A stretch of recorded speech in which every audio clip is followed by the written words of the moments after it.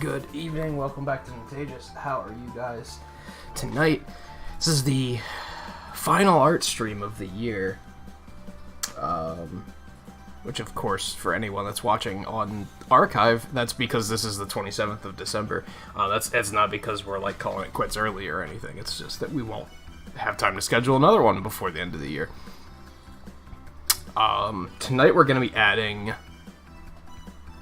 our Pokemon Sword trainer to the mix. And I guess this is as good a time as any to, First of all, I noticed something tonight. If I fully minimize Winamp, it completely eliminates the music ticker on the layout. So if I ever accidentally do that, feel free to point it out. I don't know if I have been doing that in the past, but yeah, it completely disappears if I minimize it, which kind of sucks, but what can you do? So yeah, I think this is as good a time as any to point out the fact that we're not going to do every playthrough that we did in 2020. And when I say that, I mean there are some redundancies, and we're not going to be doubling up. For example, we did Monster Hunter World and Monster Hunter Generations. We're not going to do both of those. We're just going to add the one. We're not going to do Pokemon Sword and Pokemon Crystal and Pokken. We're just going to do, like, the one Pokemon representative. And I feel like Pokemon Sword is the most fitting representative in that regard. I thought about adding, like, Totodile or something from Crystal. I might still do that, but we're not going to do, like, 3 separate trainers with 3 separate Pokemon. That's just going to add up to a little bit too much. Same thing goes for, like, the Sonic Marathon. We're not going to draw a character from every single game. We're probably just going to add Sonic in there and call it a day. There is one other character from that marathon that I want to include, but just, yeah, you know, redundancies. We're not going to do absolutely everything. There's a couple other exceptions, like Dissidia we're not going to include. And I bring that up because I think Dissidia is the next playthrough on the list. Yeah, we played Pokemon Sword January 16th. 17th we played Shovel Knight, and then 18th and 19th is when we played Dissidia Duodecim, and those are the streams that Square Enix entirely blocked. We then later played Dissidia NT, which is the console one. But I think we only did that for like 4 episodes. I didn't really have like a main or anything, so like I wouldn't know which character to pick. And we also have to add Final Fantasy 15 at some point. So we're probably going to skip Dissidia unless I have a sudden brainstorm of like, oh yeah, I was playing the hell out of this one particular character and it would really make sense to add them. But probably not. That's probably not going to happen. So yeah, there are going to be some exceptions. You know, it's a whole year of content, so and I don't want the montage to take a full year to complete. So, and like I said, like there's other stuff like we might not even include Mega Man at all. And that's because we just drew him as part of the Mega Man montage, and we're going to do a Mega Man 2 montage at some point, and I'd like to go, like, all the way through all of the games with those. Eventually, that'll take years and years and years, but needless to say, like, do I need to draw another Mega Man? I feel like I don't need to. So, there's a few things that... There are some diversity picks going on, I guess is how you could look at it. Or diversity exceptions might be a better way of looking at it, even though that sounds ridiculous in concept. Especially if you look at the definition of diversity in our current, like, social atmosphere. That sounds completely ridiculous. But in this context, I think it makes a lot of sense. Alright, let's turn those off. We did add the Huntress from Risk of Rain last time, which I think turned out super good. What am I doing? No. There we go. We probably don't even need that much space to work with, but that's okay. want to do the same thing we did last time, where we're just gonna kind of... Not only are we gonna put these guys off to the side, but we're just gonna... Boop, we're just gonna hide them. And that gives us plenty of room to work, and hopefully things won't get too laggy. I mentioned last week that, we included these little glow effects on Blair, on the Monster Hunter. And even though they're small and barely do anything, they add a lot of lag to, like, basically everything. I might... It's inevitable, we did this with the Mega Man montage. It's inevitable that we might go back at some point and like, polish some little things on, like, a bunch of different characters. Like, a bunch of stuff I keep seeing and thinking, I don't feel like addressing that yet. We'll get to it eventually, but not yet. We might go back and replace the glow effects with more cel-shaded effects. Kind of like how I did the Huntress's laser bow. None of that uses glow effects or anything. It's just cel-shaded. So we might go back and replace those at some point. I don't know. We'll see. A lot of that's going to come down to, do I dislike the way it looks? Not really. Like, I guess it's a little out of... What's the word I'm looking for? Out of style? Because I'm not using those effects on anything else. So, it looks kind of weird, I guess. Which might motivate me to change it eventually, but as with everything else, we'll see. Okay, let me minimize this really quick. Also, I hate how, whenever you Google search any Pokemon character, the first, like, suggestion for your search just adds the word age onto the end of it. Do people really, like... Are you really that obsessed with... You look at a character and you're like, is she 18? Like, that's the first thing you think of? Like, dude. Dudes.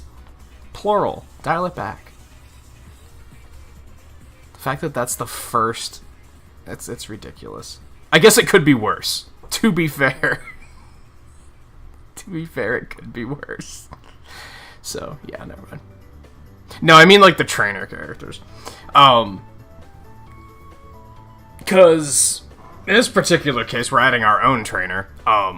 So I have my own references that I ripped straight from the game, but I'm still bringing up references of, like, just some various characters. I have some Sabrina and Misty references up, just for, like, art style references, because I want to try to match the style of the game.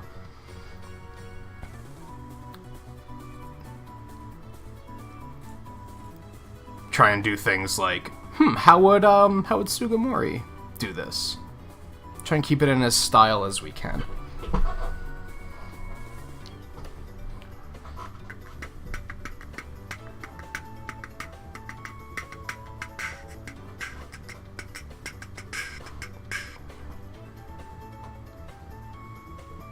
All things considered, it's an improvement over what used to happen with Google image searches, so, you know. It's okay, I guess.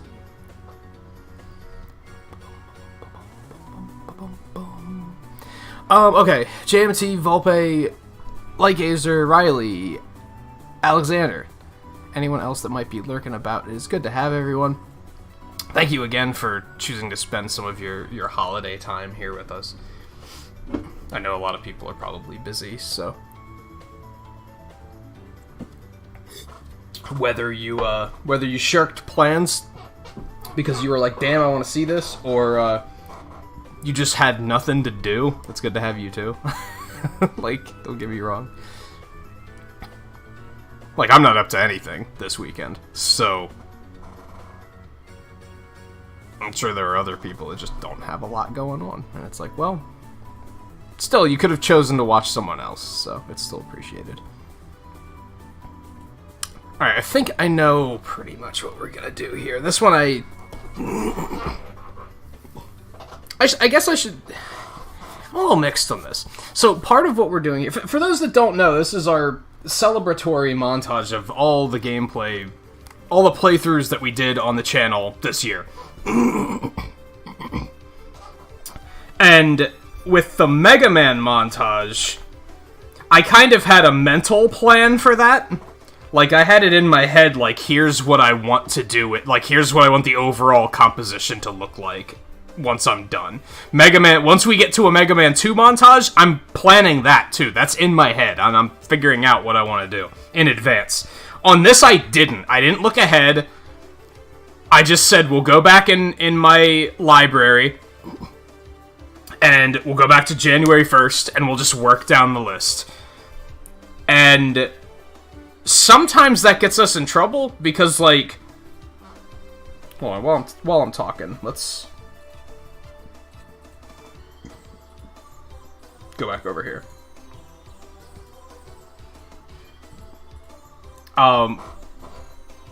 The Huntress especially,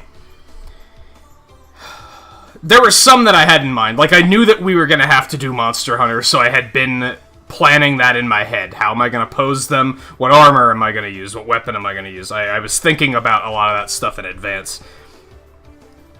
Huntress, I knew that we were going to have to do it, but I didn't really have a pose in mind, so that gave us a little bit of trouble. We 2 streams ago, at the end of the 3rd... I did separate the art streams into separate playlists, by the way, so if that's important to anyone. I was just throwing them all into one playlist before, but as we continue to do more of them, I'm like, well, people might want to specifically find the best of 2021, so I should probably do that in its own playlist. So, episode 3, when we finished the Monster Hunter, and we tried to start Huntress, and the first pose I came up with I didn't like. So I scrapped it, and we started over on the next stream. I had the pose in mind that second time, but I was not confident that it was going to work out. So what I did was I looked ahead and said, well, if this doesn't work out, we'll move on to whatever game is next, which was... I looked it up live, I didn't really plan in advance. I just said, hey, let's go look. And that's when I found out it was Pokemon. I knew we were going to have to do Pokemon too, but I didn't really have it planned that far ahead because I didn't think it was going to be coming up for a while. And that was, what, Thursday? So now I've been thinking about what to do for the Pokemon characters for a couple days now.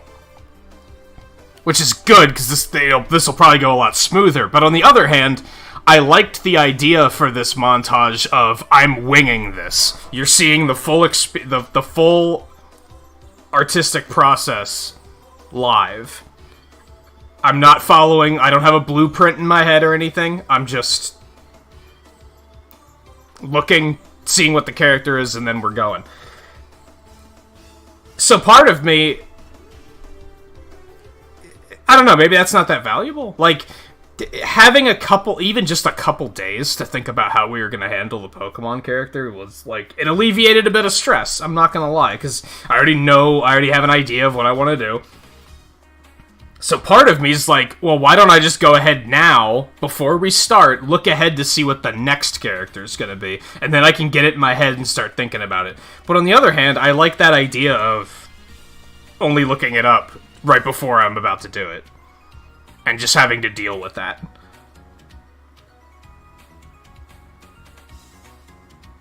I think I'm going to avoid looking for now, because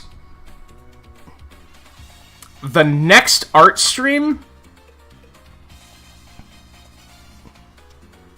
isn't going to be for at least 2 weeks, perhaps 3 weeks. So do I really need to look that far ahead? That gives me a lot of, like, mental planning time, so I don't think we will.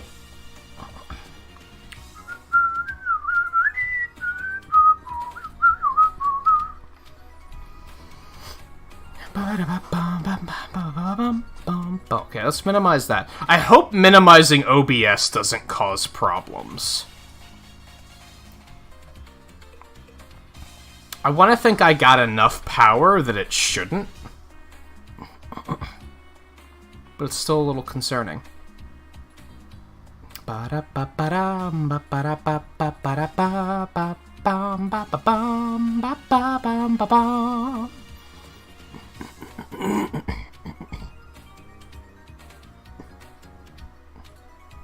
Yo, how do I zoom in, though?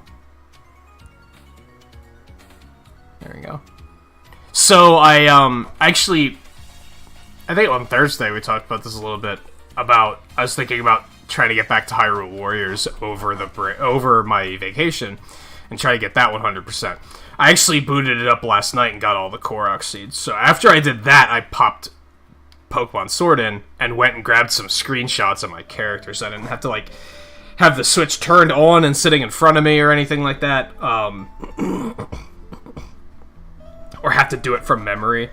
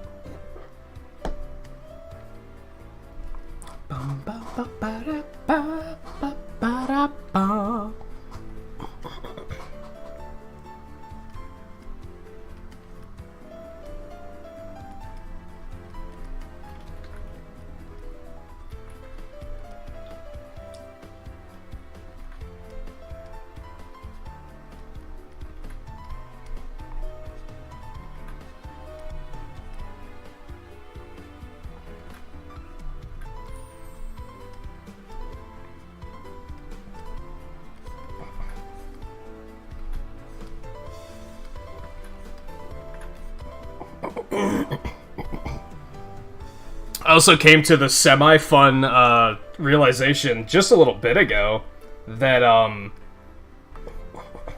wasn't planning on adding myself to the montage, even though you think I probably would, right? But then I realized I used myself as an avatar for Animal Crossing, so I guess I am going to include myself in the montage.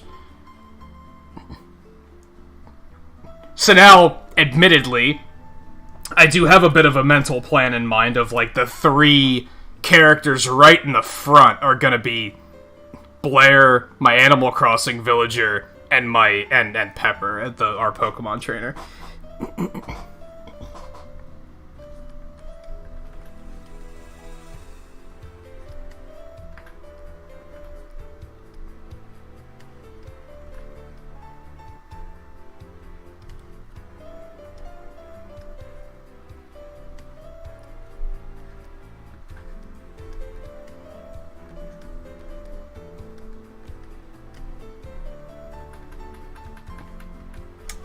I know what I need.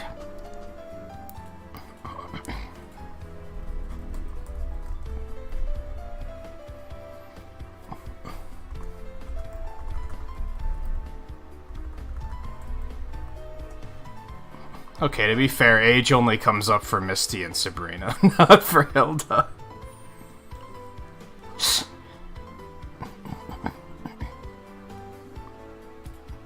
There, that one. That's...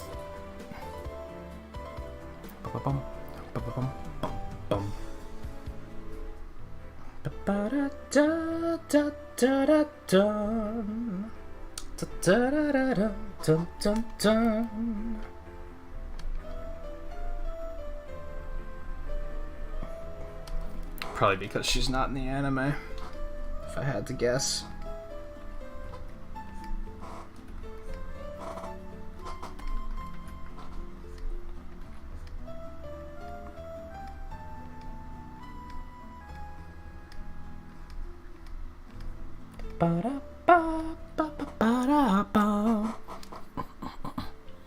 You know when you go to Google and you type it and you like start typing in a search and they try to auto-complete? A lot of Pokemon characters, female characters in particular, that's the first auto-complete, is how old are they? Because, you know, waifus, you gotta know if they're legal or not, because people have a one-track mind.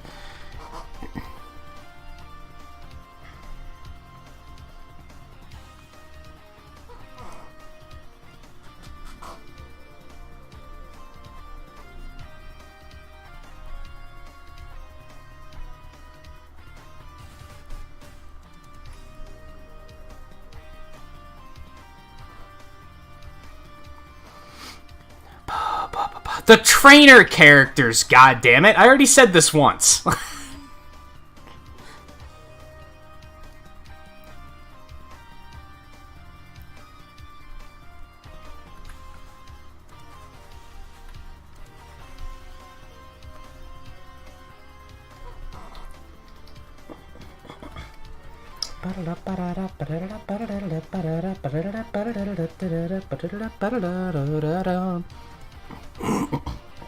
Also, yeah, they're not animals, they're Pokemon.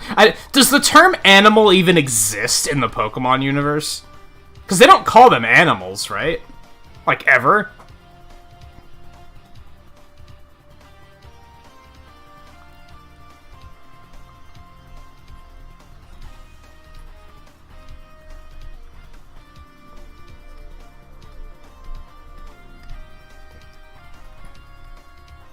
I think they sometimes call them beasts. But...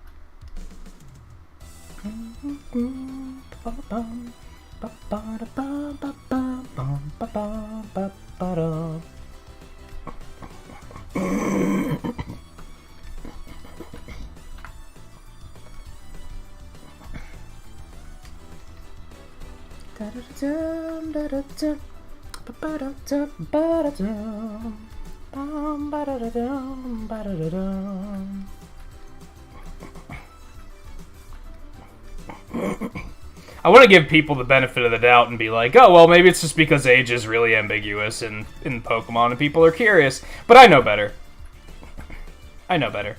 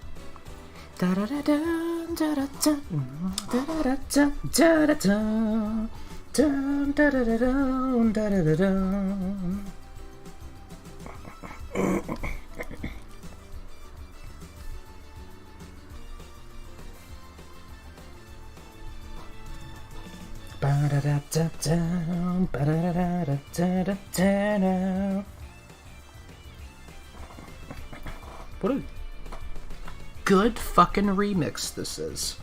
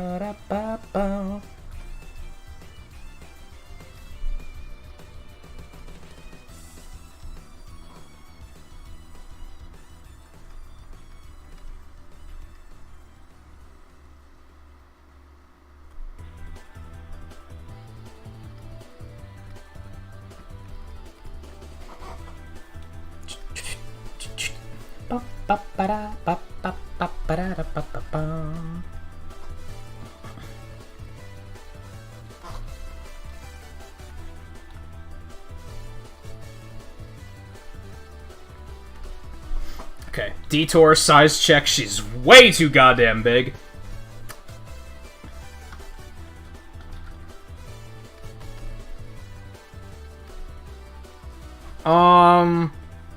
I think that's too short.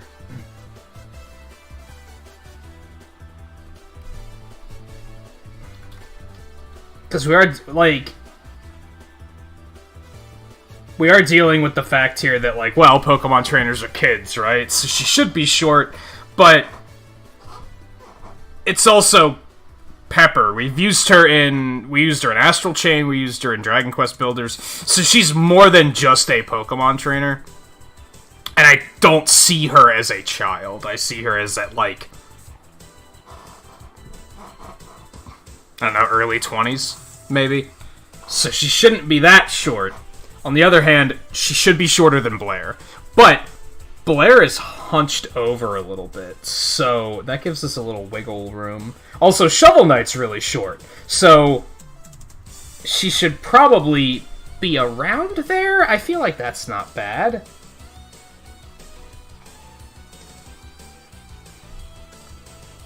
I don't know how big the Huntress is, I guess. Let's go, like, 5% more.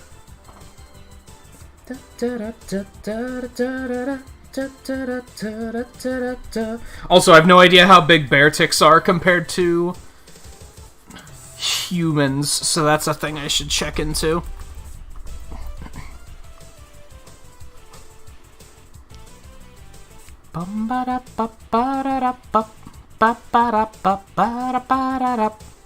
Eight 6. So he'll be about 3 feet taller than Pepper. Just about, let's say.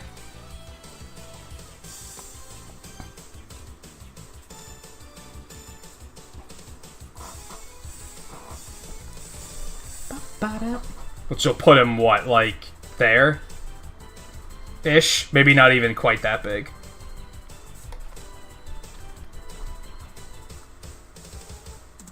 Maybe looks just about right.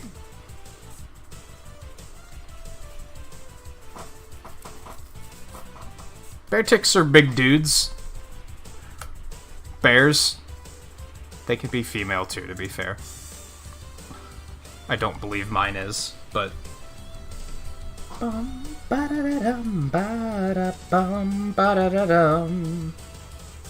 So he's probably going to be the biggest character in there so far. That's interesting. Okay, so I think that size works. I think we can work with that.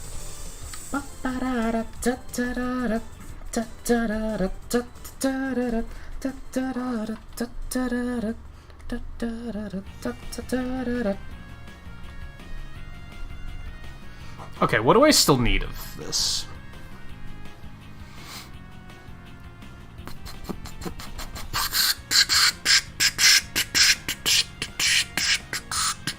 Hey Brad, how's it going?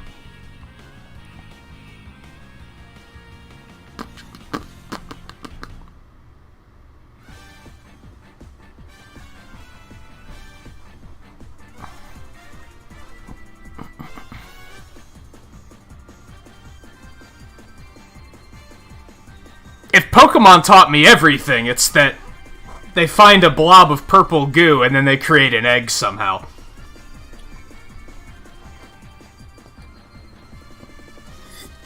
I mean, Pokemon Company wouldn't lie to me. Right?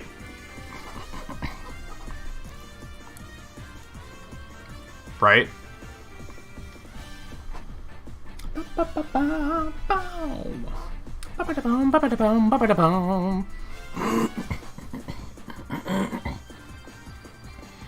Well, you see, the Pokeballs are actually teleporters, more or less. That's the most mind-blowing thing about the Pokemon universe to me. They have advanced technology like teleporters. Like, they just got shit like that. They're like, yeah, we got that.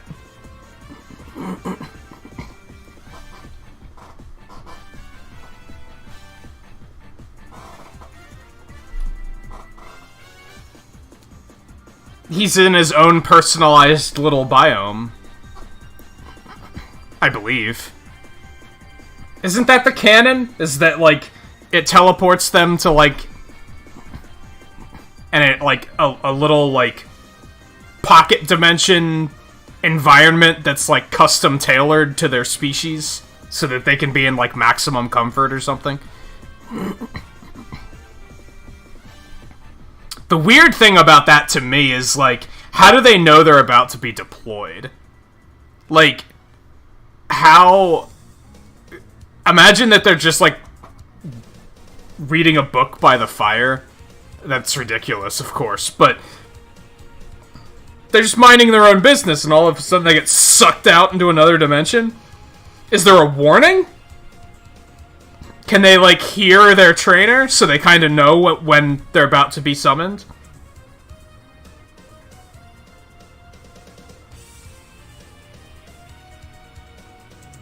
To slide down a fireman's pole? Down to the Bat Cave? That would be amazing. I support this. That's true, yeah, time could run slower or something.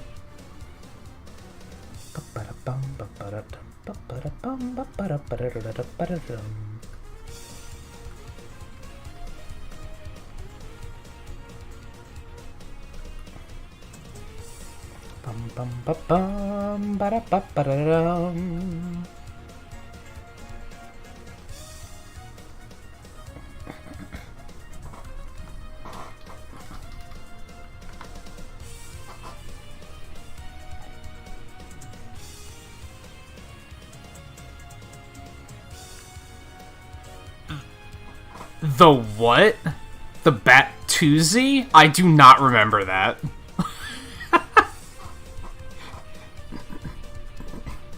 Do I want to know? Was that something from the Adam West show? It had to be, right? That's the only acceptable explanation.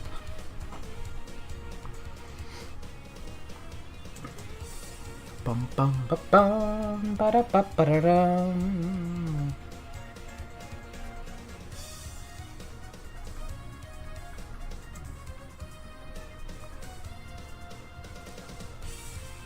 It is from the Adam West show, yeah.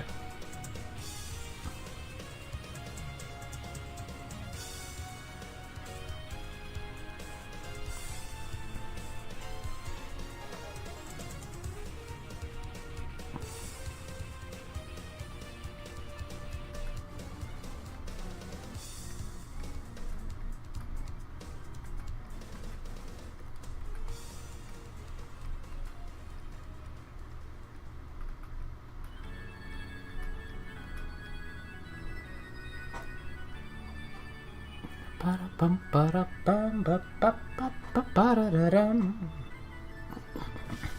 Ba ba ba da da da ba bum ba ba ba ba da da ba dum. Ba ba ba ba ba ba bum ba ba bum ba ba bum ba ba bum ba ba bum.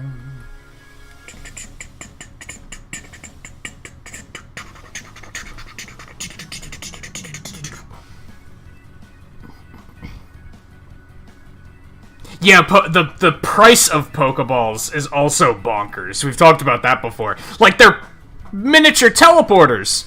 And if you figure out the economy of how much, like, a Pokedollar is, those things would cost cents in real life. They're selling actual portable teleporters for pennies. It's wild. Not only is technology that advanced, but it's so advanced that it's dirt cheap. What happened in this universe? How did this happen?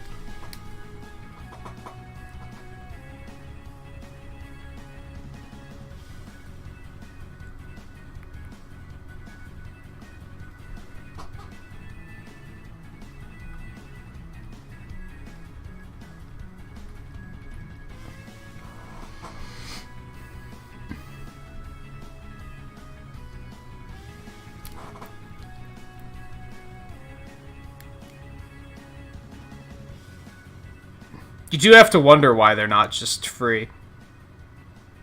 At least the most basic type of Pokeball. I could see why the better ones are expensive, but even then they're not that expensive.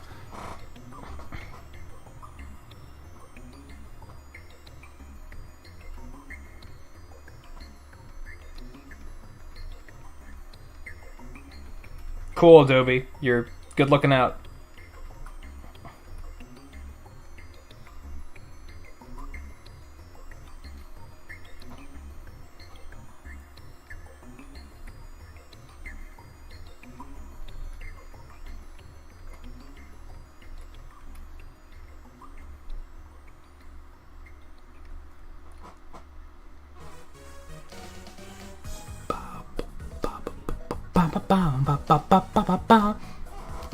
Yeah, there are types that just have a better capture rate, and then there's some that only have a better capture rate against certain types or whatever.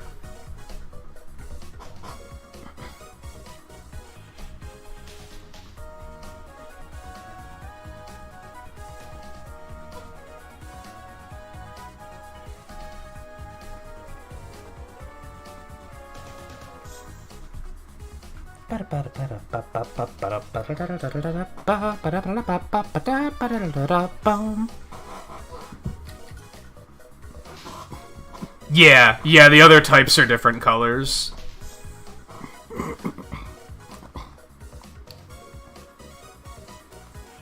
And designs.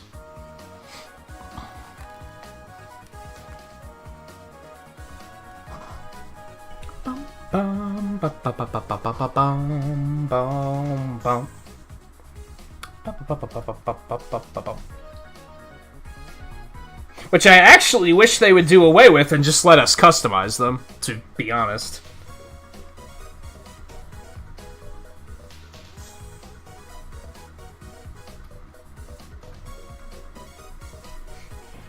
Why can't I make my entire team be in blue and purple, and maybe the occasional pink Pokeball?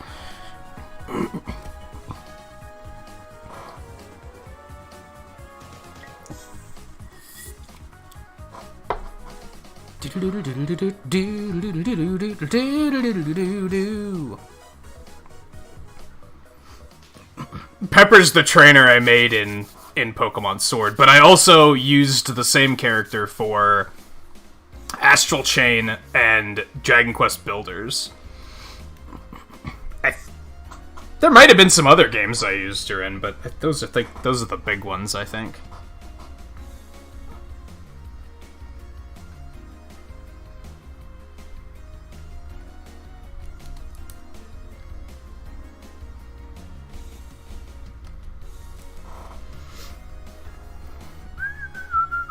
She's not related to former Giants linebacker Pepper Johnson. I don't know who that is. I don't know anything about sports. Sometimes it seems like I do, because I do that joke about, like, oh yeah, they hit the drop shot to hit a three-pointer into the goal in overtime. And that makes it sound like I actually do know what I'm talking about, because clearly I have to know enough about all of those pieces to be able to put them together in a mismatched fashion, right? But, like, you say that, and I'm like, I don't know what the Giants play. I don't know what a linebacker is. I think that's a football thing. I have no idea.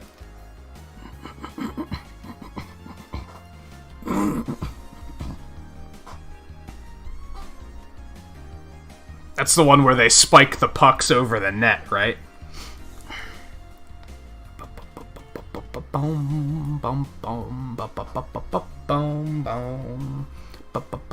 Being this sarcastic on an art stream is significantly more fun because I'm not on camera, and I have a hard time keeping a straight face sometimes.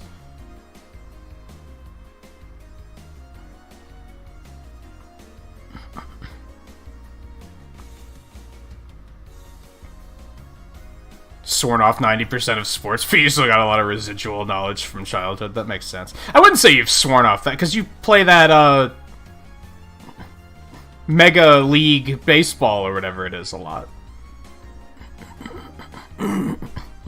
Is that, I guess that's the 10% you haven't sworn off. Oh, you just haven't sworn off the video game? You just don't watch the actual games anymore?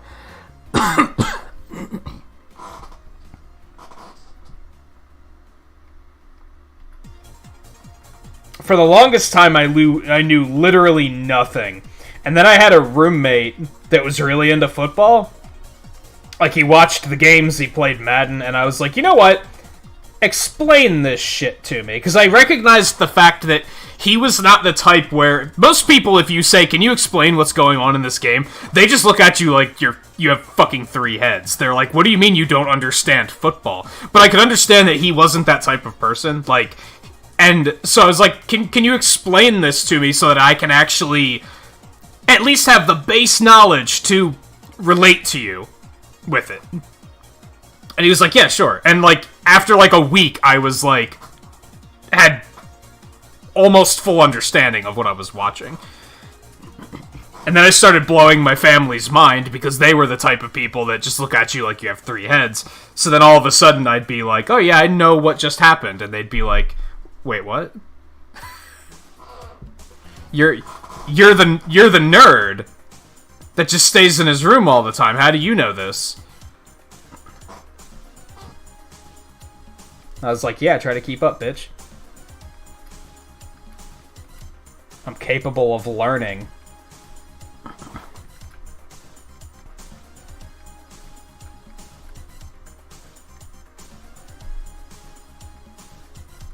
And taking an interest in my fellow man. That's what friendships are, right?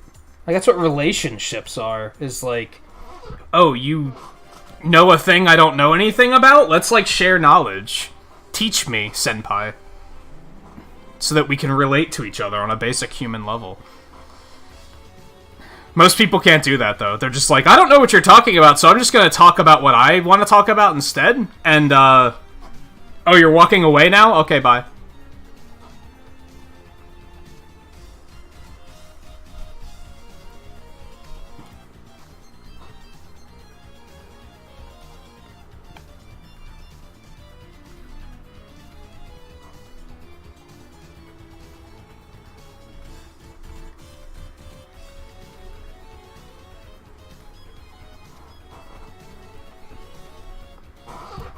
100%. I think I've told this story before. But it's funny every time I tell it. Like, 8 years ago, multiple households ago, we would hold, like, a get-together every single week. Every Friday, we would just invite everyone over. We'd have dinner. We'd just chat it up. And then we usually played video games after that. And it reached a point where people we were inviting people, and then those people were inviting people, and then those people were inviting people. So some of the people, which was fine, it was just a good time, but you'd get a couple people showing up where it was like, you do not fit into this equation whatsoever. And we were standing around, Diablo 3 had just come out. And we were all, like, super into it. So there was, like, 4 of us standing around talking about Diablo 3. And this guy just 100% unironically interrupts and says something like, Yeah, that's nice, but what I'd like to know is, are they going to try to trade Brett Favre this year?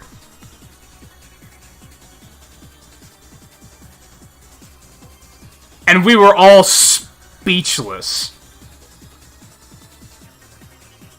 Like, what? I get it, you don't understand what we're talking about, but try to, like, ask questions! Don't just interrupt and say, this is what we're talking about instead. Like, who do you think you are? Like, it was the most mind-blowing moment to me until I started streaming, because a lot of viewers will do the same thing, especially really young viewers will do the same thing, where they'll come in and they'll be like, you're talking about Pokemon? I don't know anything about Pokemon. Can you talk about what I want to talk about? And it's like, I mean, no, because 6 people in chat are talking about Pokemon right now. Like, that's the topic of conversation. So, no. Unless you can provide an idea for conversation that's also relevant.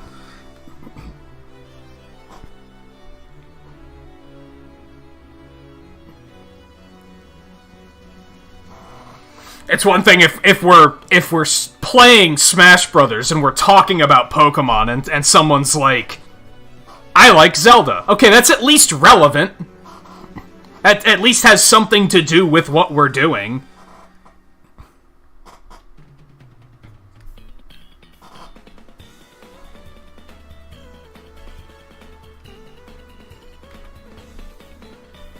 It's never usually that relevant, though. It's usually, hey, my sister found a lizard.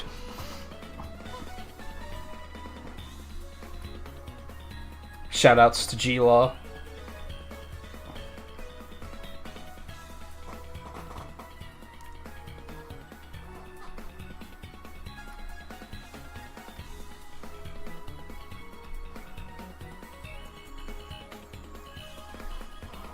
For a while there, it was just, do you play Fortnite?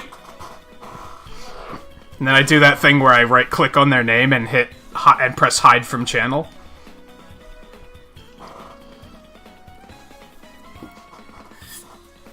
Thankfully, kids don't really do that anymore. It got better.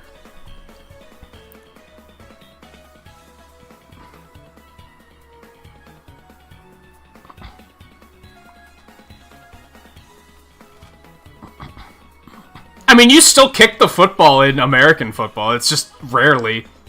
It doesn't happen very often. But it's still a thing.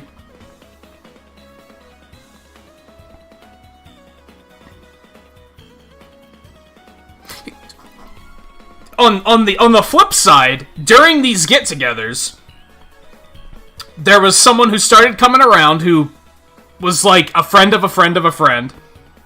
And he typically didn't know anything we were talking about. And I think it might have still been Diablo 3 we were talking about. It might have been in the same era where we were talking about it, and he was like, he clearly had no idea what we were talking about. And instead of just changing the subject, he was like, what's, like, hold on a second.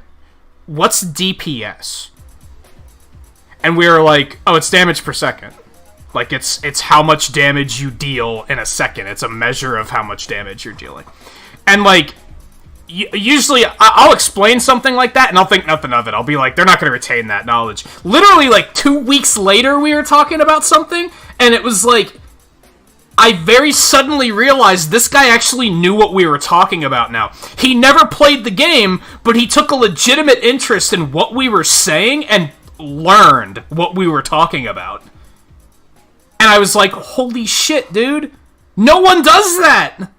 And it was funny, because no one liked this guy for some reason, and I was like, but he did that, and so many people won't do that. Like, that's wild to me.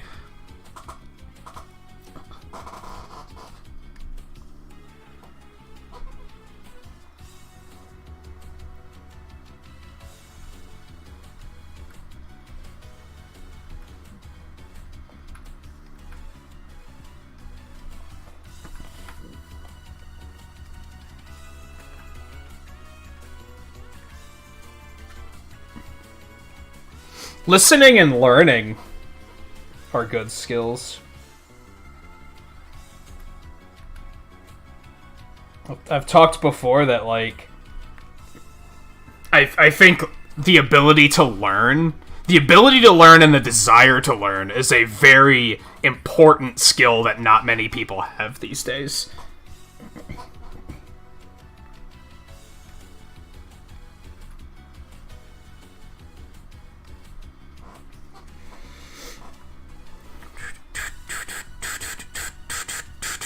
By the way, for those that, like, hadn't been, like, you weren't playing Pokemon with us or you just weren't paying attention, that's Pepper. That's what we're working with here.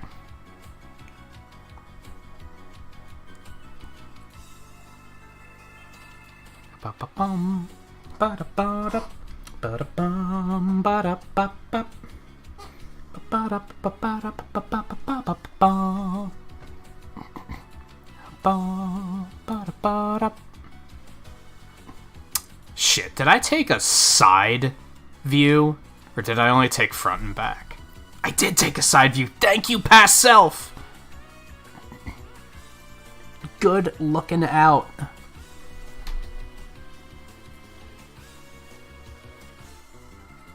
Bum bum bum bum bum bum bum bum bum bum bum bum bum bum bum bum.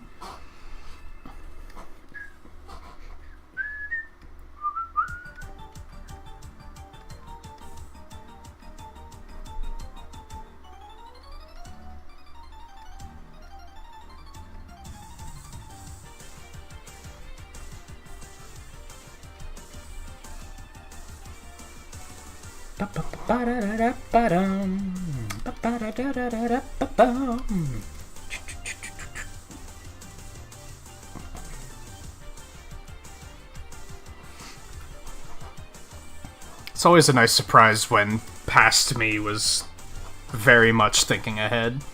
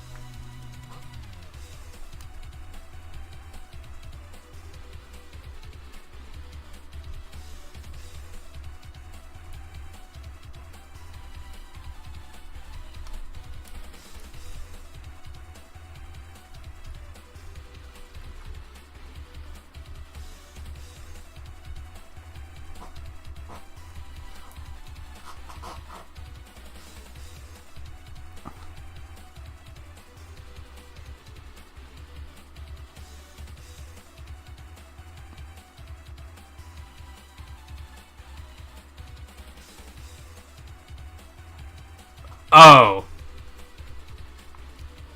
I see what you're saying. You're saying, like, both hands on hips poses, and then Brad read that as 2 arms on one side, I think.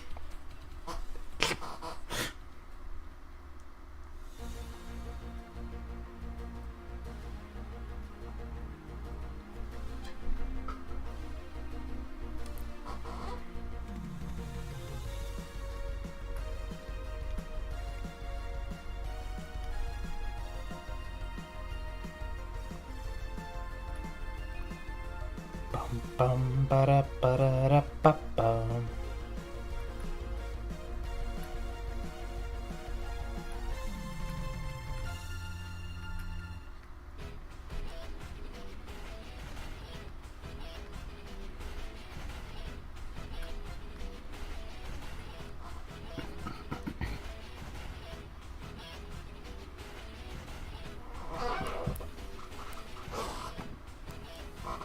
He does tend to take things semi-literally sometimes. It's always a good time, though.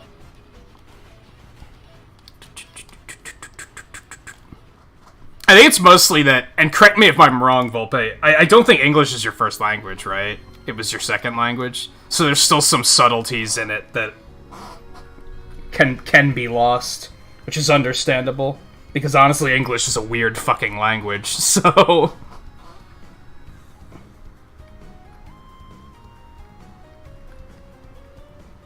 Like, do other languages even have sarcasm? Like, does it even work the same way? I'm sure they do, right?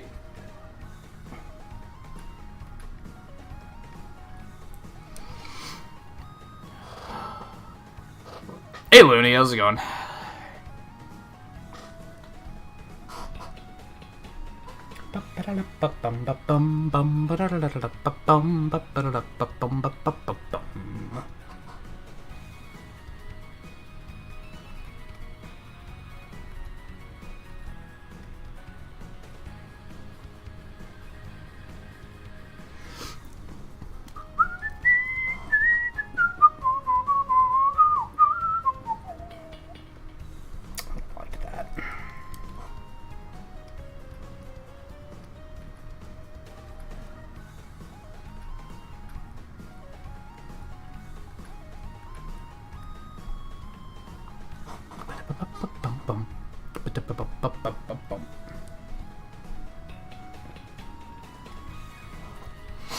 Yeah, different people take sarcasm in different ways.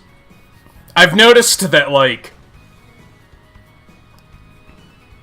I've said some pretty outlandish things while being sarcastic, and people are, like, 100% take me seriously. And I'm like... Dude... How could you think I was serious? But then some people, like, pick up on it.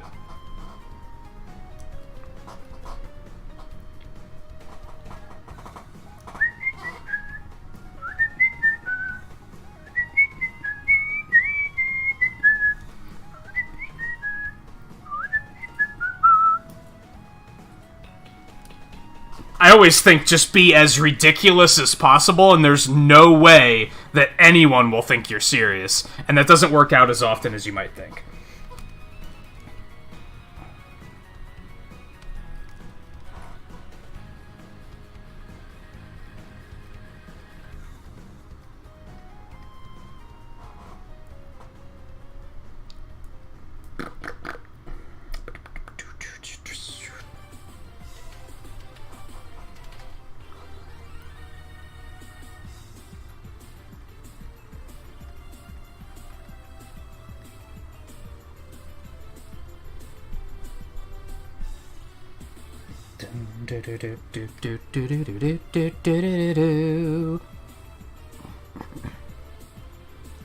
Yeah, it's very easy for sarcasm to get lost in text, too.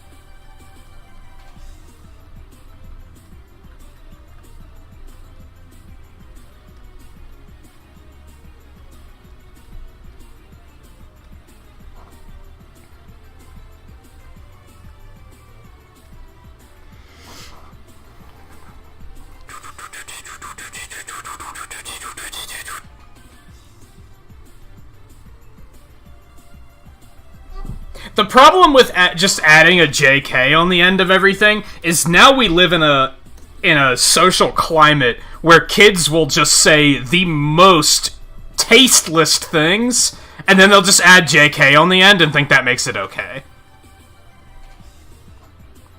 So now if you add JK to the end of something, it just makes it look like you're being more of an asshole.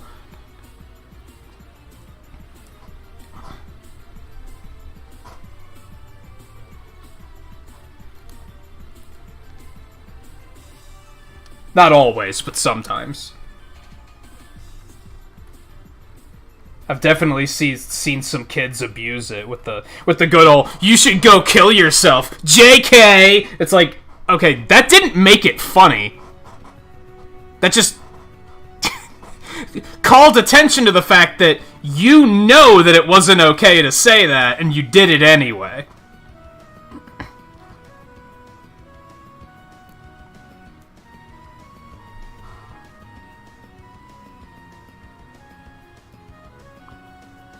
You have no communication with anyone below the age of, like, 22, and it's definitely working for you. It was a paradigm shift, for sure, when I started streaming, and realized that most viewers were, like, under 18.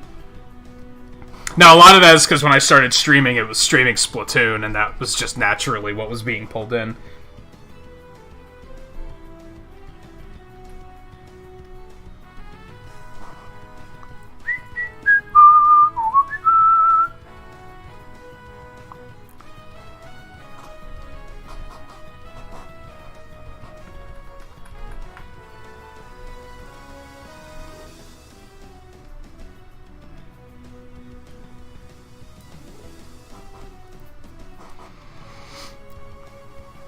I'm shuffling so many references right now.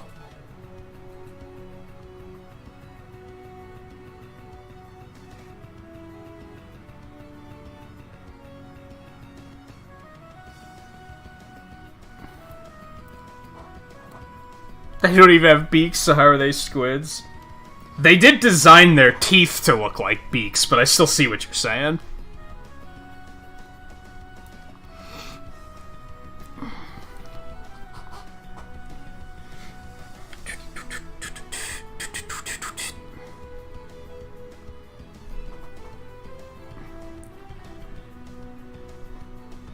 Aren't their teeth, like...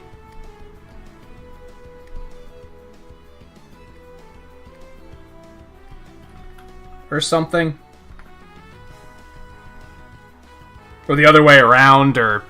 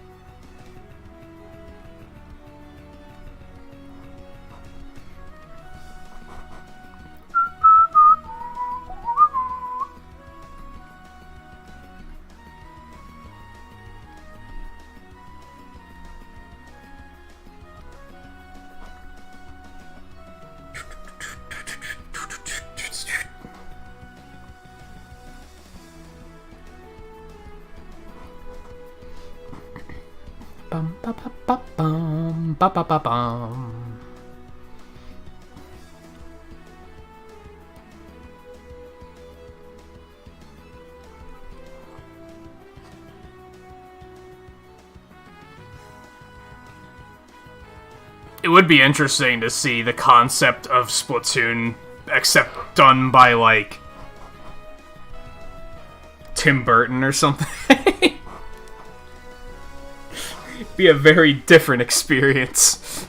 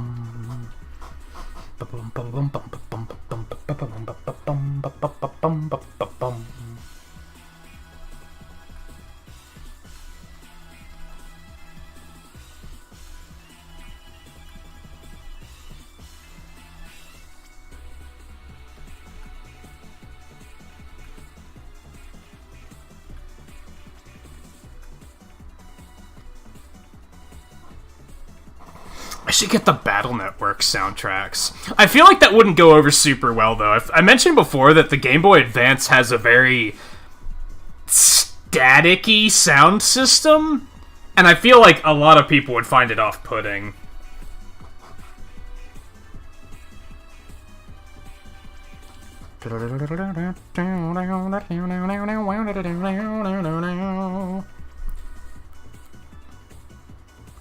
Hey Blue, how's it going?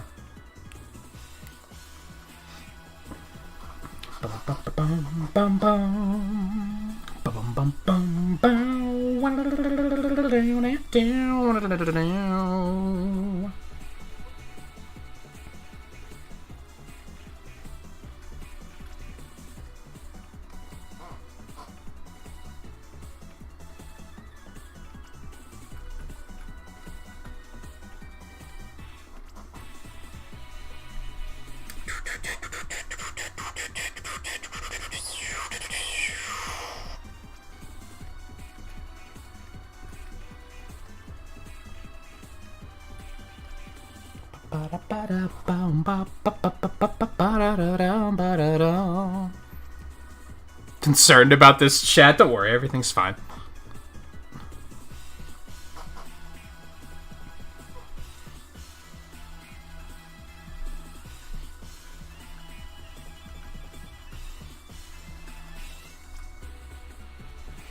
I've seen much more bothersome chats just this week. Everything's fine.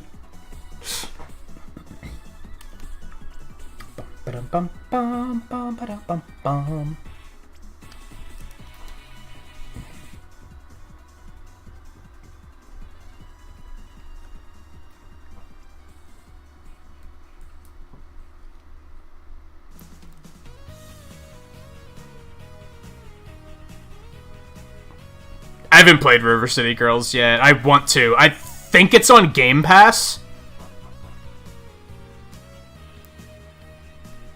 It might be played in Indiewary. In this coming Indiewary.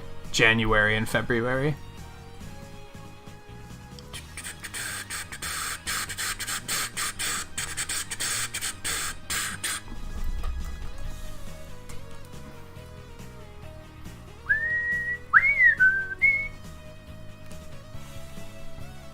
The original one was Volpe, yeah. It was on NES.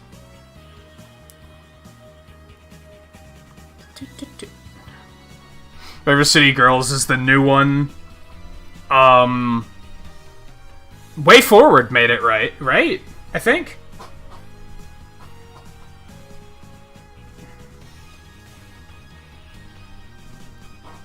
And,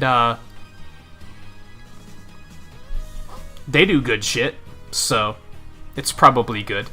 If anything, it might be kind of short and sweet, like, you're not going to get many play hours out of it, but...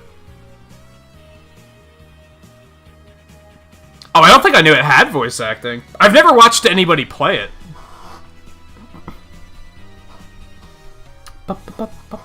What's planned for Indiewary? So I haven't announced a lot of it yet. The only thing I've announced is that we're going to play Cave Story on the 1st. And a lot of the reason I haven't announced anything yet is because after the 1st, I'm taking a week off.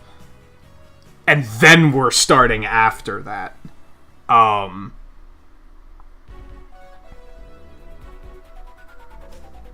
We're definitely doing Cave Story on the 1st. We played Cave Story last Indiewary, but I didn't do the good ending. So we're gonna try and do the good ending this time. We're gonna continue with Deep Rock Galactic. We're gonna continue with Fall Guys. I haven't announced anything else. I've been trying to decide when I want to start announcing it. I'm gonna go ahead and announce one of them now, because you know what? Blue's gonna want to hear this. I don't know when we're gonna play it, but we are gonna play Children of Morta at some point. I did pick that up off of Humble Choice this month. That was one of the reasons why I was like, I need to get this month of Humble Choice, because there's good shit, and that was one of the reasons. So I'm not sure when we're going to start it, but that's definitely going to be a game we're going to play.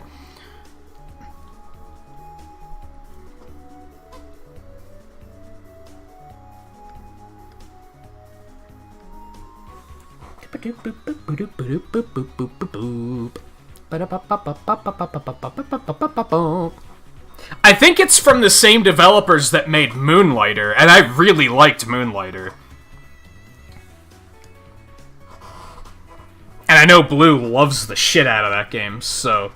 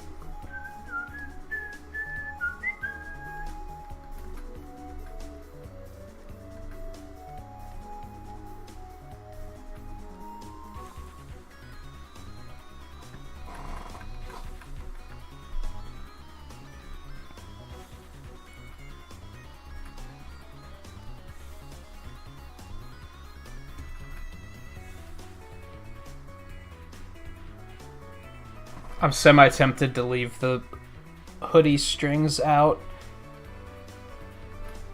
They're such a small detail, and they might just kind of get lost in everything. Maybe it was just the same publisher, yeah.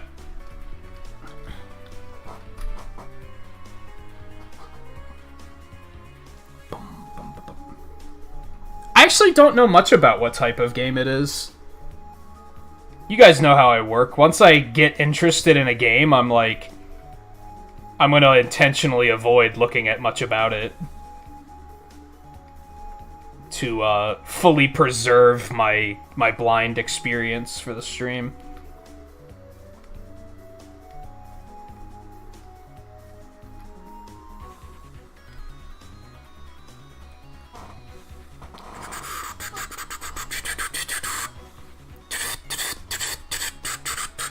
Moonlighter had really nice, like, sprite work graphic, too, though, so... Maybe that was why I mixed it up very easily. Yeah, it's gonna be one of the indie-wary games. I just don't know when I'm gonna do it. There's one other title... Fuck it, I'll throw that out there, too. We're also gonna play Indivisible. I don't know if I'm gonna do Indivisible first or Children of Morta first.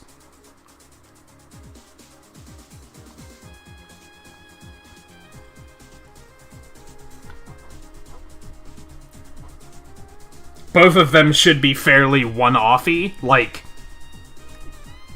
it's not going to be like One Step from Eden, where we're going to be playing it for the entirety of the 2 months. Because roguelikes don't really end. I think the other two, like, they have definitive ends, so... I think.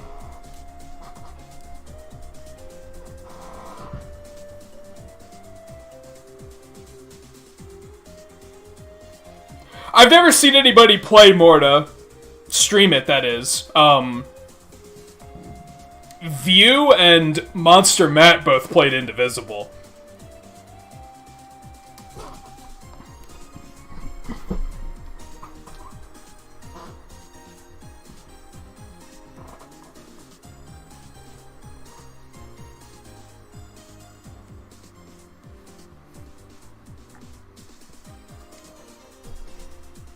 Wait, one of your messages was hidden, like Gazer? For review? That shouldn't be a thing. I don't have that turned on. YouTube, what you doing?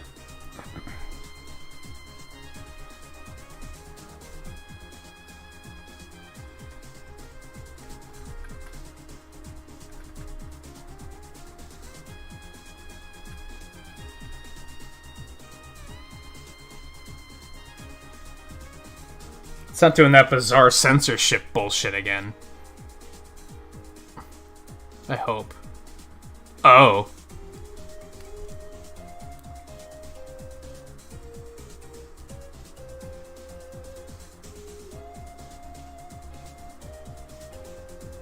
Weird.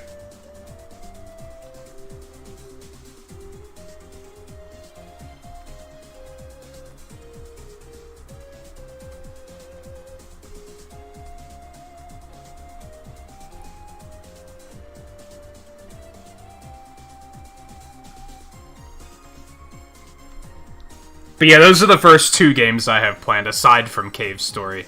I just don't know which one I'm gonna do first.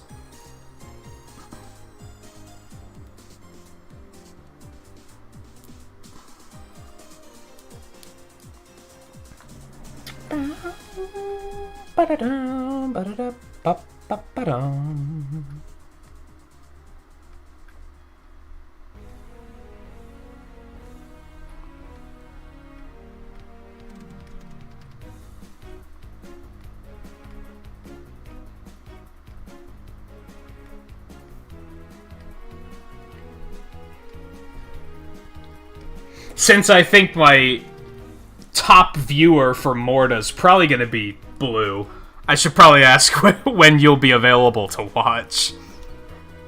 Like, will you be, like, super busy in January or anything like that?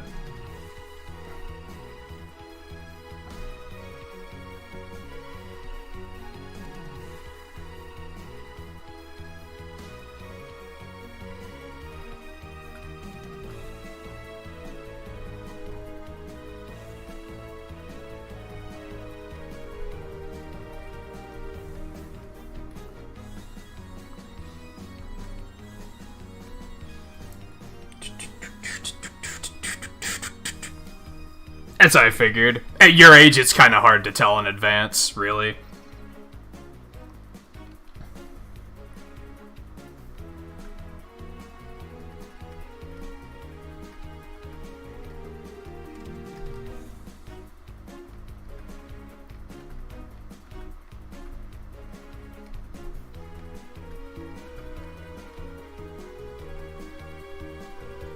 What's going on with your schooling? Like, are you still doing online schooling, or...?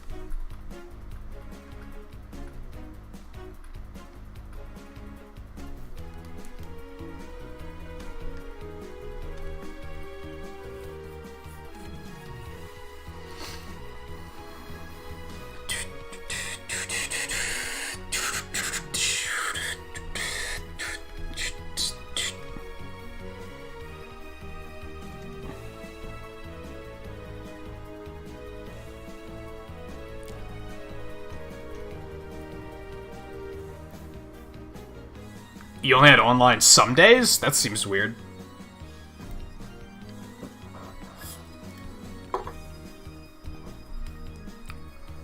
What's the practicality in that?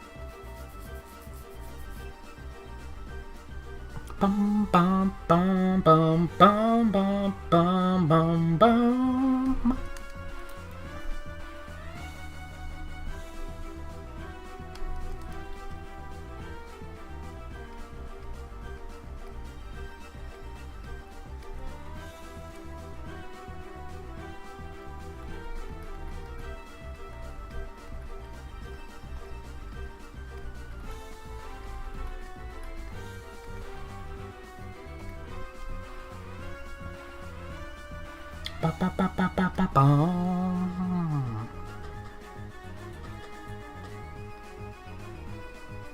Bum bum ba bum bum bum ba bum bum bum bum bum bum ba ra ba ba ba bum ba ba ba bum bum bum.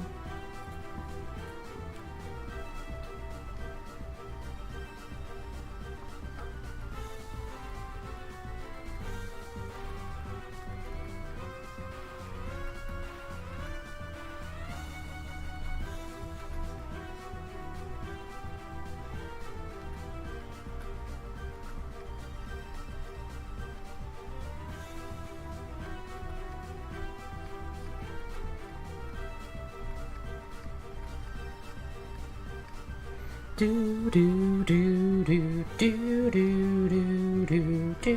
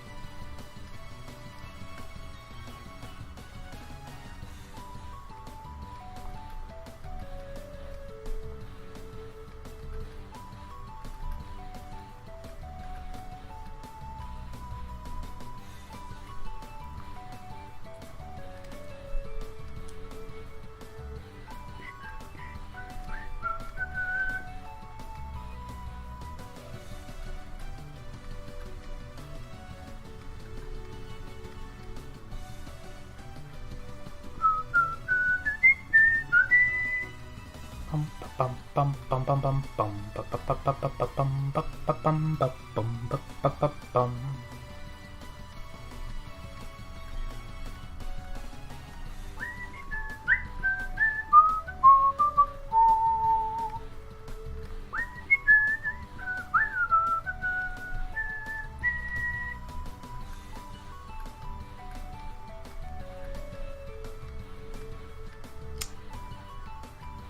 Good. Good work, Adobe. You're helping.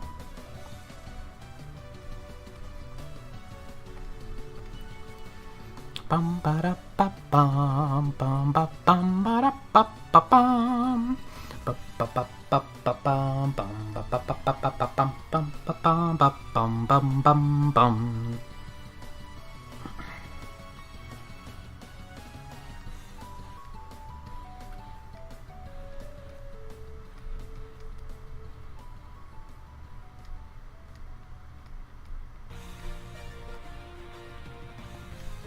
So yeah, the IndieWary schedule for starting out is basically going to be art stream on Sunday, Deep Rock on Monday, Tuesday and Wednesday will be either of those two games, Children of Morta or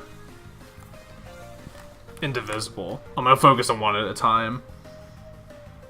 Thursday, Fall Guys.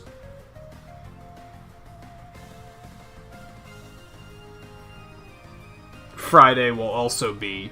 Or no, sorry. Tuesday will be One Step from Eden. Wednesday and Friday will be either Morta or Indivisible. And then Saturdays will be off.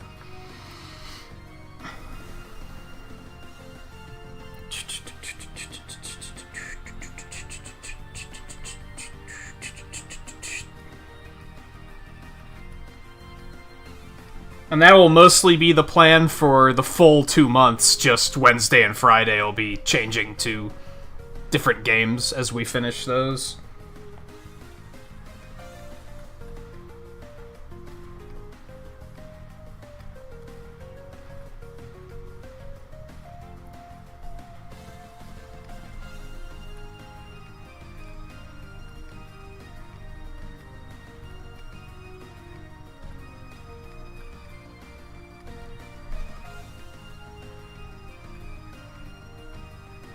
I also thought about doing videos of One Step from Eden. Because I want to play more of it, but I also want progress to be recorded. So I don't fully know if I'm going to do that yet, but I've been thinking about it.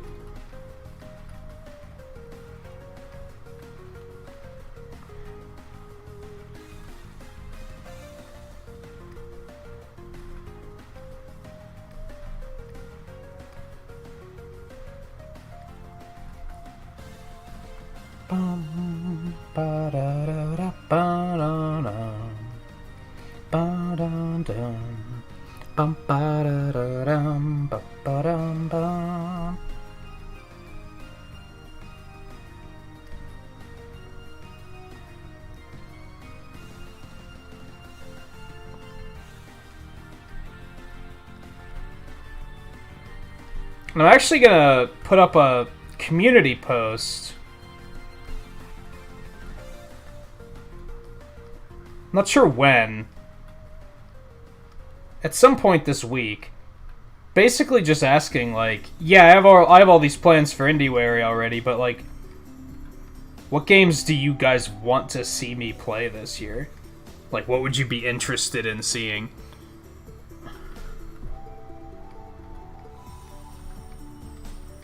Like, even if it's... like, anything. Even if it's something I've already played, something you're pretty sure I wouldn't want to play, just because I'm curious. Unless it's a meme. And then, shut up.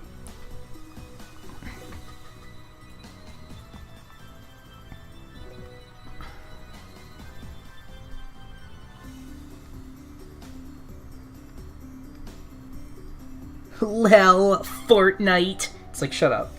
I'll ban you. I won't ban you. I'll time you out, though. Teach you a lesson. Because there's a couple different things. Like, keeping in mind, there's a new Monster Hunter coming out this week, or this month, this year. Holy shit, I can't talk. It's coming out in March, and that's probably going to dominate the channel for a lot of the year. Unless I wind up not liking it, but I feel like that's unlikely.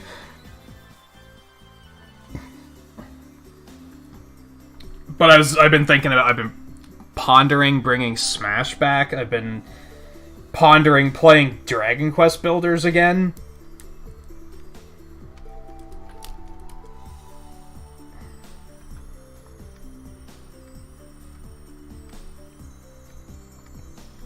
And that's just been getting me curious of, what do you guys want to see? Again, not making any promises, but... when I ask for stuff like that, I basically am looking... are there these things I'm considering doing that people are actually super interested in seeing? And that's like, oh, yeah, then let's do that.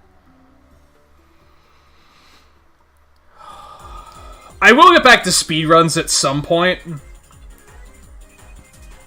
The tricky thing with speedruns is that I don't have time to do both speedruns and art streams. So I have to kind of alternate them.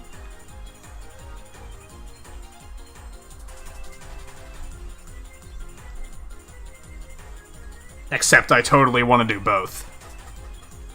But it's not that easy.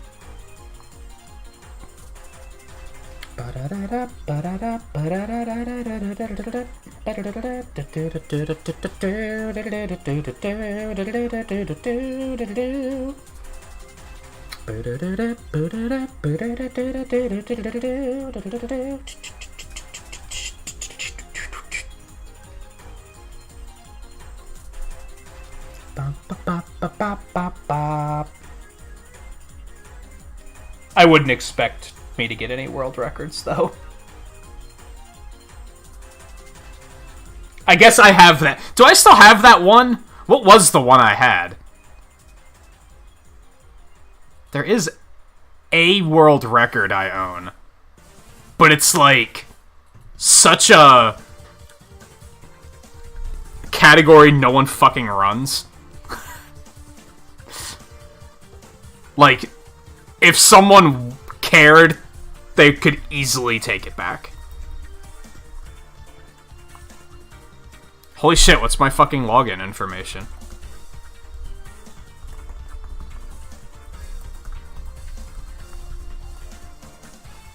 What the fuck?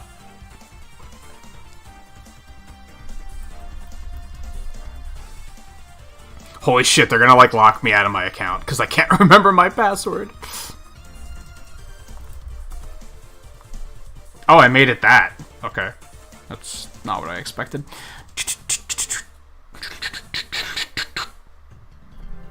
I do still have world record for Mega Man 7 100% specifically in Mega Man Legacy Collection 2.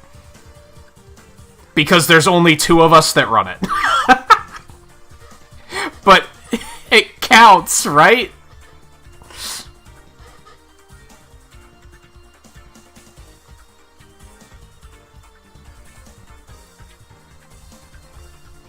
I actually only have 3 times submitted. I have that one, I have my Mega Man 11 time, and then I have my Sonic Forces time. Those are the only times I've ever submitted.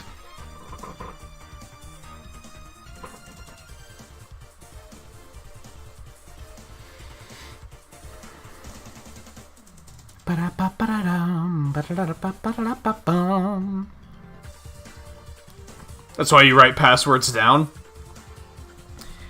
I don't use the same password for everything, but I use a variation of the same password for everything. But there's like 6 different variations. And they're all variable in weird ways that wouldn't necessarily be predictable. So usually it's just I have to put in all 6 options until one of them's right.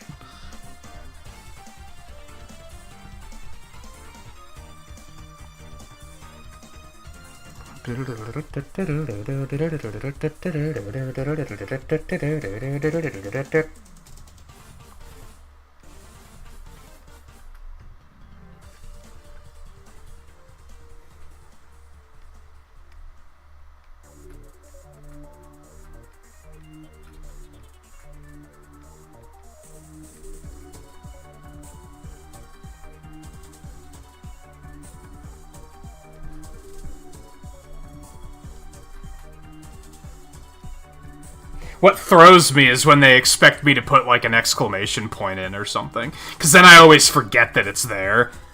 And then I have to reset my password, and then they're like, your password must have a capital letter and a special character, and I'm like, shit, that's why I couldn't fucking remember it. It's just a whole thing.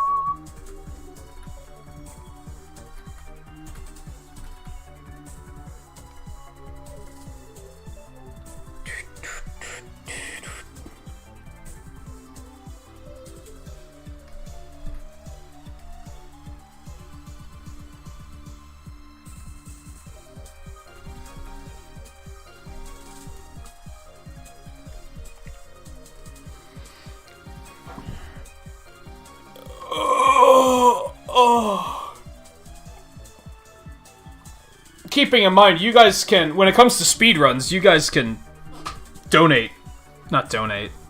pledge pixels to say, like, hey, I want to see you speedrun this again.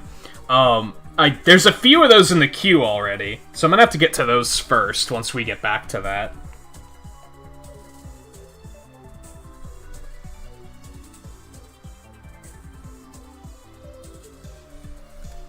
I think JMT wanted to see more Sonic Forces, so that's, like, at the top of the list.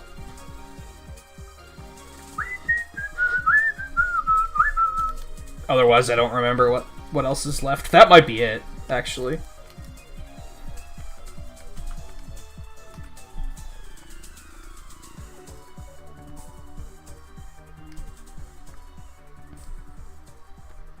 Bum, bum, ba, bum.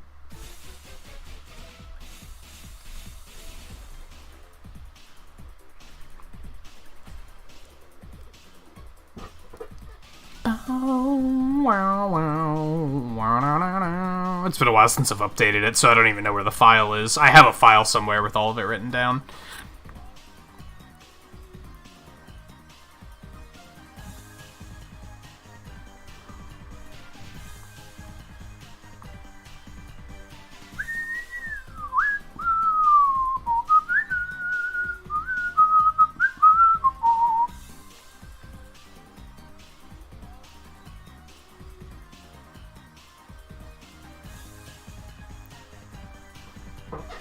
I mean, if someone wants to donate money for it, you don't have to, but I'm not gonna say, like, I turn my nose up at it.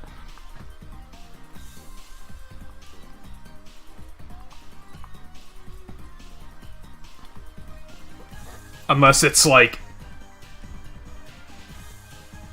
do Mega Man 1 through 11, including Rockman and Forte, all in one sitting, and then I'm probably gonna be like, I'll do 2 sittings, but one sitting, that's like a 10-hour run. Like, that would outright be unhealthy. So I'm like, it doesn't matter how much money you give me. It better be enough to foot the hospital bill. Let's put it that way.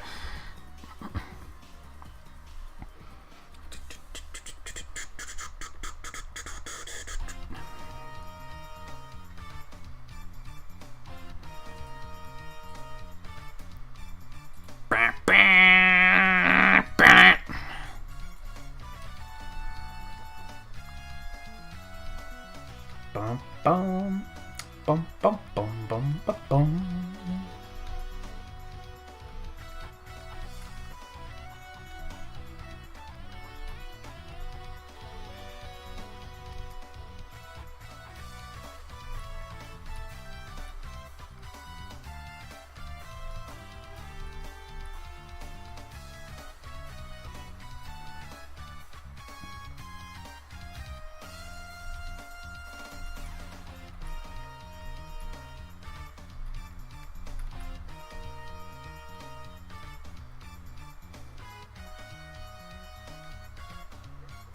Oh boy, I'm gonna have to do plaid textures for this. That's gonna be fucking fun.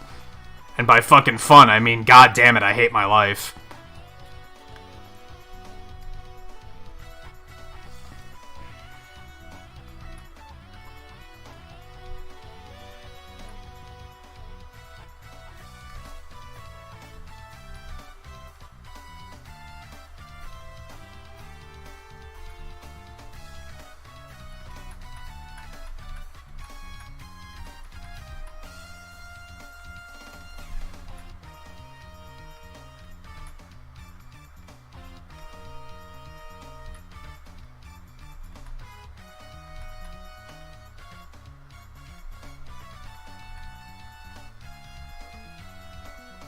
Bum, bum, bum, bum, bum, wow, wow, wow.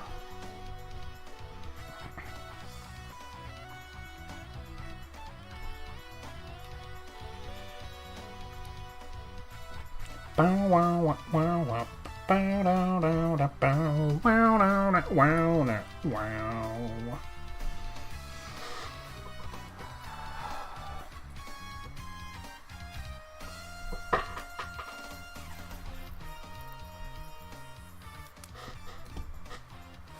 There was a time in the middle where I wasn't too happy with their design, but I think the design I ended on, I like a lot.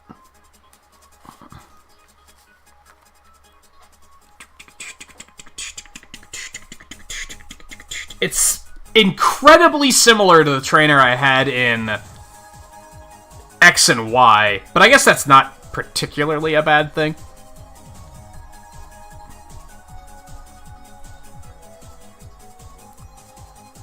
It's just doing textures is kind of a pain in the ass sometimes. Ultimately, it won't be that bad. It's a very small part of the design. It's basically just this area here. So, it's not that bad. But still, it's a kink I wasn't planning for.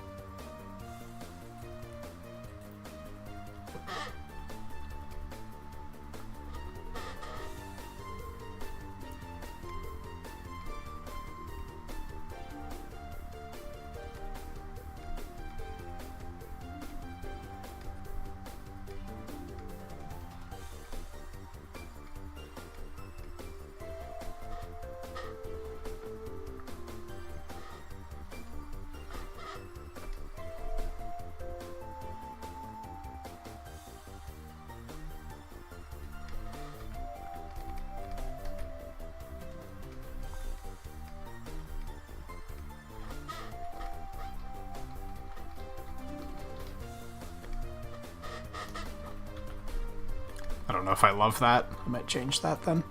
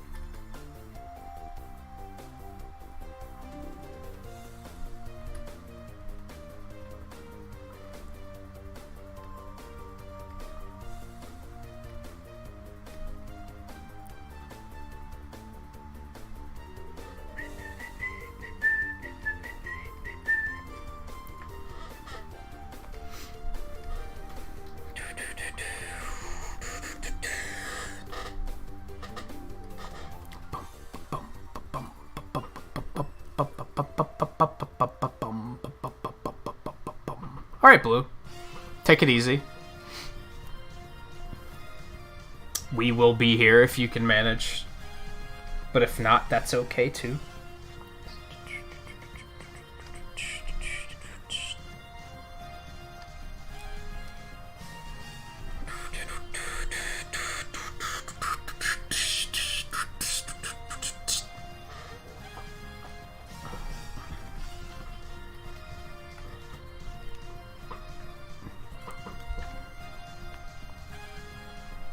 I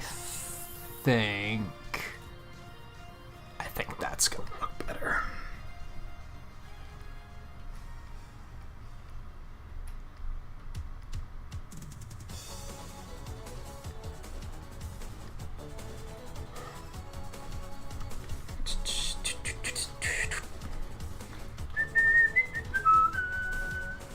Bum bum bum bum ba-da-dum bum bum bum.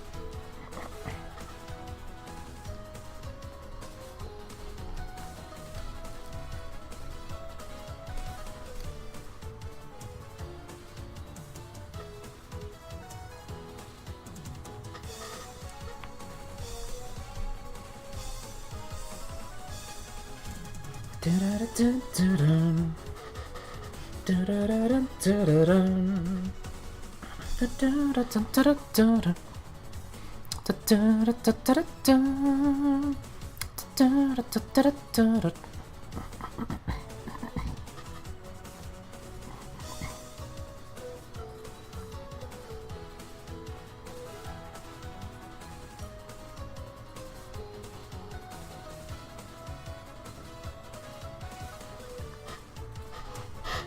That was my issue in Sun and Moon. I could never get my trainer to a point where I was like, this, I like this.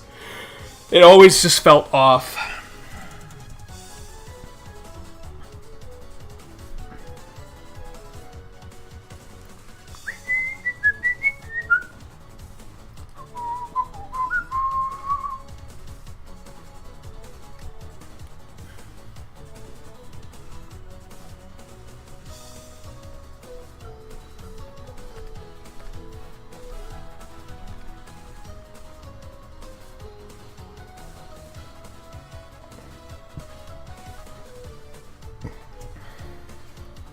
Bum ba da da da dum. Bum bum ba dum. Bum bum ba dum. Ba da da ba da da dum. Ba da da da da da. Da da da da da da da. But I also blame the fact that I tried to use Blair in Sun and Moon, and trying to make, like, a kid version of Blair just felt really wrong. And I think that's part of why I just couldn't ever get it right.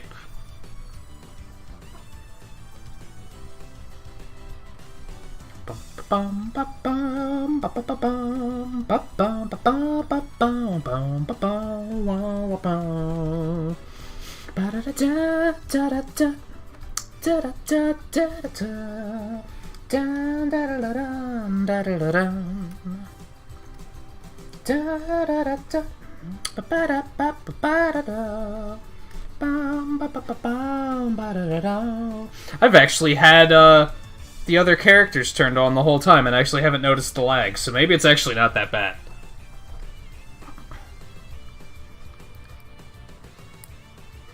I don't think Pepper's a kid either, but she's younger. I mentioned that I imagine Pepper in, like, early 20s. Blair's, like, mid-30s.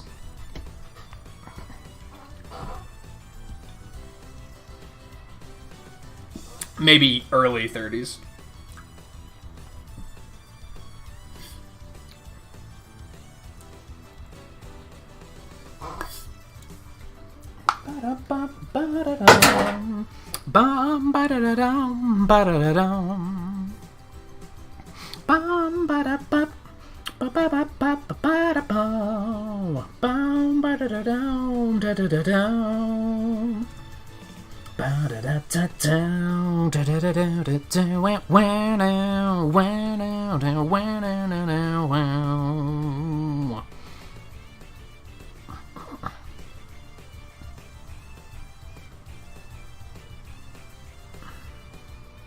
Should I take a quick break?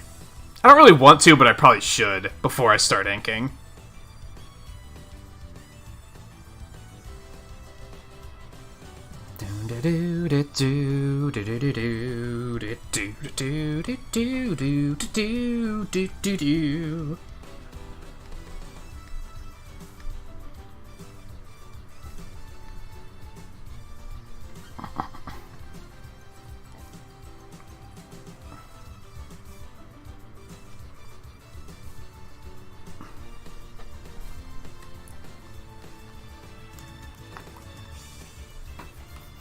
I don't, though. That's the thing.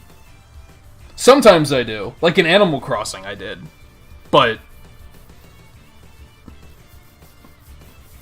that's not the angle I chose for the other games. The first time I played Monster Hunter, I did. Like, the character was me. And I don't know, I thought it was boring. Because I didn't... It's the very small part of me that has an interest in, like, writing and creating characters.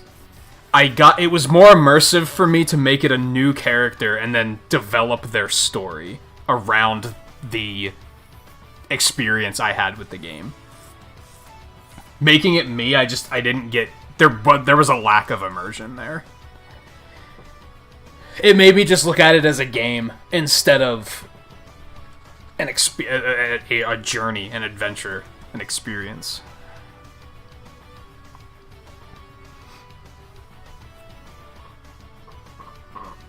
I guess it's slightly different now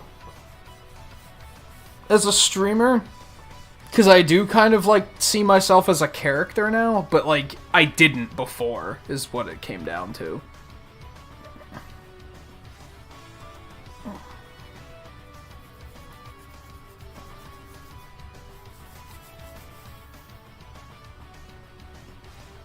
Alright, I will be back in just a couple minutes, and then we'll continue. My hopes are that we'll be able to do both of these characters tonight. I don't know if that's gonna happen, but we'll see how far we can get. I don't know, it could go either way with Beartic is the thing. Like, because Pokemon can be very... Sometimes it's simple, and other times you're like, this just looks wrong. Because some of them are very deceptively simple. So, yeah, we'll see how that goes. This will probably take another hour and a half or so to finish, if I had to guess.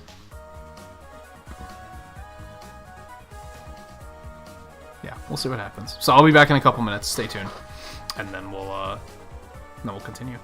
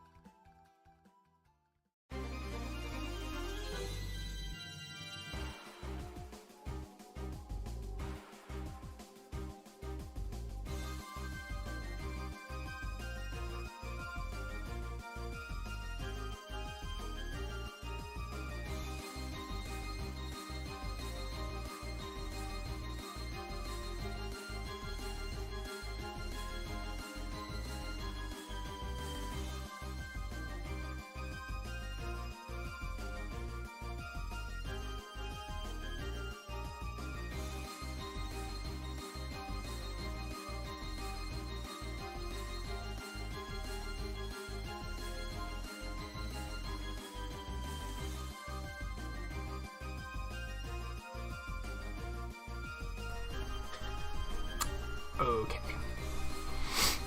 Okay. Okay. Okay. Okay. Okay. Okay. Where were we?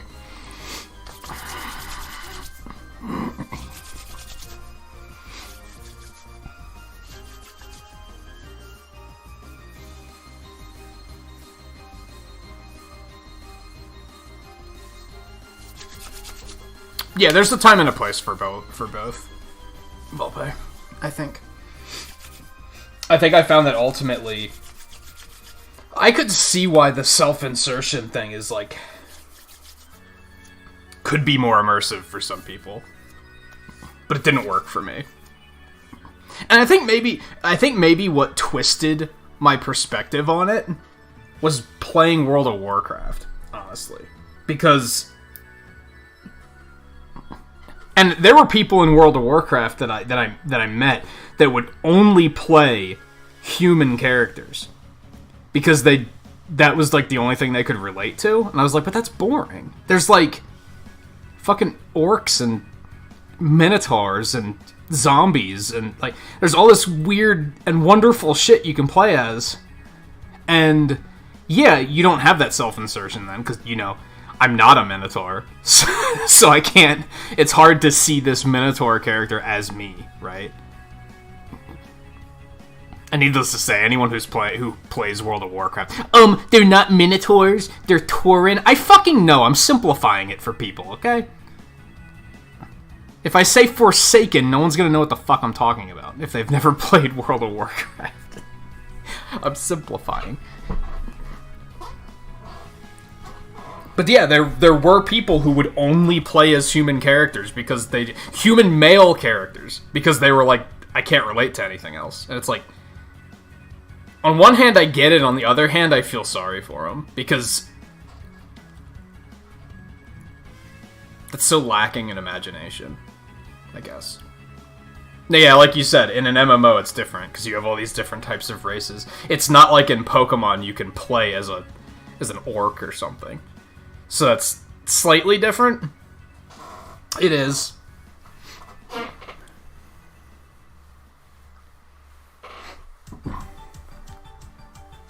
But I don't know, it's one of those things that, like, I've only just started, like, recently thinking about this a little bit more.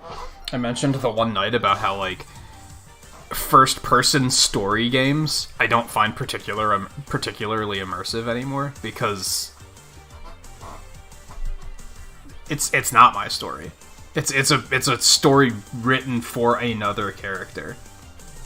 So it's just not my story. Like a game like Pokemon, you could say is, right? This is why I liked the fact that in Breath of the Wild they don't let you name Link, because it's Link's story. He is a character that really isn't a self-insert character. It may have been at one point, but as the games got more elaborate and more story-focused, he very much becomes his own character, which is part of what I can't stand about Skyward Sword, because you're supposed to have that self-insert and to be more immersive, but Link's a fucking idiot in Skyward Sword. He repeatedly does stupid things, and you can't stop him from doing them. You have no choice but to follow along and just be like, yeah, I'm just gonna do this stupid thing because that's what the game is forcing me to do.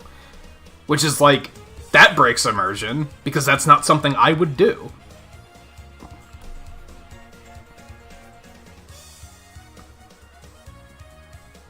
I'm trying to think, I feel like I just played another game recently where the main character was silent, and I was like, why are they silent? Like, low-key, that breaks immersion for me.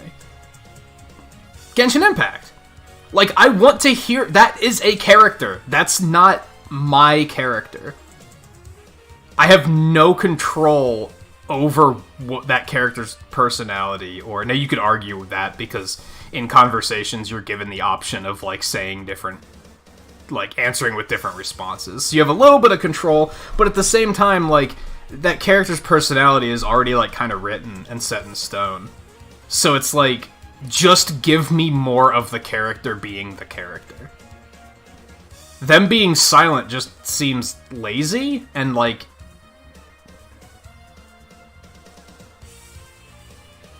they're not going full into it. See, in Pokemon, your character's very blank. And I did like how... This is why I tend to not like the Pokemon games that make your character very integral to what's going on. Because it's like, what if that's not what I want to do? You know what I mean? Like, you're putting words in my mouth. And that's not a good thing to do when you want the player to feel like they are the character.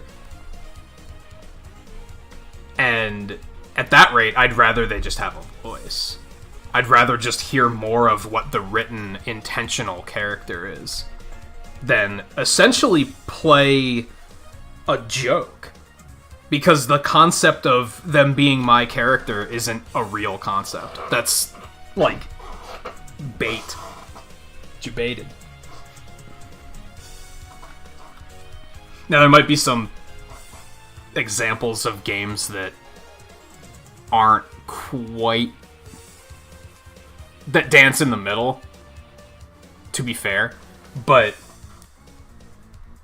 I typically like it one way or the other.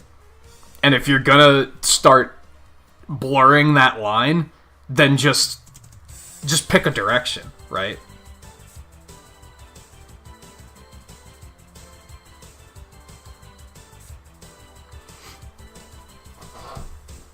Because, like I said, using Skyward Sword as an example, Link repeatedly makes stupid decisions. And that basically, it makes it feel like you're being forced to be stupid.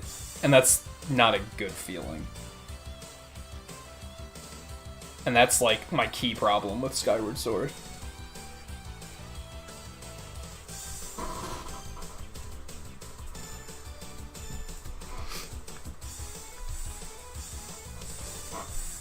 Choose a race in X? What do you mean?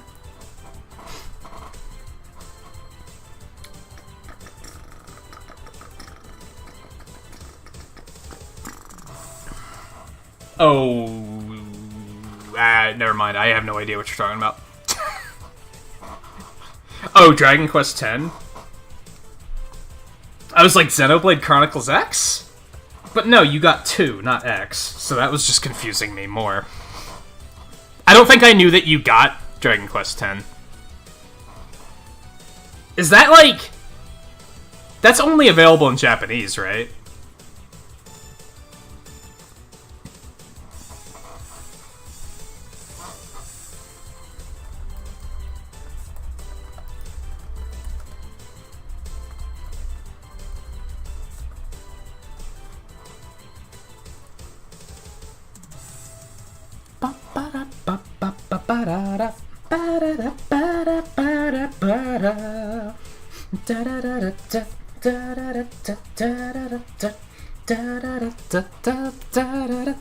I wonder why they never localized that. I'd be interested in giving it a shot.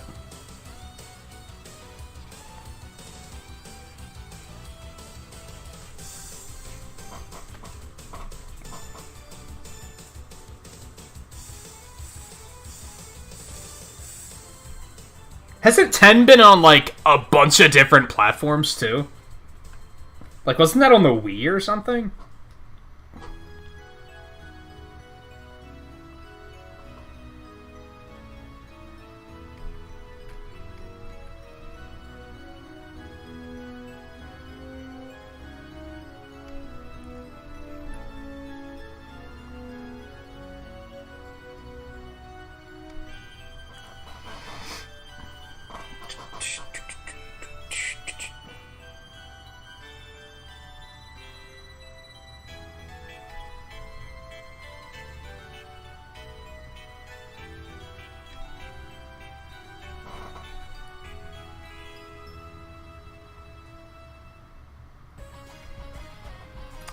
You know what, Adobe?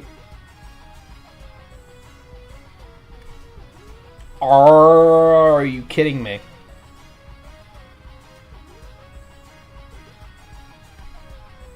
Funny. Funny! That's true. It is an MMO, which there's a lot of stuff that would need localizing.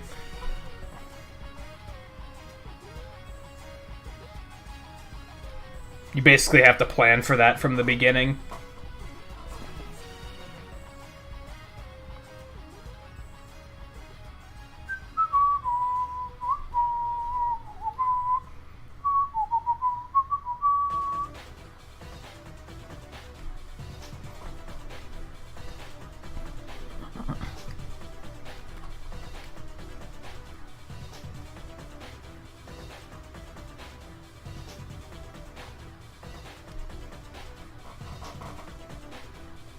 And to be fair, Dragon Quest just isn't that big here, so they probably considered it just not worth it.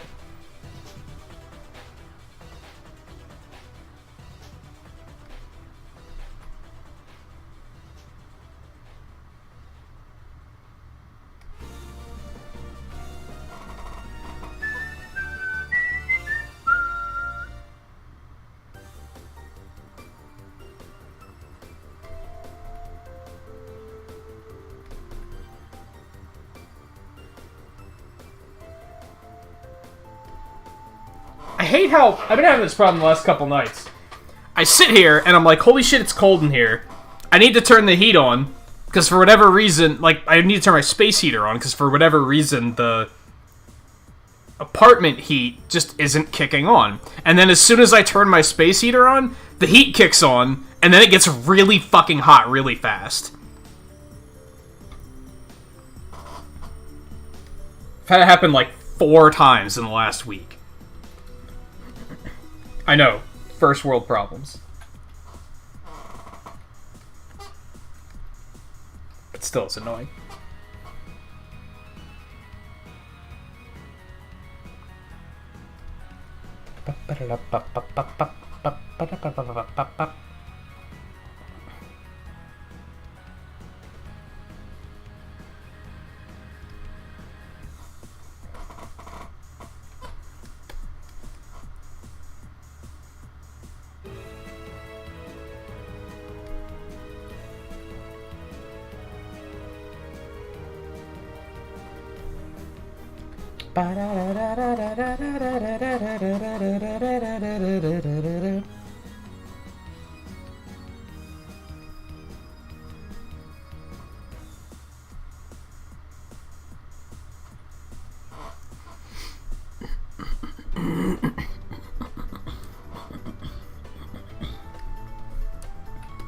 Didn't they even do some weird shit where they, like...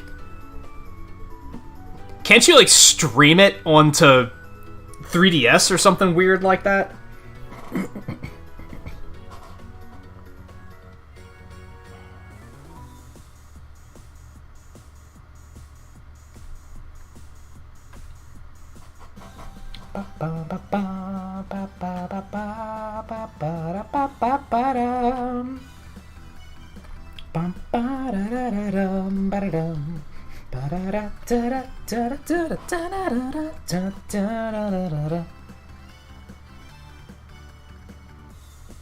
I might be thinking of a different game.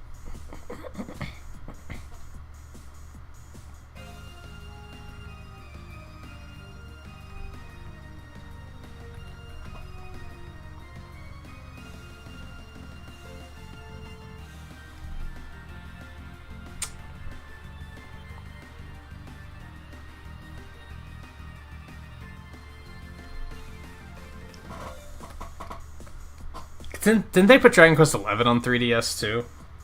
It's kind of wild to see what Square Enix is capable of when they actually give a shit.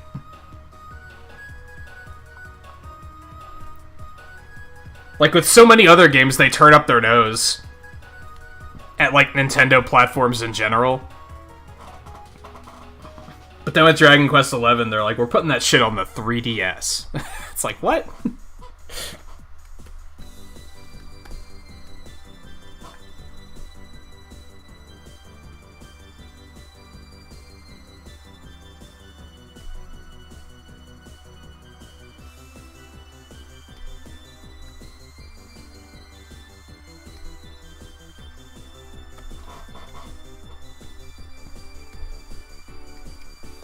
Boom, boom, boom, wah, ba, ba, da, da.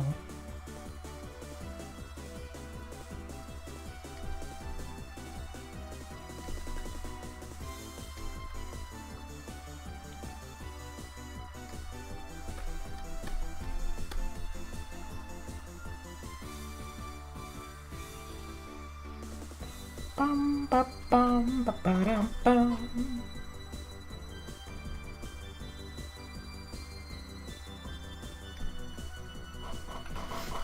Da, da, da, da, da, da, da, da, da, da, da.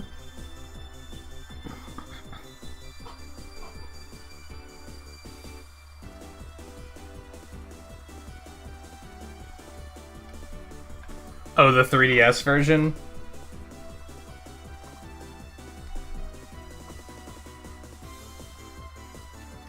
Yeah, I mean, they already had the Switch version on the way, right?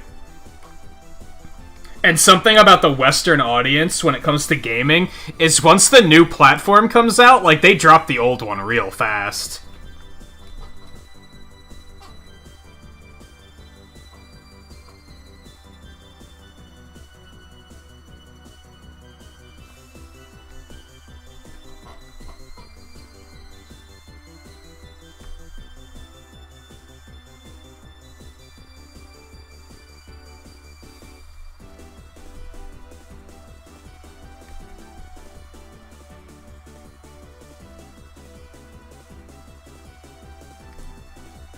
It's kind of weird how different it is in Japan on that note. Like, a lot of people don't know that, like, the Dreamcast flopped as hard as it did in the States. That thing had, like, a decade-long lifespan in Japan. Like, it still had a very long and good lifespan.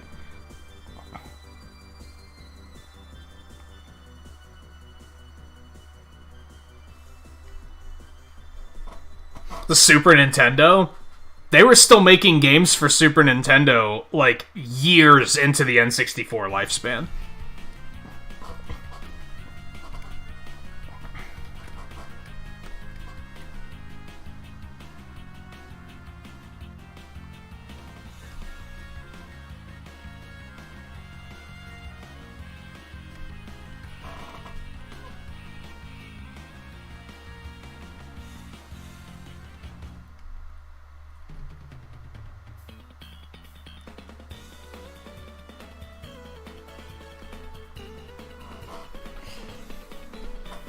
Bum bada bum bada bum.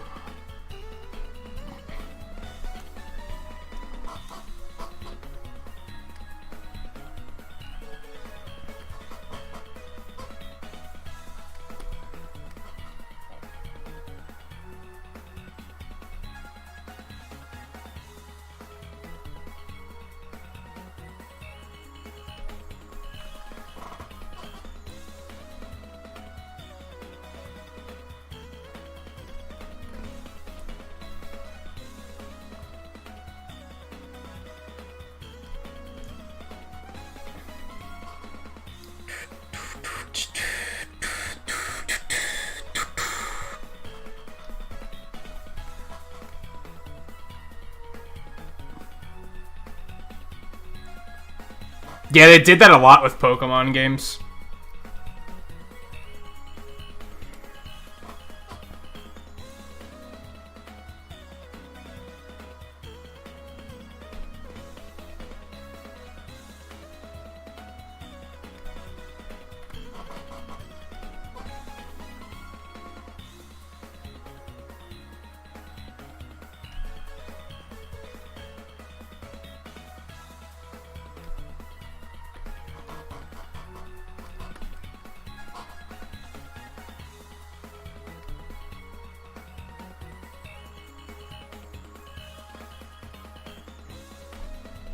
I remember, it felt like it took them forever to get a 3DS Pokemon game.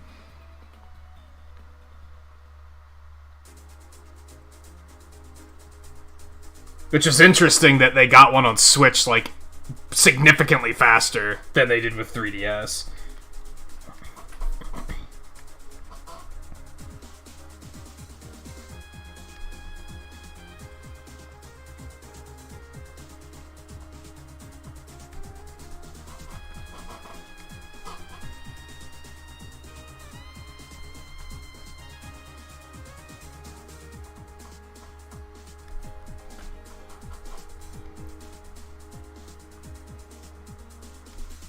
And honestly, I wonder if it's that they didn't think the 3DS was gonna work.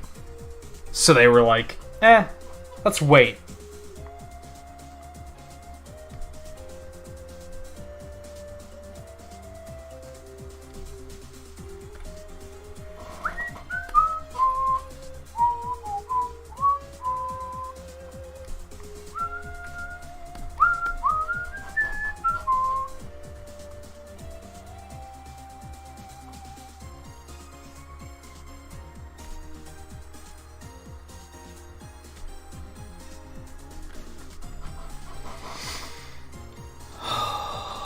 Hey Blue, welcome back.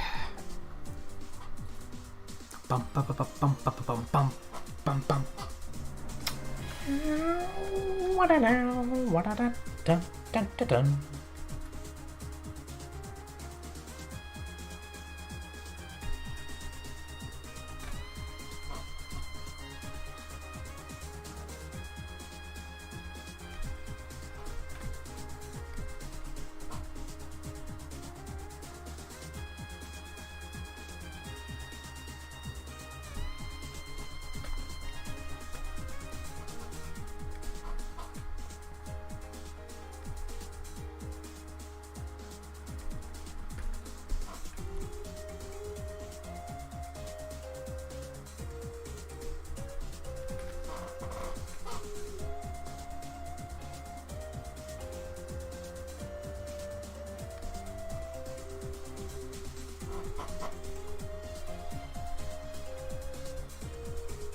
Wow.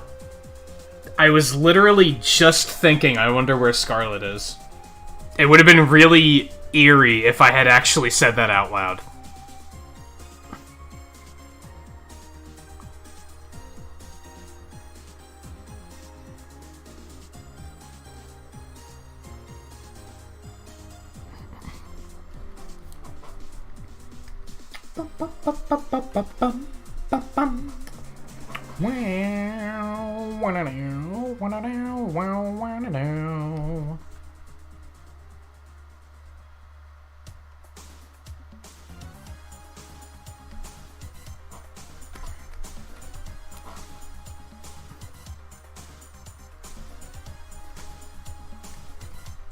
It might be.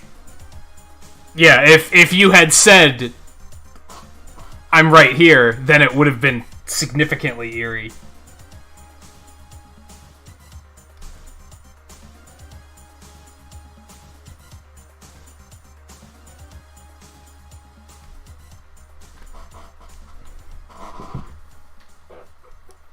Also a little frustrating because you can respond to my mental thoughts, but you can't respond to my Discord comments. I see how it is.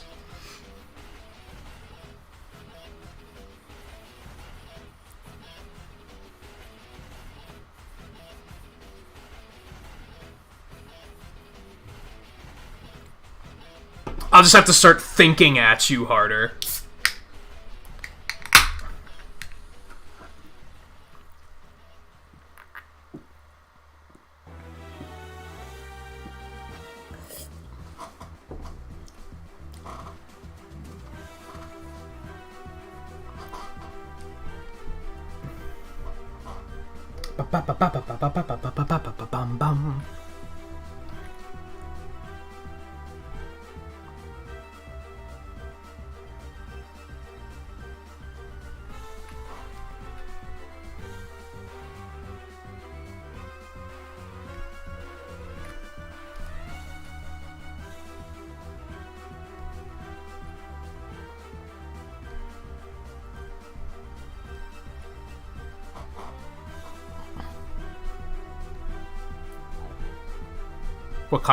What conversations we had while you were gone?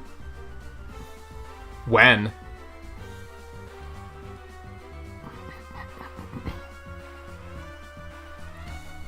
What do you mean? Just tonight? You were here pretty early tonight, weren't you?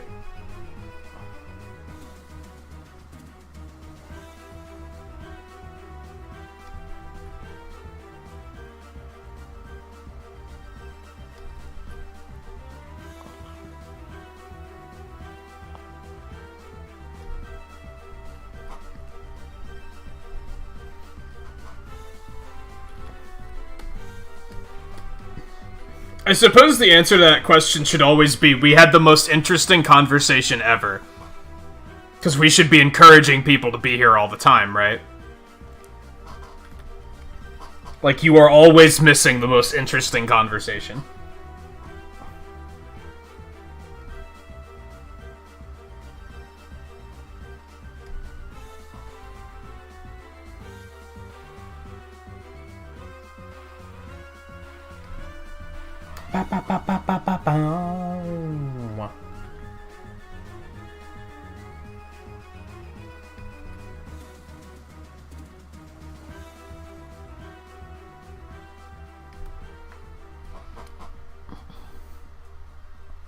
I think I saw you mention the remake DLC things in Twain's stream last night. But I didn't catch, like, what they were.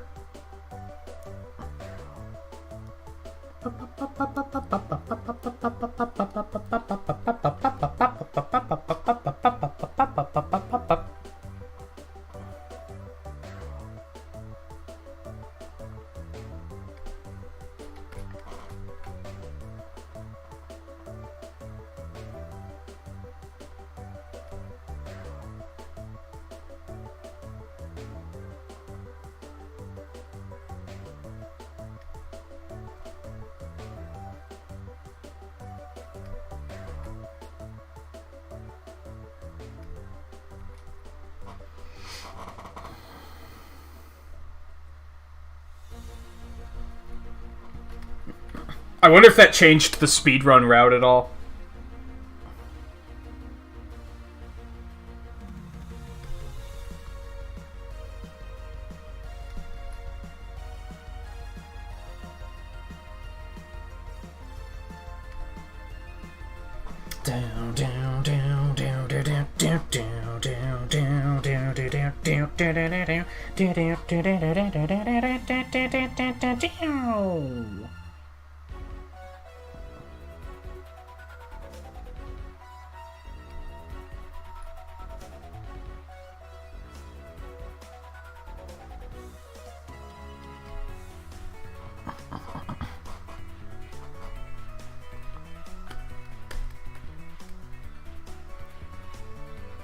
Are the stairs faster in the original or the remake? I don't know.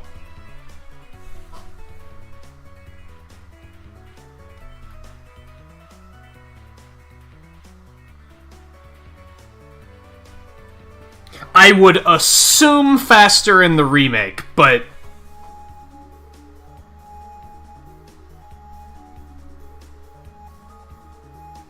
that's strictly an assumption based on nothing. To be honest.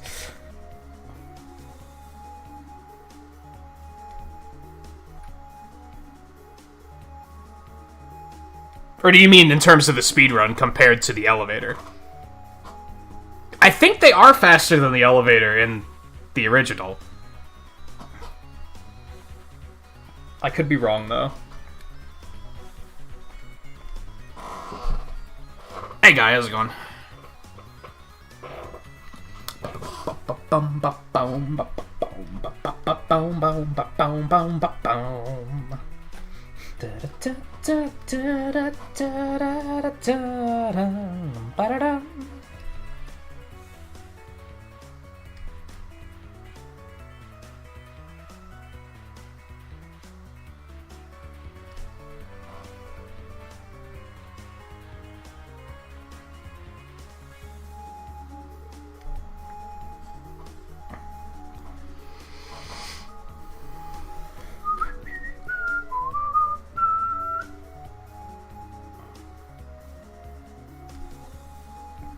If I remember correctly, I think the stairs are consistently faster. Because I think the elevator has some RNG involved. So the elevator can be faster, but it just usually isn't. I might be wrong on that, though. It's been a long time since I've played Final Fantasy VII. And whenever I watch Twain speedrun it, I'd never get there until he's already halfway through with the run. Also, can't you skip that entire sequence anyway? So I probably never get to see him do that part.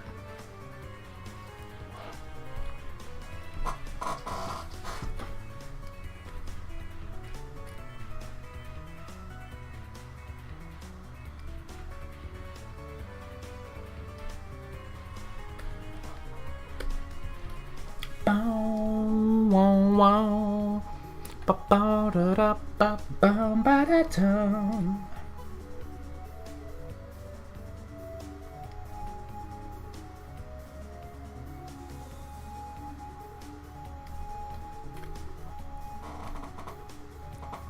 the whole day away yesterday. That's kind of what I did. I slept in like 2 hours yesterday, and I was like, it sucked because it made it feel like my day went by very quickly, but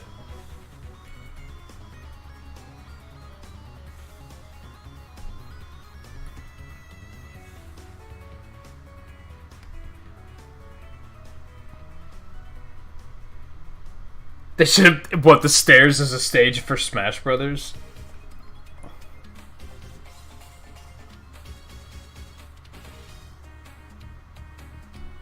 Make it a scrolling stage where it is like you have to just keep climbing. That would have been idiotic and awful. But really funny.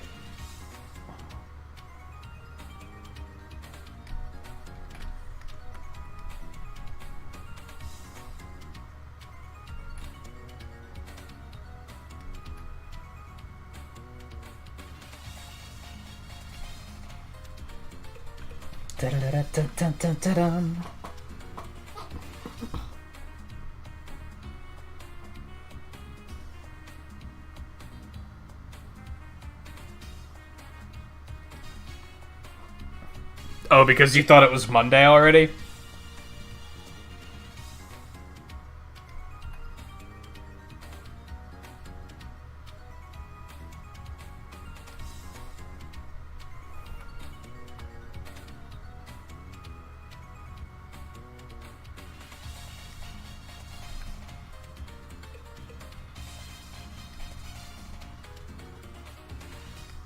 Yeah, I mentioned my schedule being my internal clock being a little messed up due to just taking days off in weird patterns.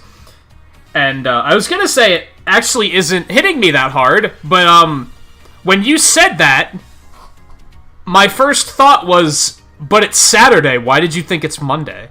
It's not fucking Saturday, dude. You're also wrong. So apparently it is messing with me.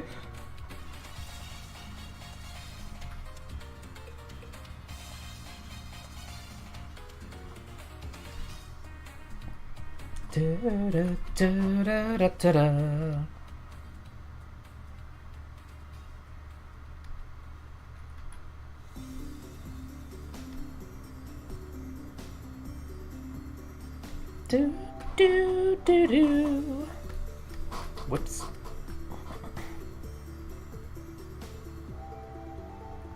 Ba-da-dum. Ba-da-dum. Ba-da-da-da. Da-da-da-da-da-da-da. Da-da-da-da-da-da-da.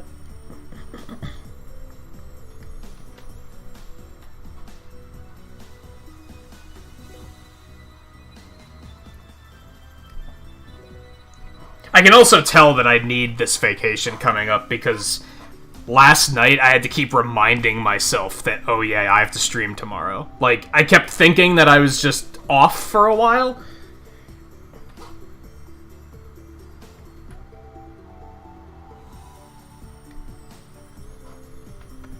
And that is not the case. Not yet, at least.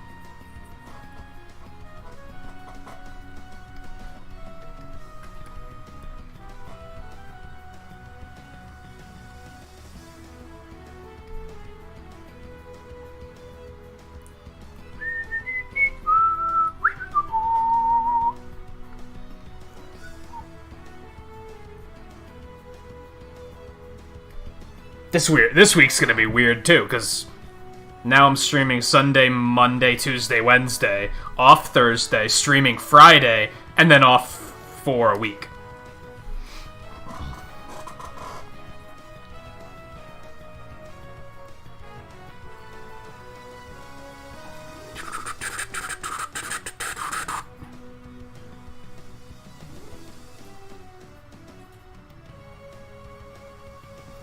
Bum.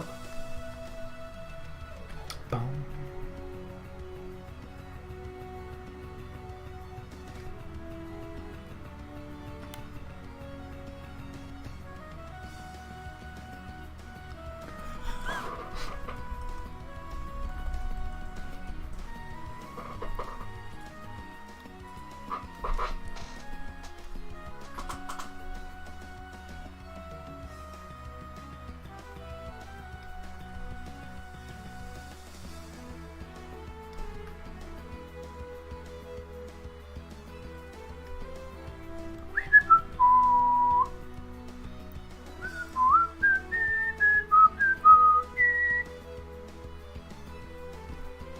As soon as you ordered it and it was mailed out, you found the missing... I mean, come on, you didn't see that coming?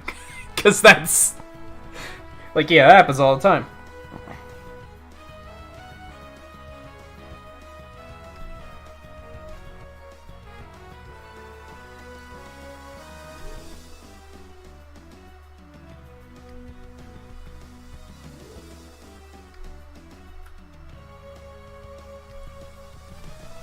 I'm actually a little stressed about the vacation, solely because I have, like, a bunch of stuff I want to do.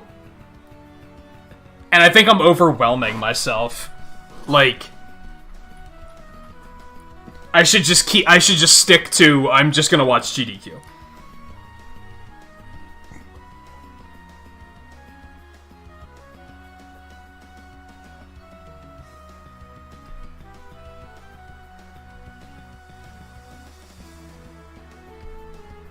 But now I keep starting to think of, like, well, what can I get done in this week? I shouldn't be worried about getting shit done. That's the thing.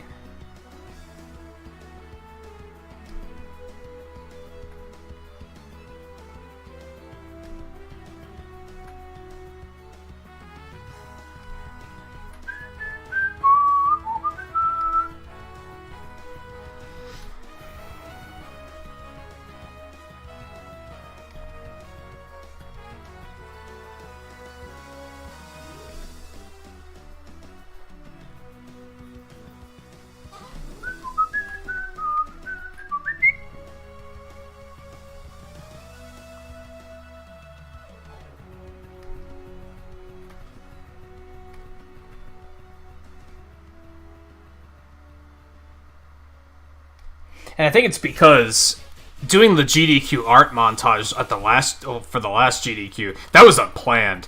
I just thought of that on the spot and was like, let's just do this. And now this one, I'm like setting out to do it.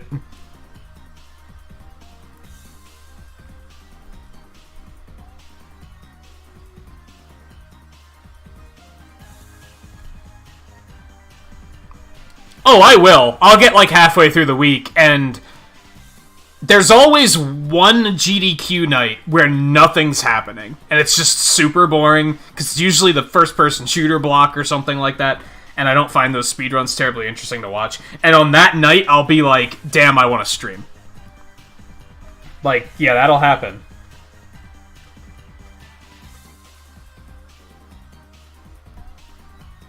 But I also know from that one GDQ that trying to schedule time off to see the runs I want and continue doing streams was super stressful.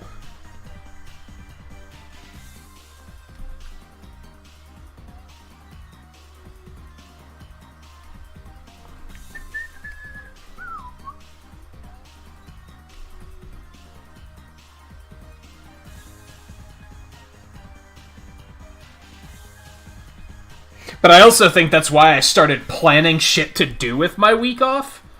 I started coming up with all this stuff of like, oh, here's some stuff for the channel I could get done while I can focus on it. I want to do the GDQ art montage again. I could try to finish Age of Calamity. I can get back to playing Genshin Impact. Just from those 4 things, I'm already like, that's way too much shit. Like, I'm defeating the purpose of taking a week off.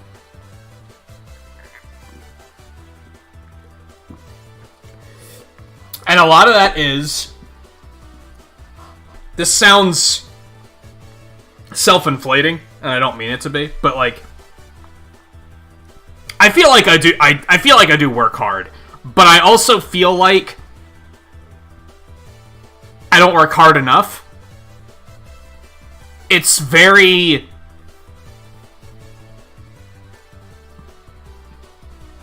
I feel both at the same time. I feel like I work very hard, but then it's still not enough. So I feel guilty taking time off. Especially that amount of it.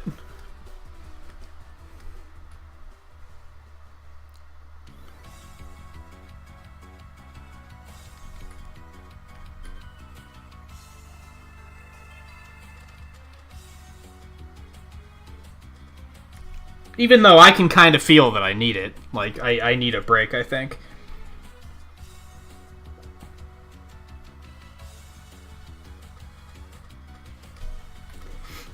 Again, I've noticed myself being snappier lately, so I'm like, yeah, I should probably... A break is probably in order.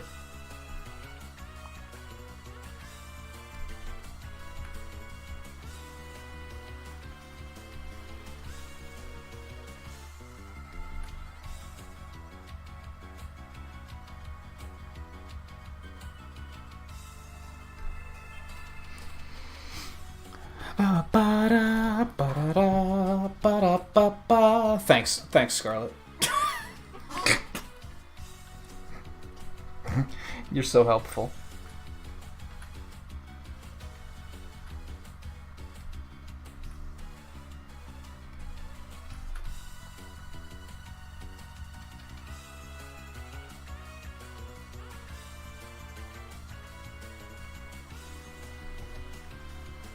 Hell, there's even other stuff that I'd like to draw with that time off, but if I'm doing the montage, I'm not going to have time to draw anything else.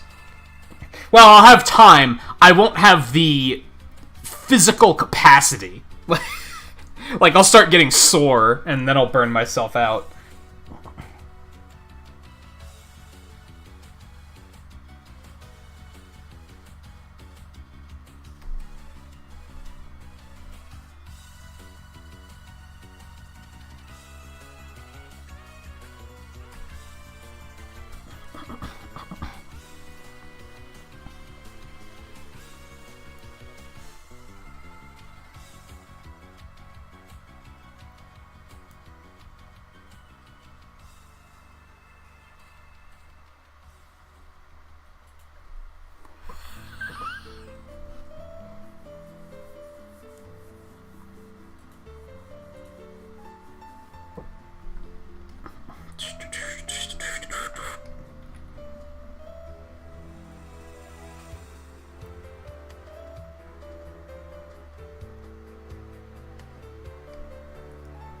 That's also completely writing off.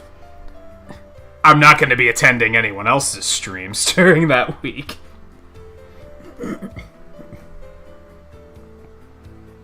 I might try to, like, I'll probably try to keep some open and lurk, but, like, my full attention's going to be on GDQ, unless they do something outright awful that I just don't care to watch.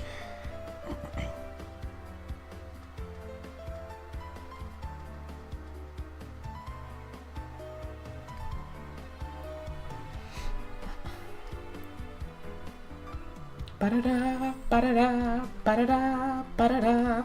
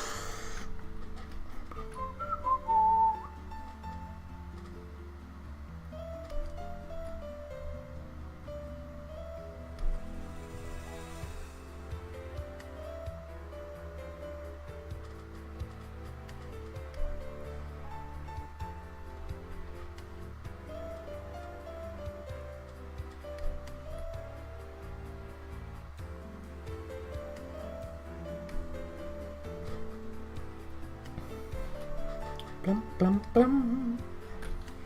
Blum, blum, blum, blum, blum, blum, blum, blum.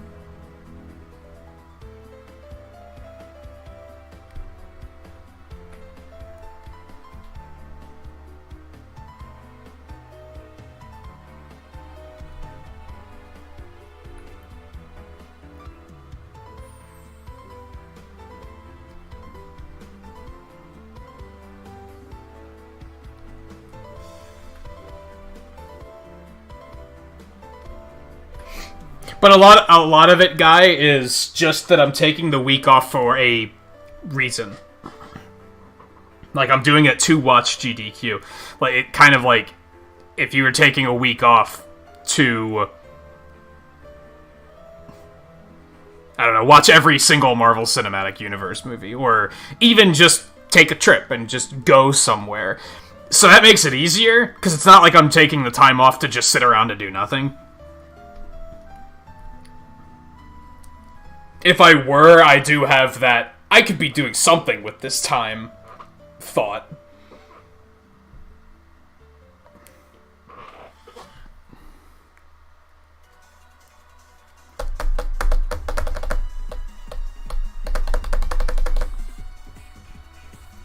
Yeah, I can't even play my 3DS anymore, because, like, the screen is just so small, and I just feel so... It makes me feel claustrophobic, like, it's weird.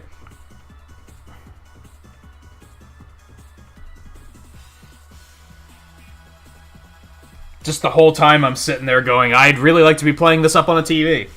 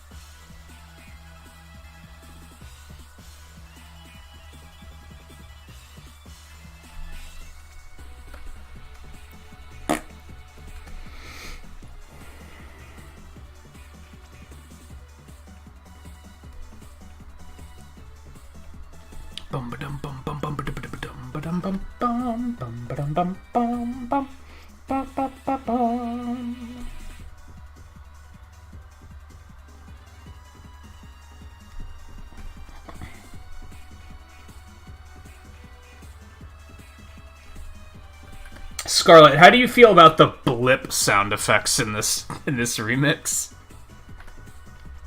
It has this really weird, like, bleep.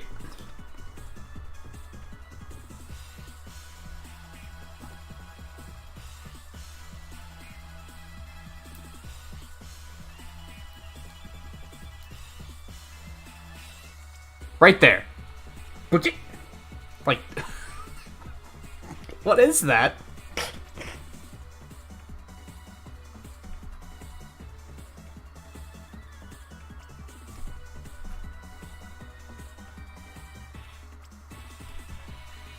I don't dislike it. It's just kind of like, why is it in there? It's kind of odd.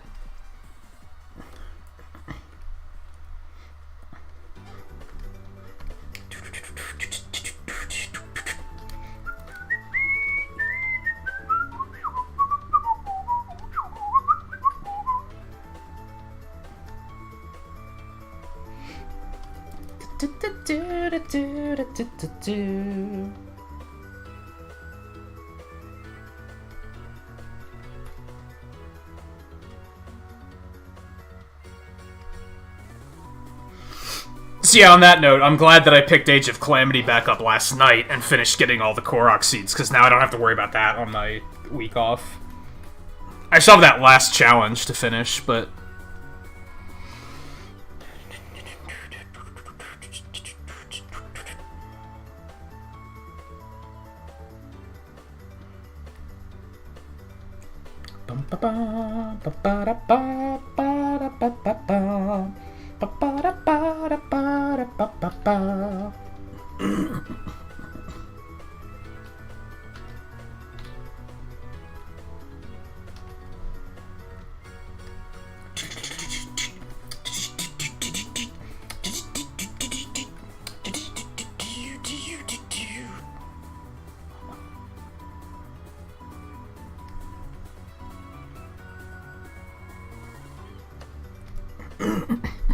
That makes sense, because the Pharaoh Man remix comes from the arcade games, so they probably used the same board, right?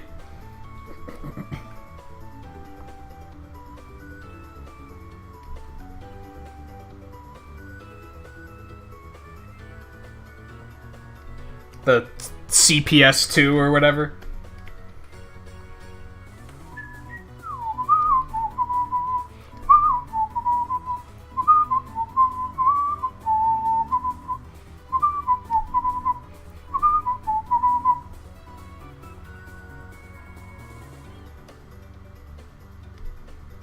This is what I was talking about earlier, about taking an interest in people when they're saying things that you don't immediately understand, but you can tell that they're passionate about it. Do you think 2 years ago I knew what CPS2 was? Fuck no.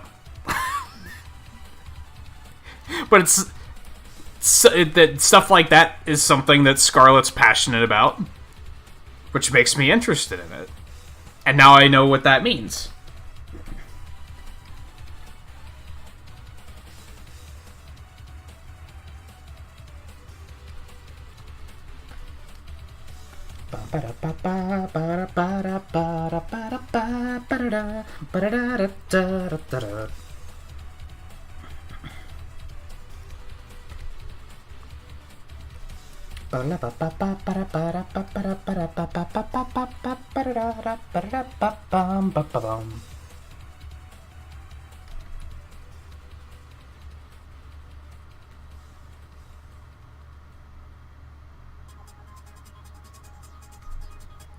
The percussion of that board is, like, very punchy, and I like it.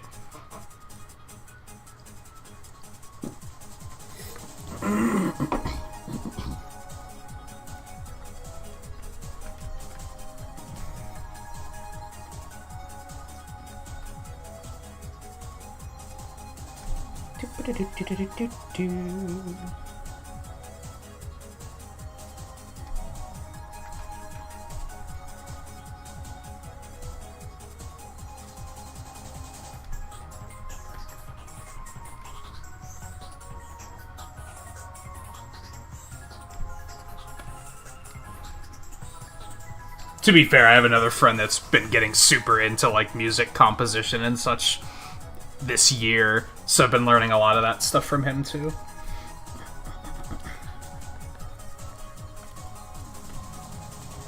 Now that I think about it.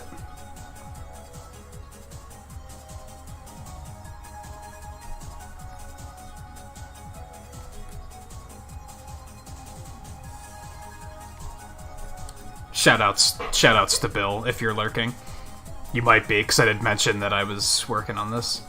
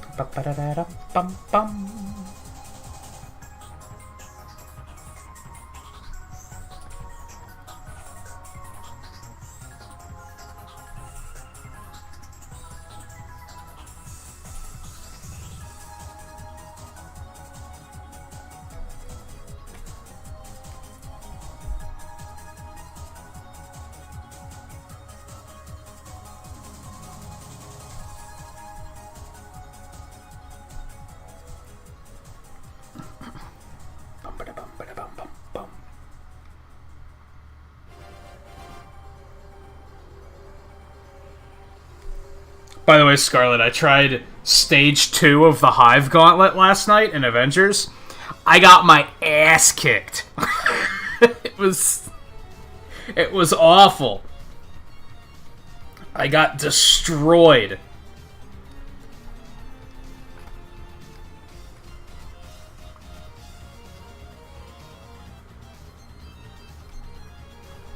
So I guess that's the end game.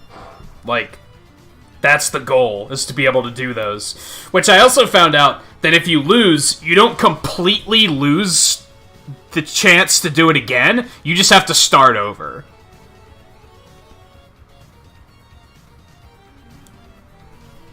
Like, from the beginning. So I had to go back to, like, Stage 2, or Stage 1, for example.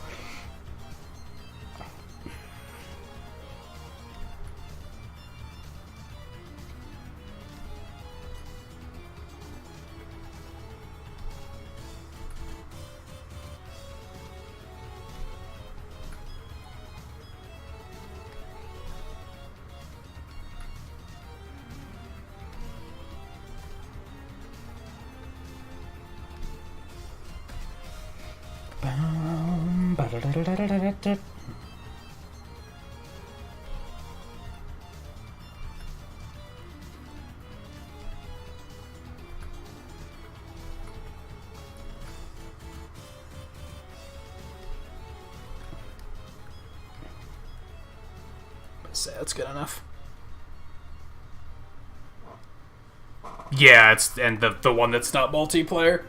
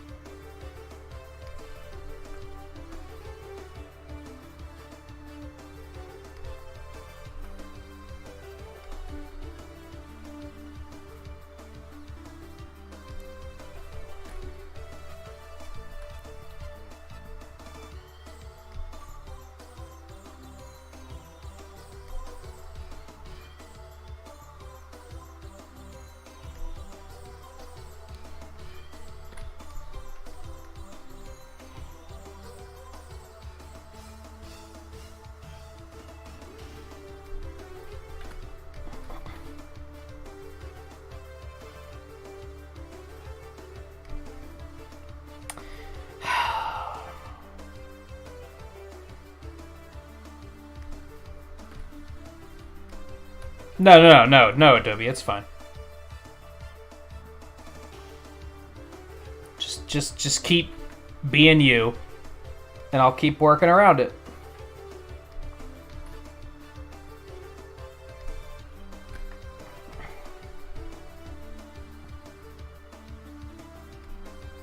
It's been like this for close to 2 decades. Why would I expect it to change now?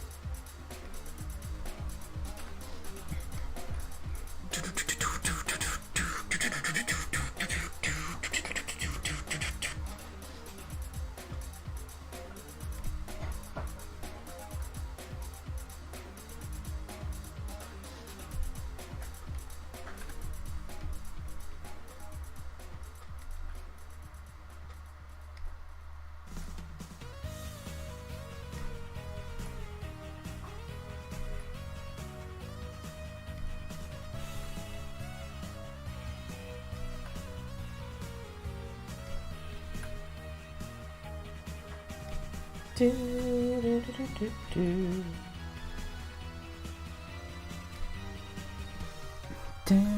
wow, down, wow, down, down, down.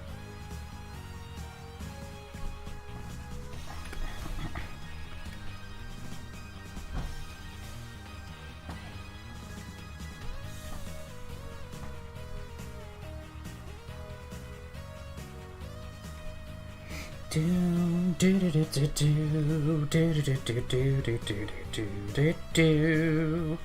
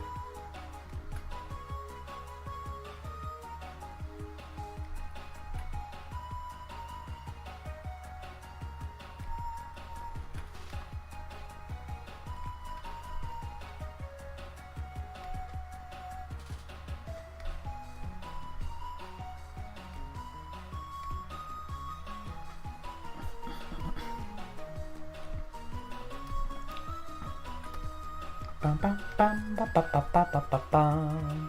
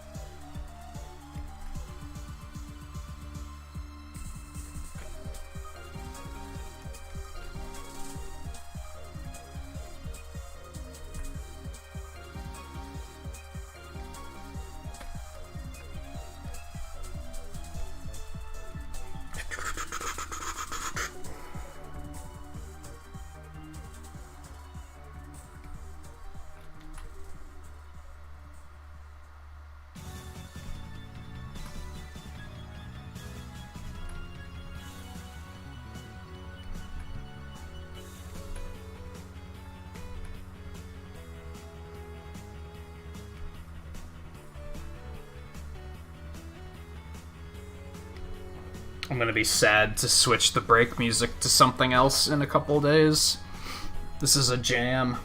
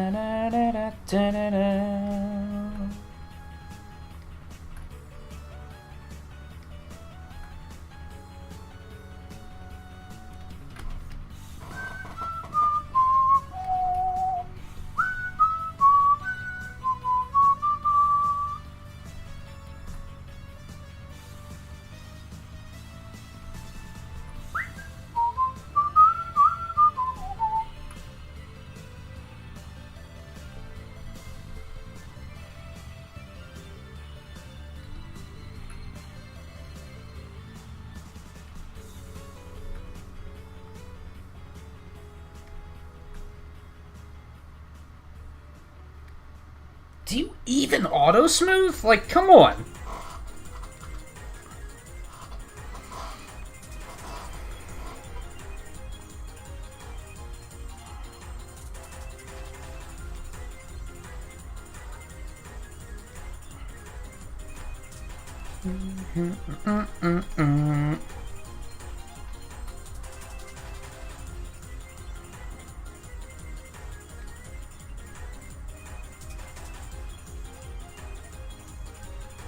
Seems to work a little better when zoomed in for some reason. Might be something worth keeping in mind. Bum, bum, bum, bum, bum.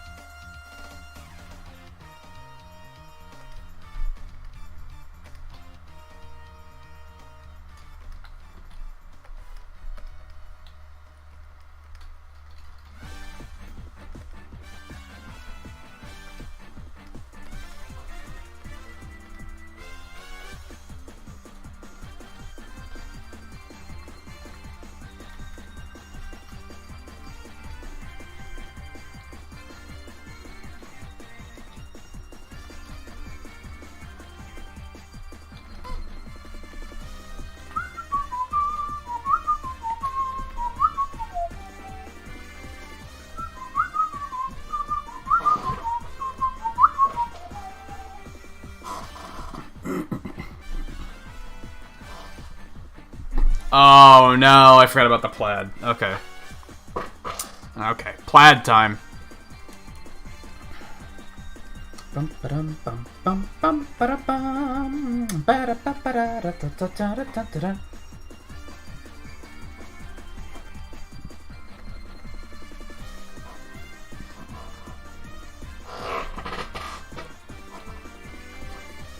Ba-da-da-da-da, ba-ba-da-da-da-da, ba-ba-da-da-da-da. Ba-da-da-da, ba. Ba-ba-da-ba-da-ba-da-ba-da-ba-da-bum.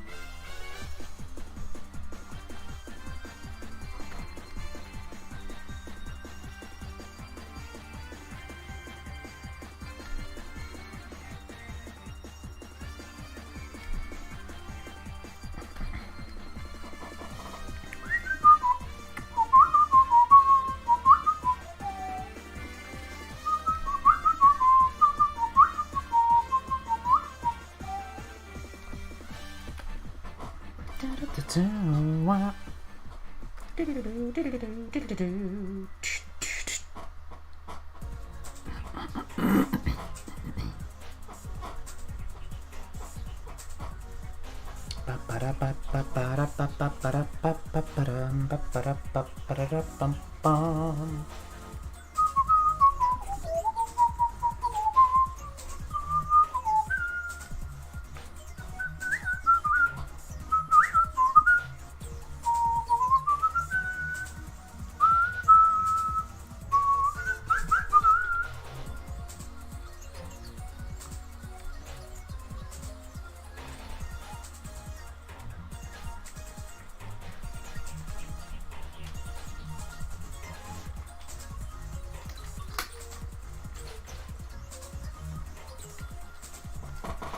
Bum ba ba ba ba ba ba ba ba ba ba bum bum ba ba ba ba ba ba bum ba bum ba da ba ba ba bum.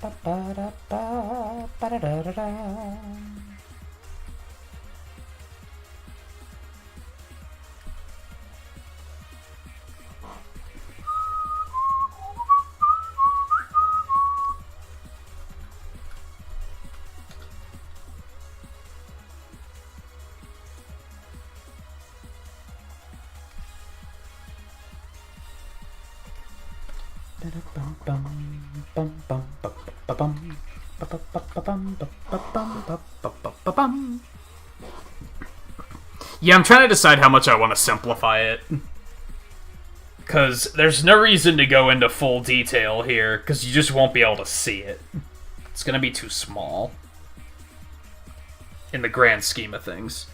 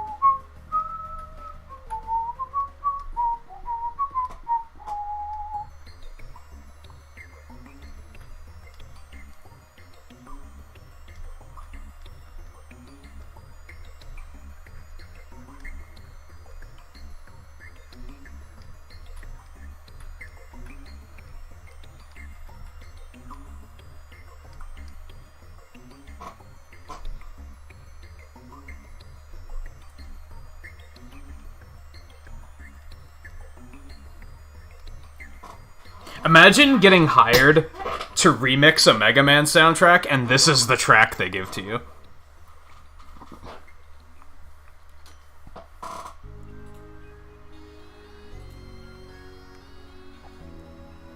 I mean, someone's got to do it, right? But still, imagine.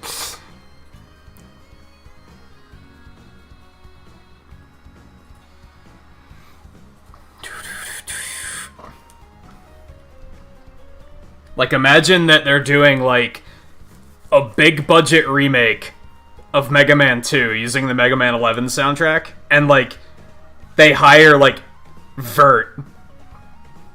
And he's, like, super excited, and then they're like, can you do the password music? Or the get weapon music?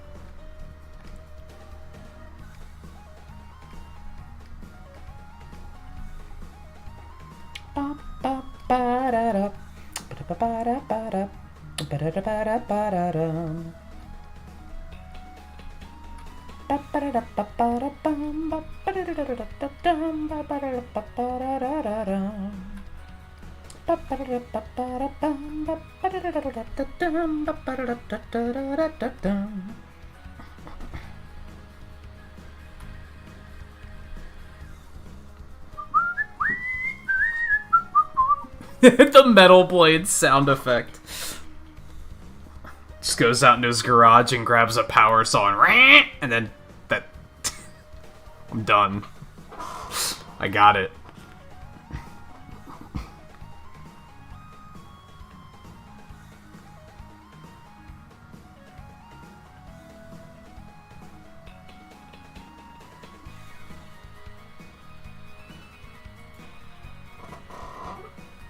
It's the same feeling of being on the Smash Brothers sound design team and finding out that they're doing Minecraft.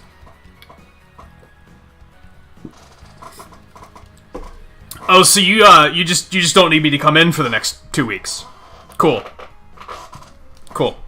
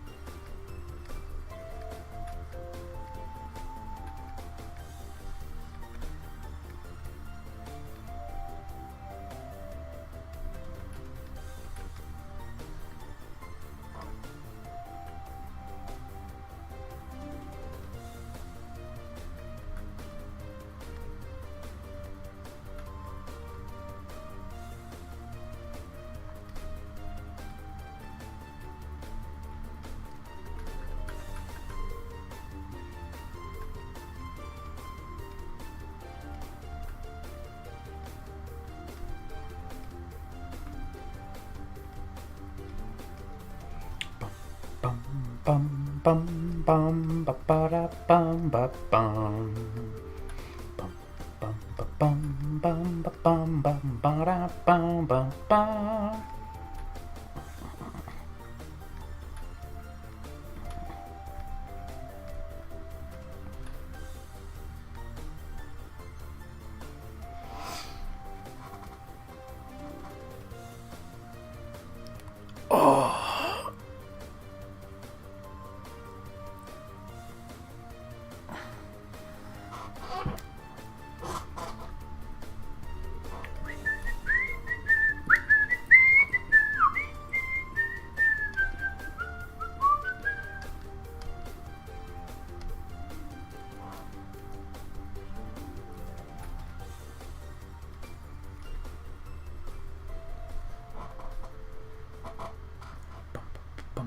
Bum, bum, bum, bum, bum.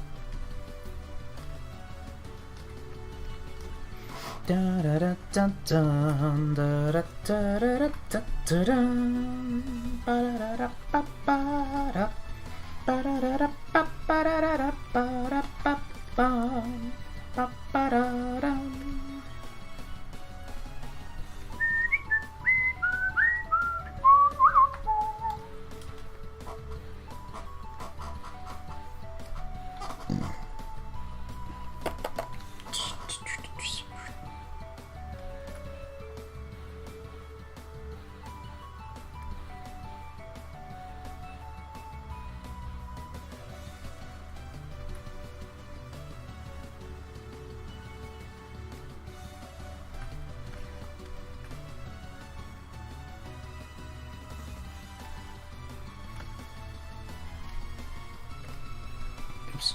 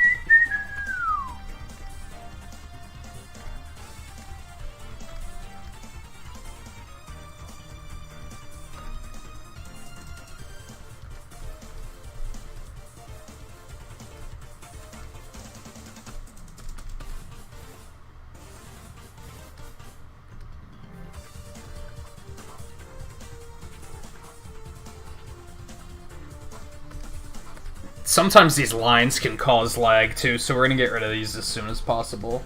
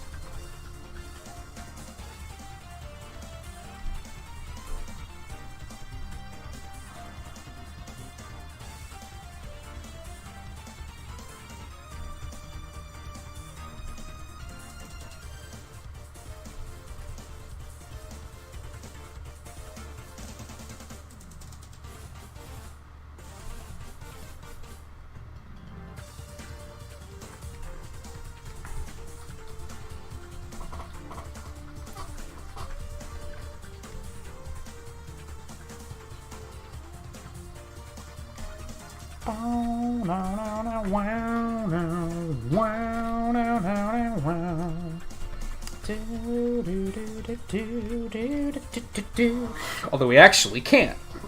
Ordinarily I'd be able to, but I can't in this particular instance. Not without just doing the whole thing, which, it's not lagging that much, I'm not going to worry about it.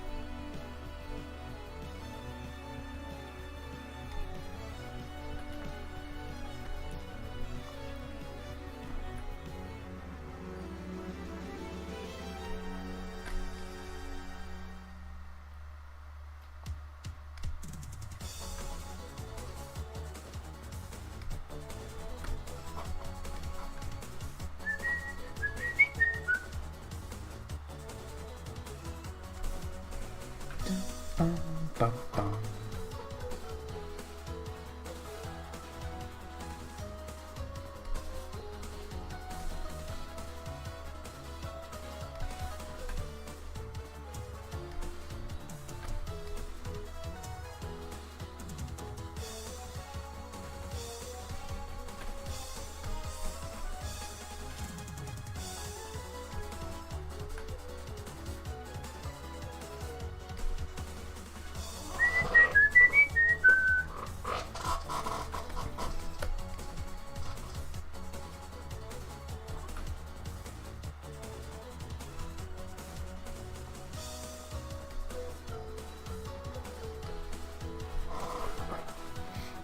You're sounding pretty addicted to that lately. Did they, like, add new shit to it, or...?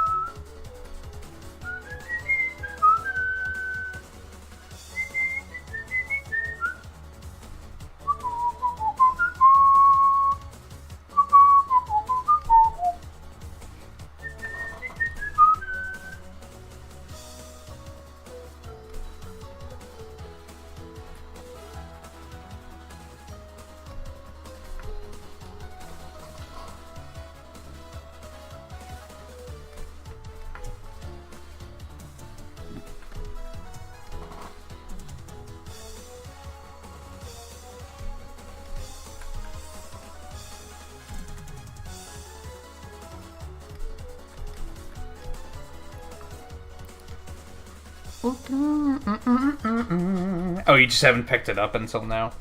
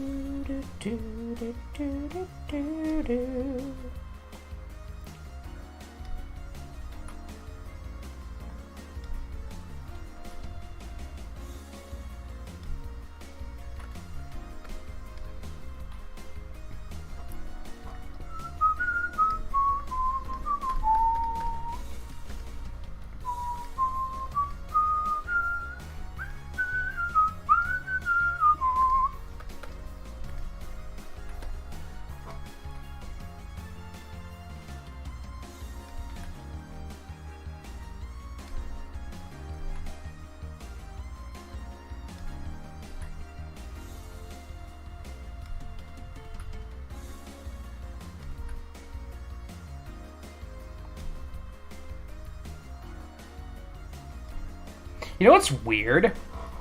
I remember 20 years ago,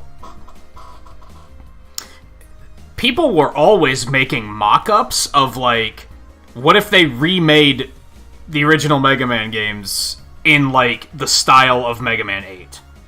Like, people did that shit all the time.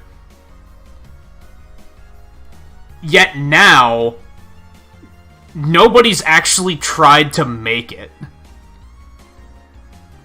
You'd think that it would have been a natural progression, and now we'd be at a point where people are just like, we're just going to remake those games in different art styles.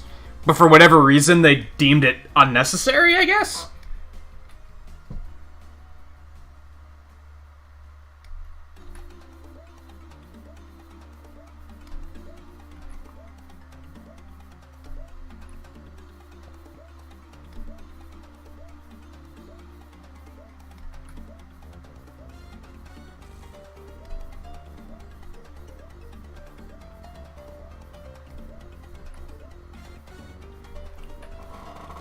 Is it just that those different art styles are mostly disliked now?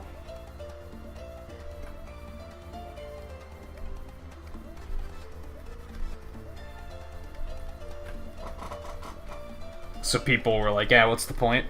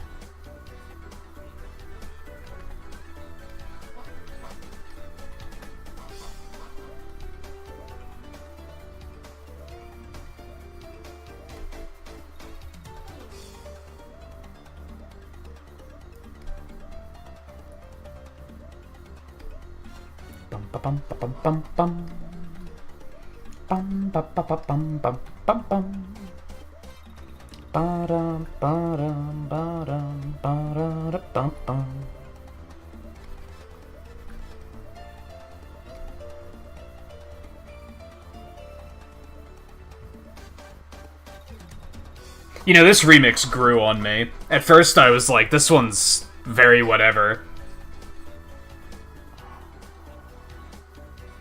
Not bad, but it seemed kind of out of place.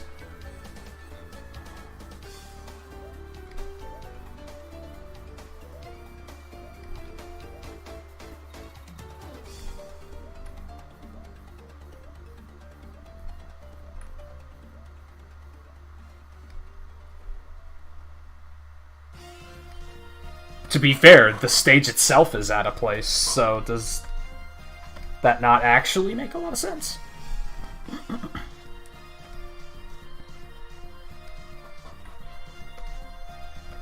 Ba-da-da-dum, ba-da-da-dum.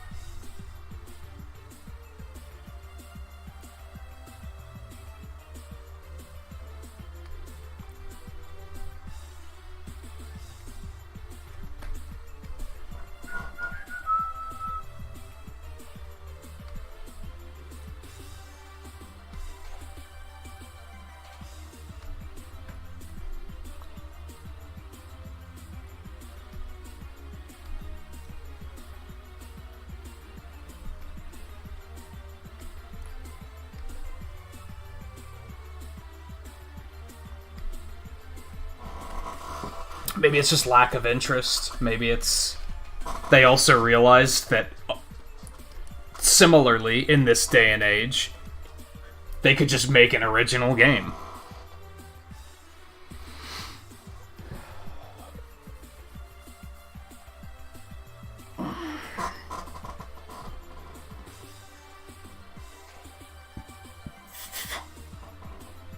That was Waveman's music.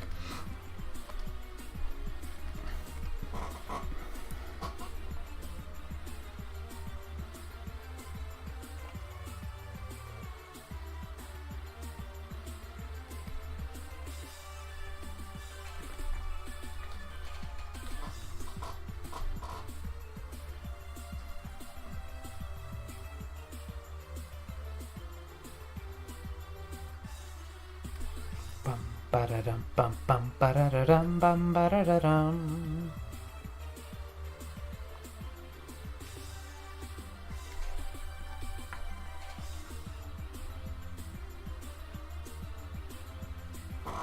Which, coincidentally, I don't know what made me remember this. Didn't you have a question about Mega Man 5, Volpe? Like, a couple nights ago, and I think it got lost in the shuffle, and I was never able to answer it.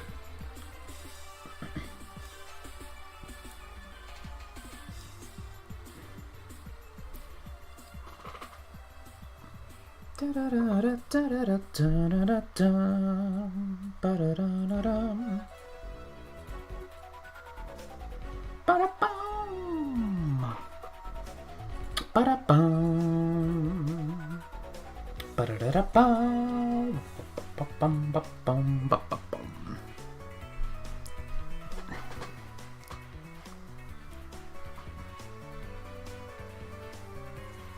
You on the wall with the robot? I'm not even sure I know what you mean. You said you figured it out, though.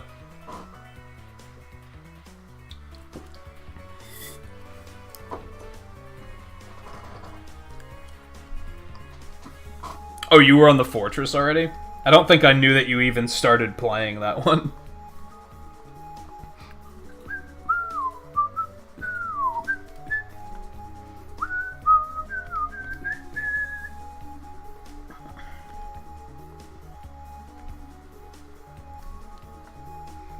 Ba-ba-dum, ba-ba-da-dum, ba-bum. Bum, ba-ba-ba-da-dum. Ba-da-da-ba-ba-ba-ba-ba-ba-ba-ba-ba-bum. Ba-da-ba-ba-ba-ba-ba-ba-ba-ba-ba-ba-bum. Ba-da-ba-dum, ba-da-da-ba-bum-ba-ba-ba-ba-ba-ba-bum. Ba-da-da-da-da-dum. Ba-ba-ba-bum, ba-bum, ba-ba-bum, ba-ba-ba-da-da-da-da-da. The wall? If it was a fortress boss, it wasn't the Dark Man robots. There's what after that? Circring, Big Pet? Big Pets! Why is it called Big Pets?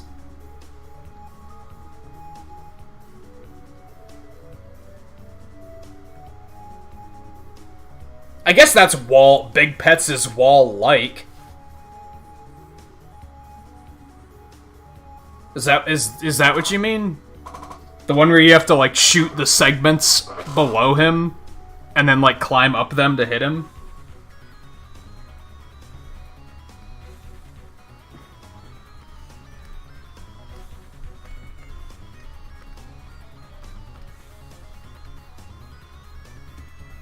Ba-da-ba-ba-da-ba-bum, ba-ba-ba-da-da-da-da-da-da. Ba-da-da-ba-ba-ba-da-ba-da-da-bum, ba-da-dum.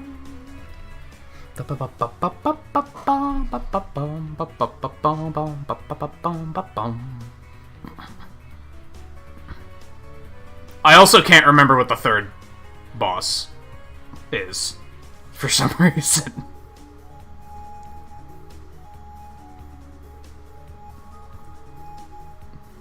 The boss weak to the gyro? That's, well, Circring's weak to gyro. Well, this is gonna bother me. Google. Hook me up.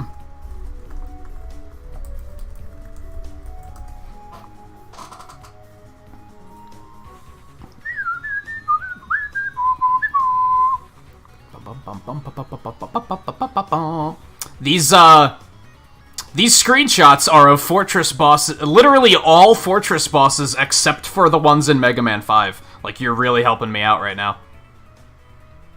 That's, yeah, that's some good shit.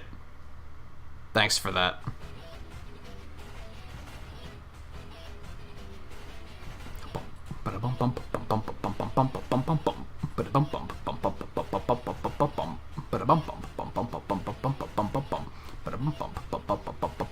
Ah, because there isn't a third one. It's just Big Pets, Circring, and then the third stage has the rematches. Okay. I had a suspicion, but I wasn't totally sure.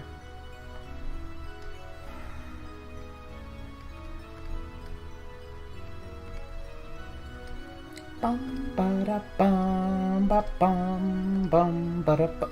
You know what? Work with me here.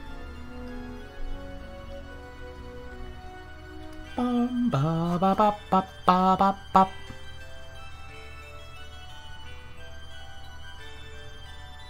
How's Waveman stage out of place? Because it's a fucking... It's basically a shoot-'em-up stage.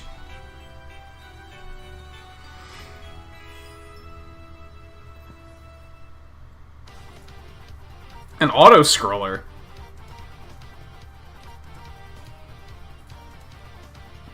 Kind of interesting that Mega Man... Oh, no, never mind. Mega Man 4 has a auto-scroller.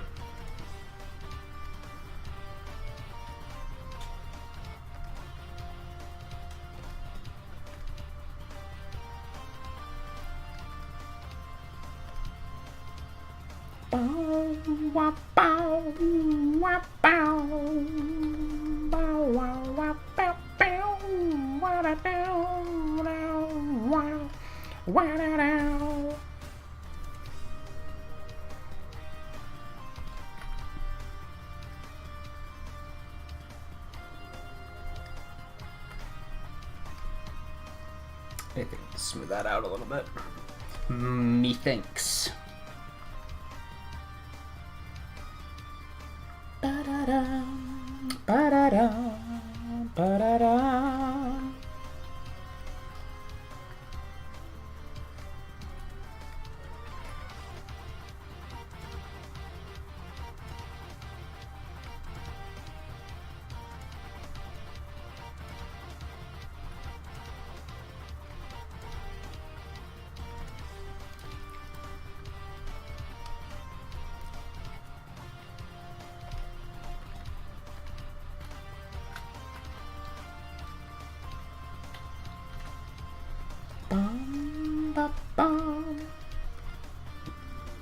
I guess maybe out of place isn't the right word for it, but you get what I mean.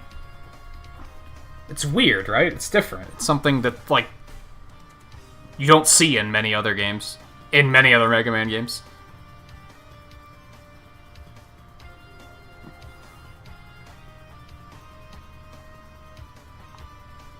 I would hope that you did do that while you were younger, Scarlet. What fucking self-respecting Mega Man fan didn't do that?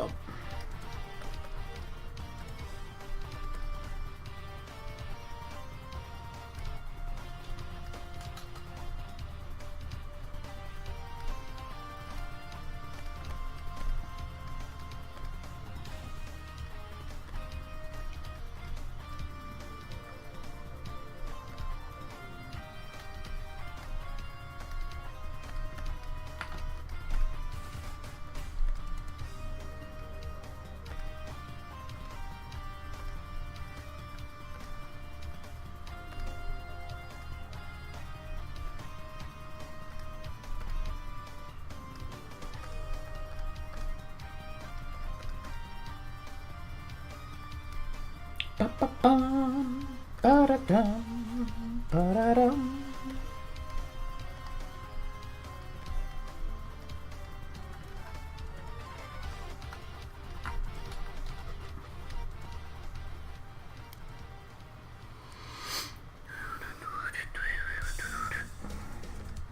Now we have that awkward moment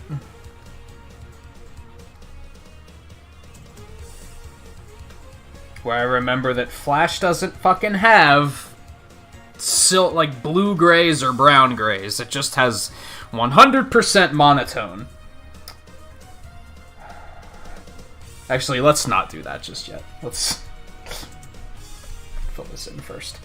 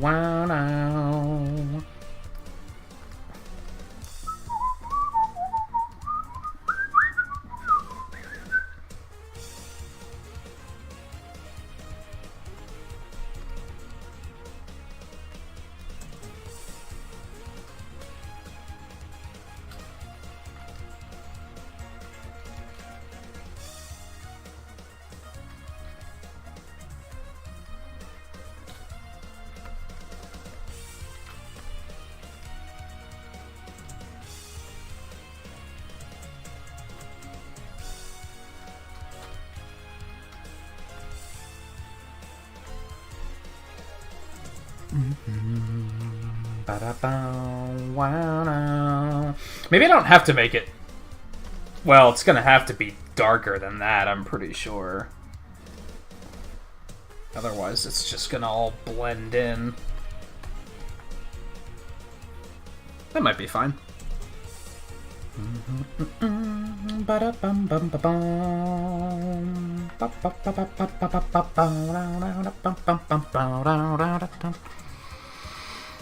Okay.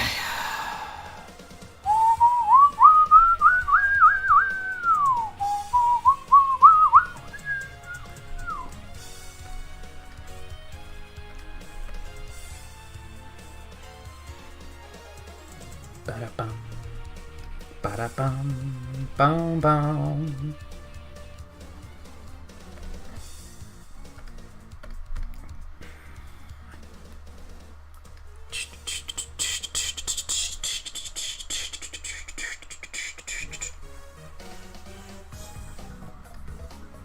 Ba-ba-bum, ba-ba-ba-ba-ba.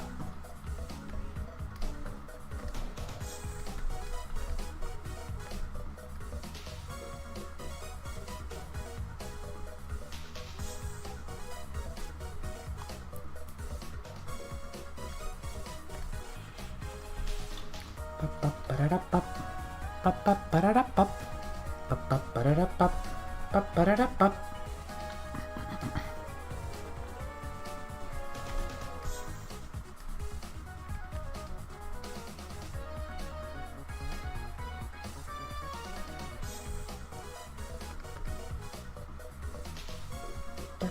Ba-ba-ba-ba-ba-da-bum. Ba-ba-ba-da-da-bop-ba-ba-ba-da-bop.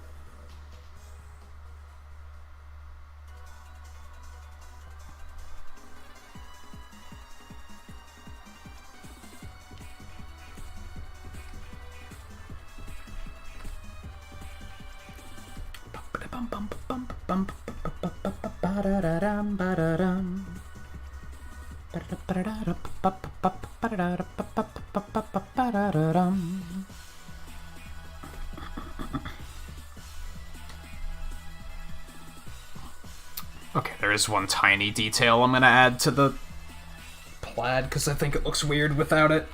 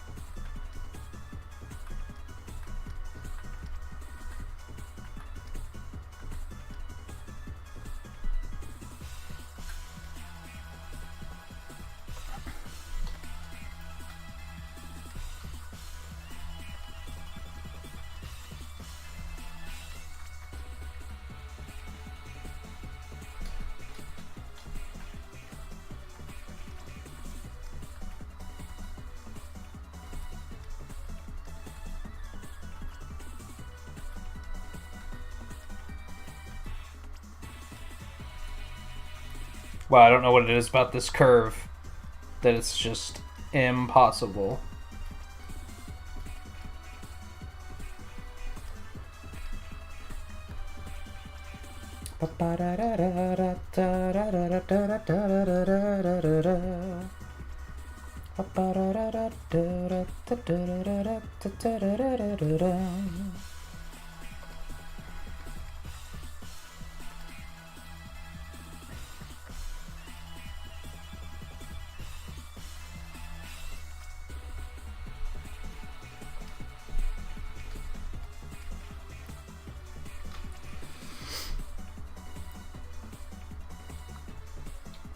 Also, it looks like this button should be flat.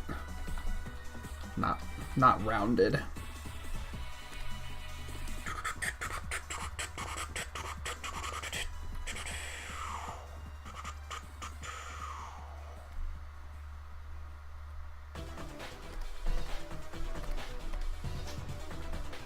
It's not quite right.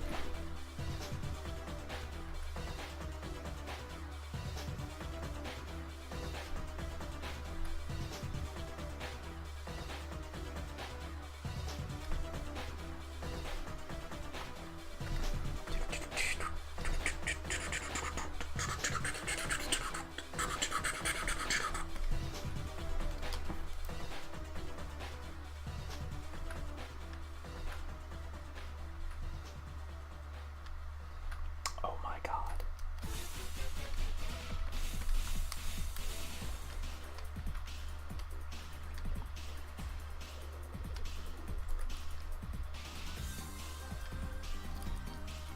Da da down, wow, wow.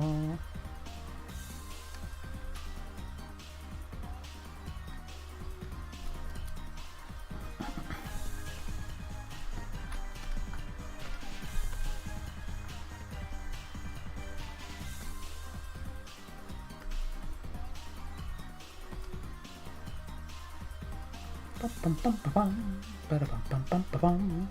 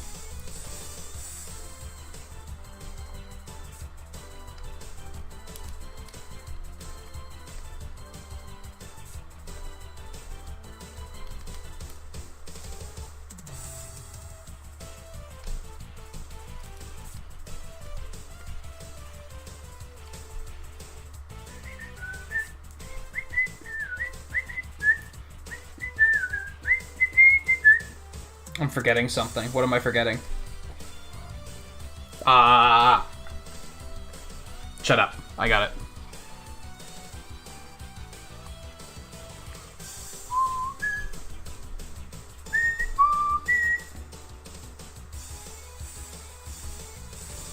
Bum,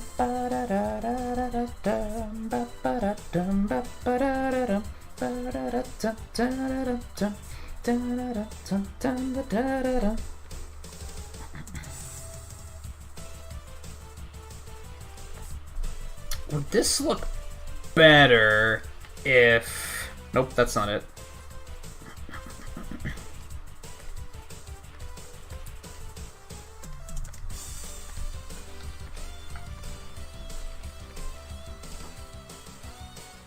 Maybe.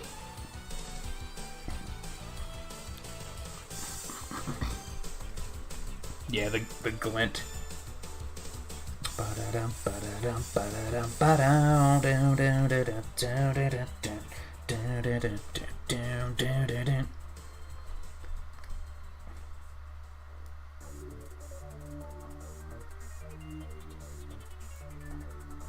Okay, we're good.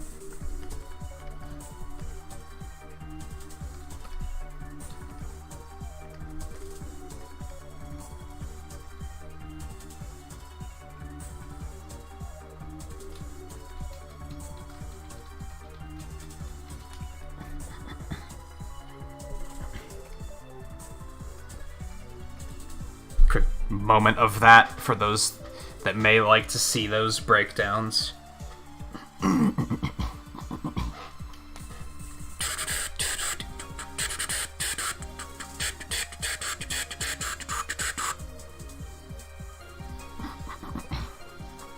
Wow, that took longer to finish than I thought it was going to. I'm slow lately. Like, what the fuck? I think that might be part of my concern with the GDQ montage coming up, because I was knocking out like 3 characters a day on the first one. Now granted, a lot of those characters were a lot simpler than the characters I'm doing here, so that might be part of it. There's more detail, I'm actually having to like design them myself in some cases.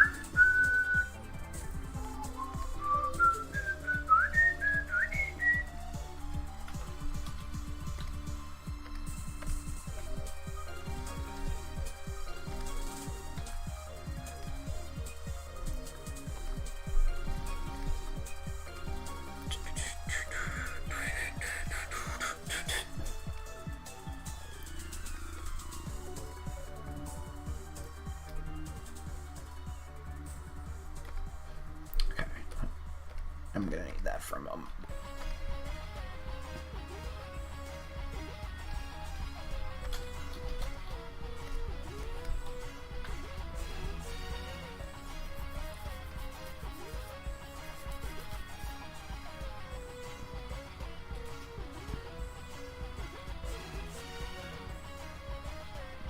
Also, Scarlet, check out the official artwork of Beartick. What are you talking about? Hey! What are you looking at? Whoops. Didn't mean to do that.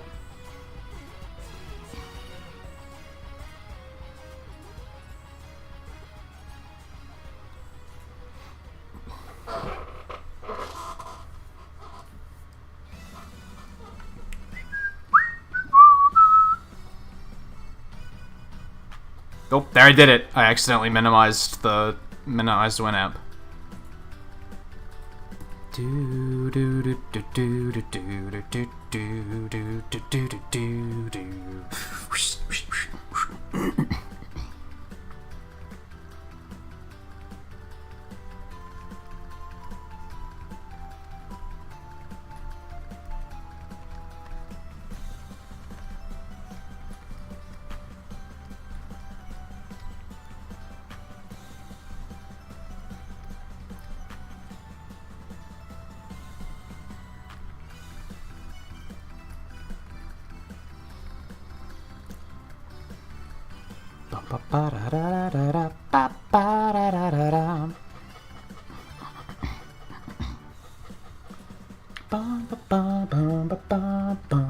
It's too big.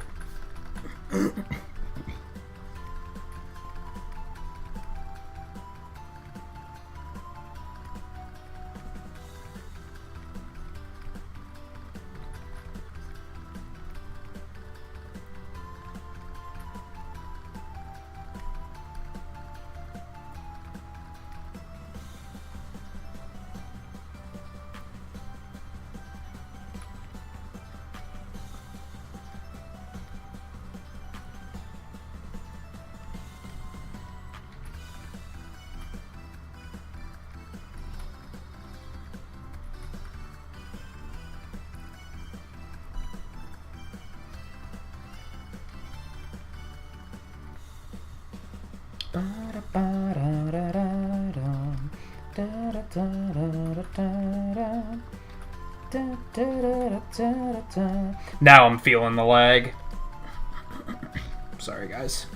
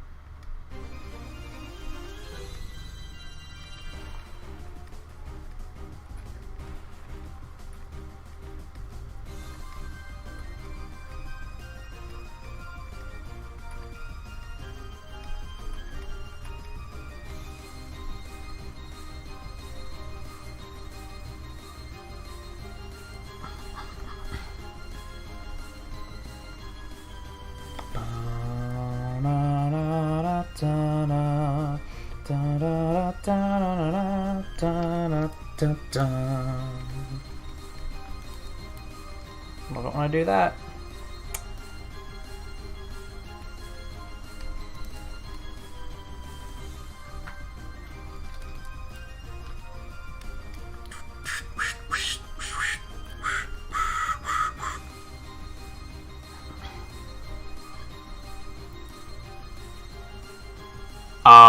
That's not the window I clicked on at all. Hello?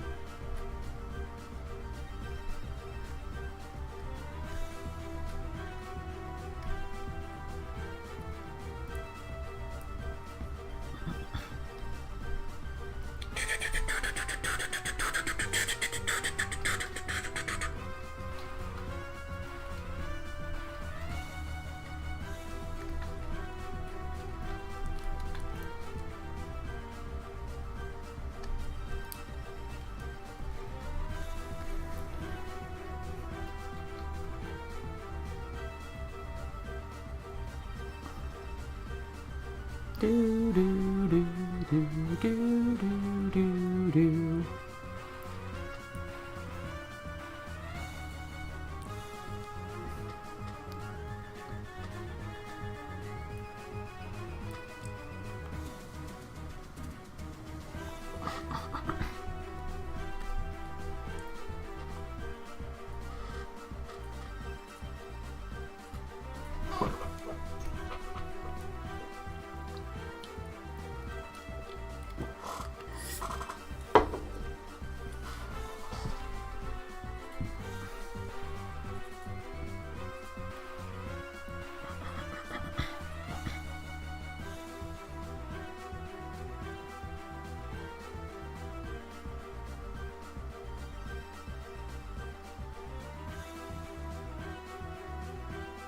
I think he should be slightly bigger.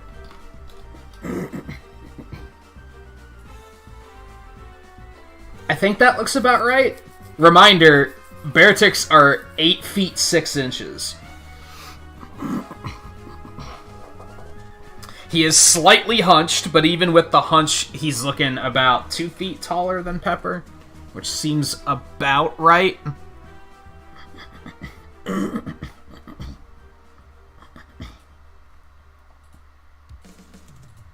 Do do do do do do do do do do do do do do do do.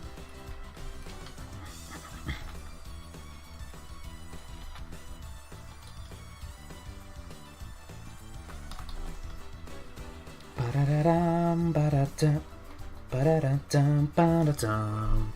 Bum ba ba ba bum ba ba ba bum. Bum ba-da-dum. Ba-da-ba-ba-ba-da-dum.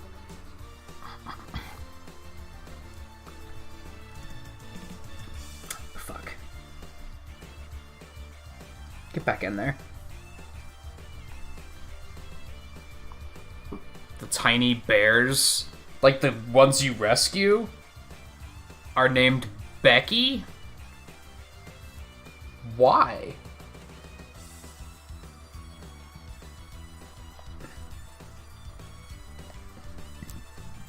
Don't they all have really weird names like that, though?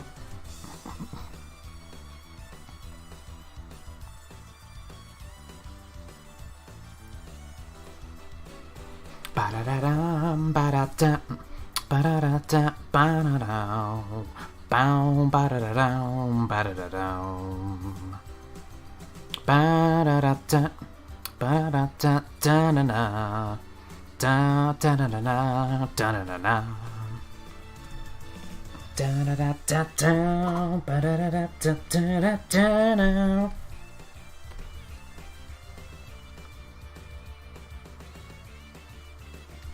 Yeah, I like it. Do it.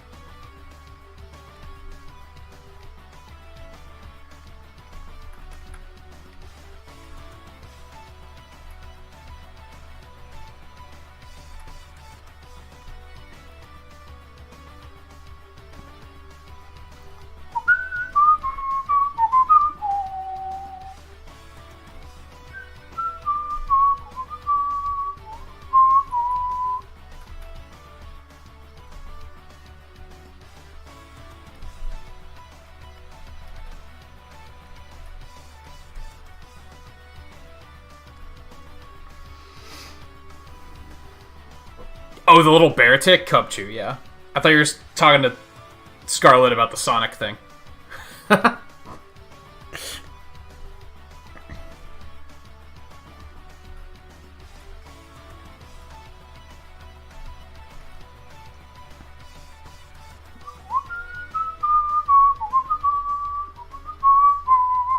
It would probably be substantially easier to include Cubchoo instead. And faster. But fuck that, is what I have to say about that.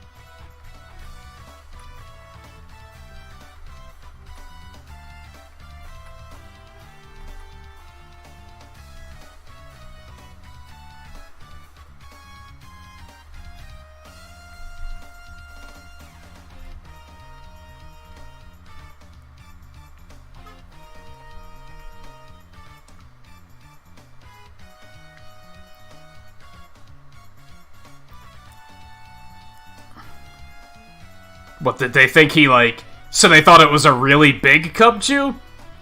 Or that getting sick caused him to devolve?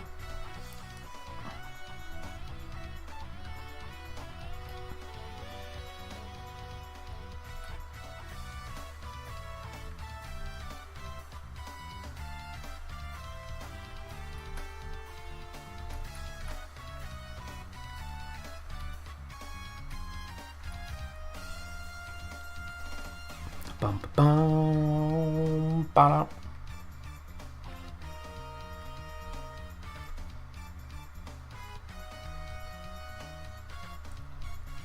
Ba ba ba ba.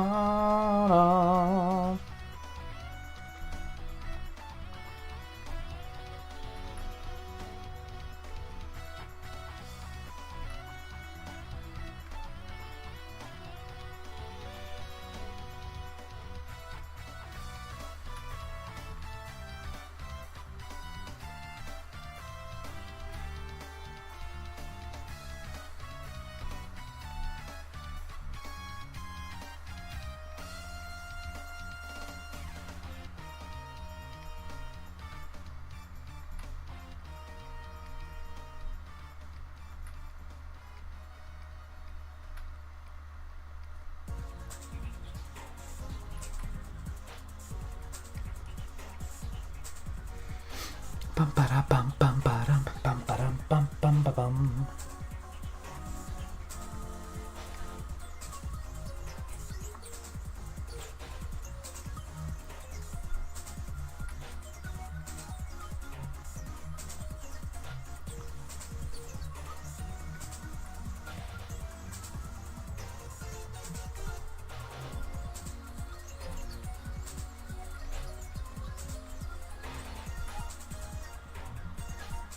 One thing I really don't love about how all Pokemon are designed...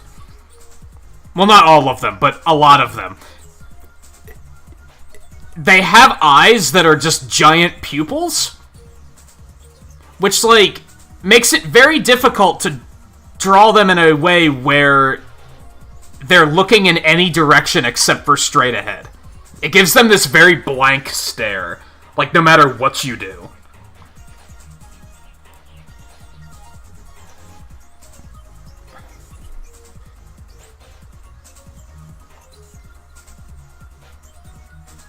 You'll notice in Detective Pikachu, they animated his eyes in a way where his pupil is enormous, but it's not the entire eye. You can still see, like, he has a very tiny white of his eye, and they probably did that because it gives him more facial range. So when he's looking to the right, you can actually tell he's looking to the right.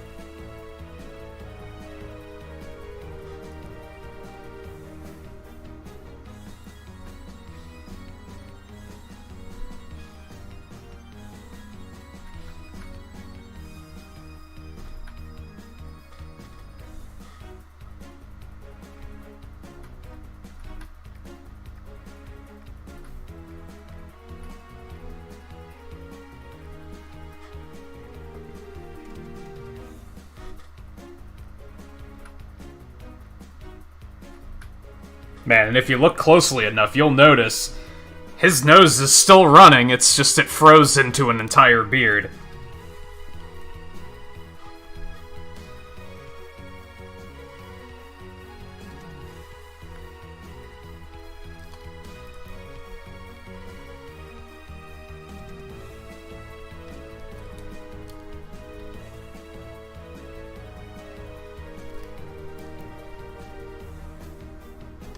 No wonder he's so mad.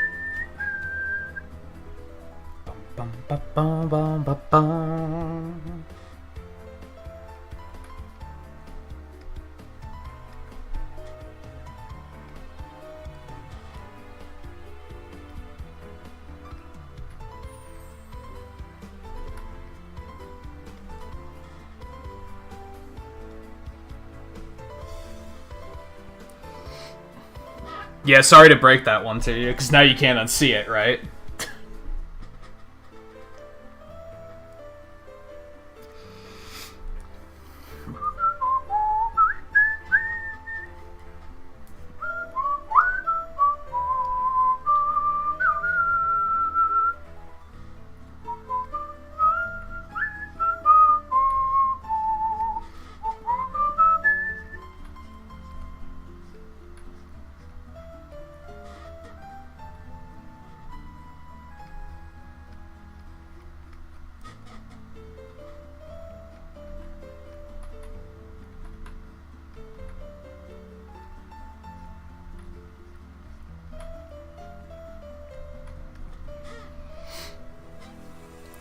Yeah, that's why, like, I'm so, like, vocally against third generation, because a lot of the stuff in third gen doesn't have an interesting concept to it. It's just, like, it's a bird, it's a dog, and it's, like, that's not fun. That's why I think Camerupt is one of the best designs in third gen, because they were like, well, what if it's a camel, and its hump is a fucking volcano? That's really fucking clever. That's really clever. Where a lot of other stuff in third gen is not clever at all.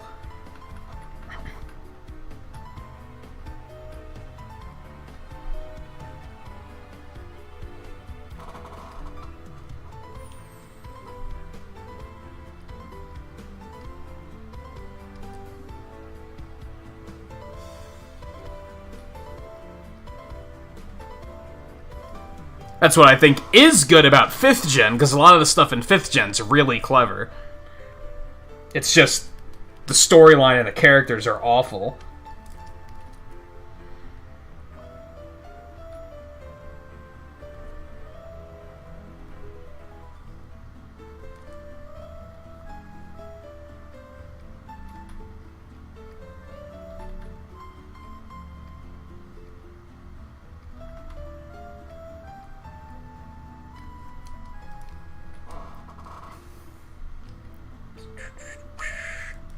But then they have shit like a fire-type anteater that eats steel-type ants. Like, that's really fucking smart.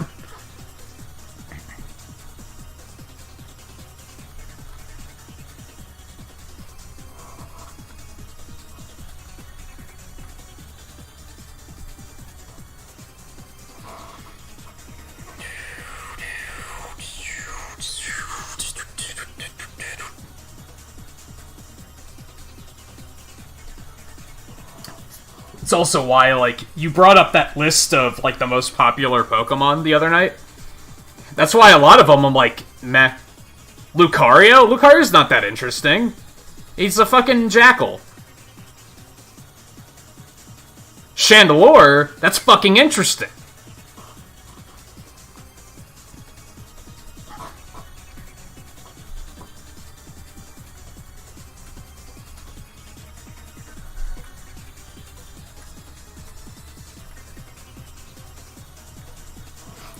Zoroark? He's a fucking edgy, dark-type Lucario. Like, there's nothing interesting there.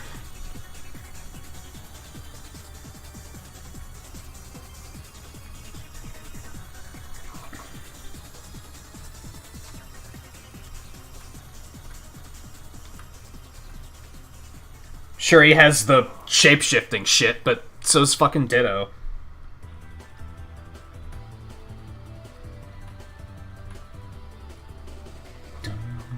Bum ba bum bum bum bum ba ba bum bum ba bum ba ba ba ba ba bum.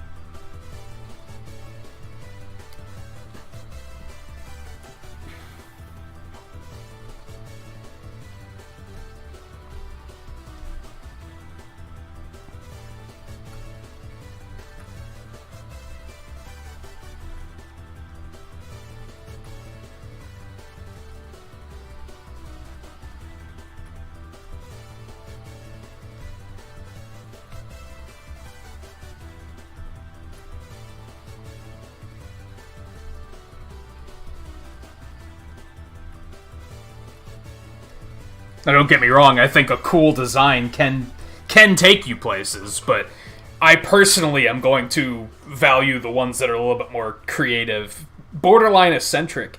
What's that one called that's the fucking, like, the haunted seaweed that's, like, gripping an anchor? It's like, what the fuck? How do you come up with this shit?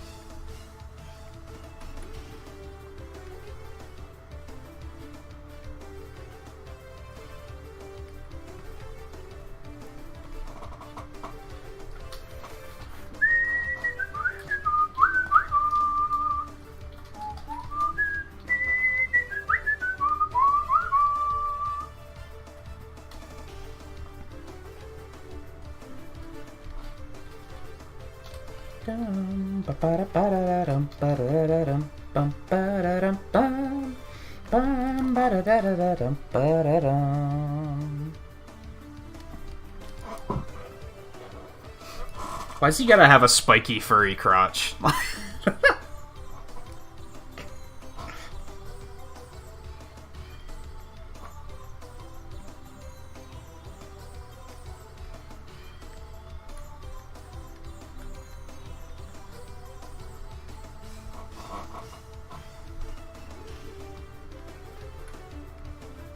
Like, why was that the natural progression?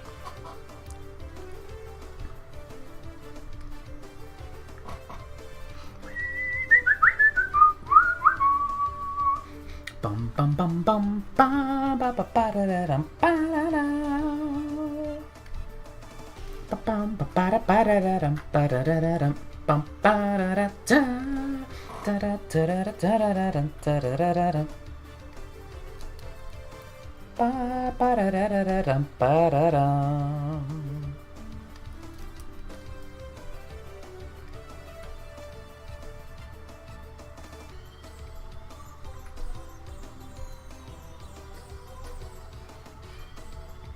It's also why I pointed out, because you said Rayquaza's on that like most popular list. He's a fucking dragon serpent, dude. Like, what else is there? Like, that's who cares? Now Dragapult, he's a fucking stealth jet dragon that shoots the baby dragon missiles at people. That's wild. That's creative.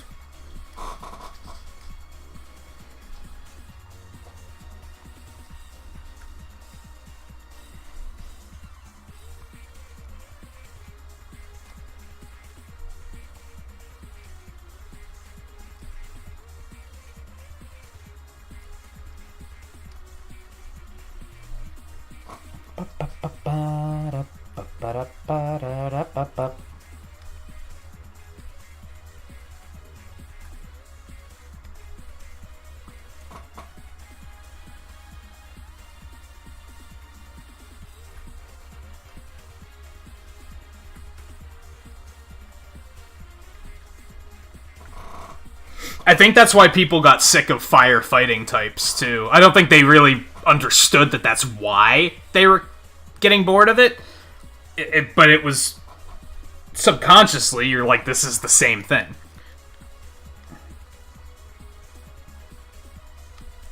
I mean, even to a point. I think they acknowledge that it's the same thing, but they're only looking at the typing.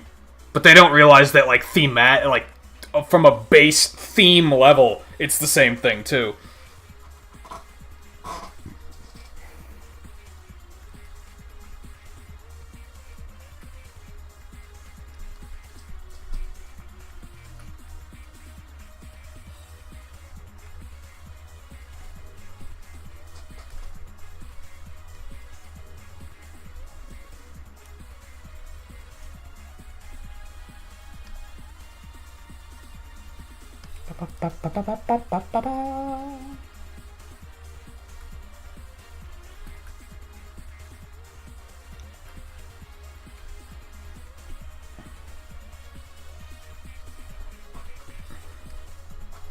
This is Gyroman's theme.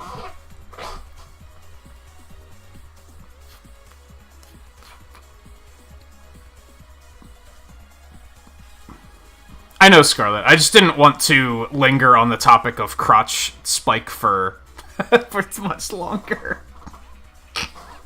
So, thank you for that.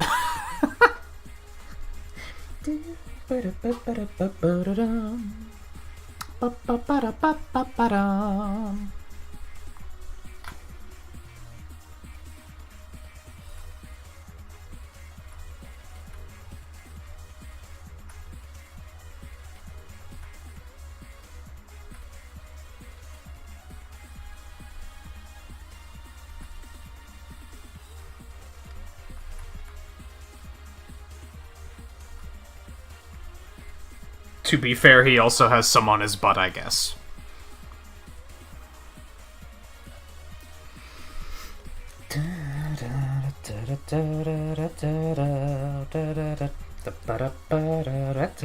Although, you know what, at this angle, I don't think you'd really see it anyway, so I think I'm gonna leave it off.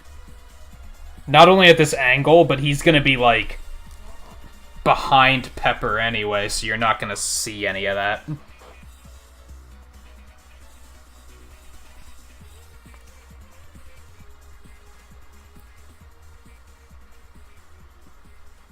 Yeah, there was only 3 of them, right?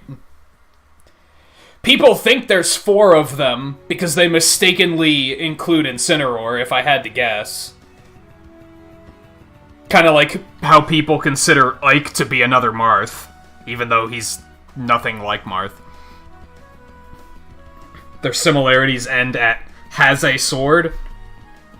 is a dude and has blue hair. You gotta have blue hair.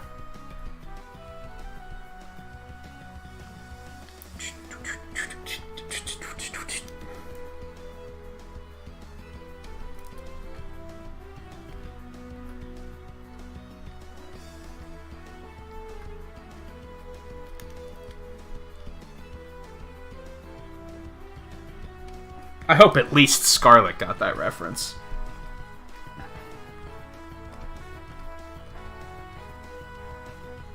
Ba-da-bum, ba-da-dum, bum, bum, ba-dum, ba-da-da-dum.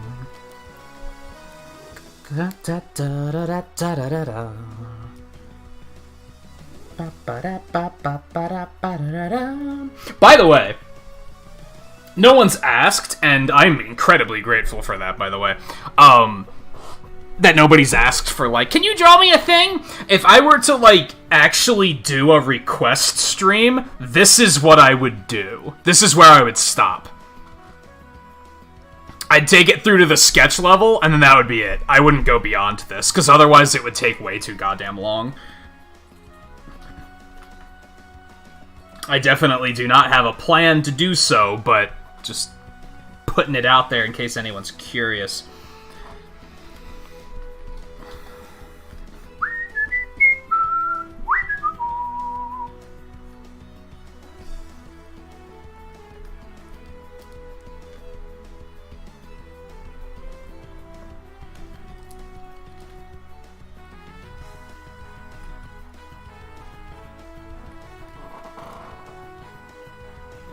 I'm actually seriously appreciative and impressed by that, because I remember trying to stream art stuff way back in the day, and that was just, people just came just to be like, will you draw me stuff?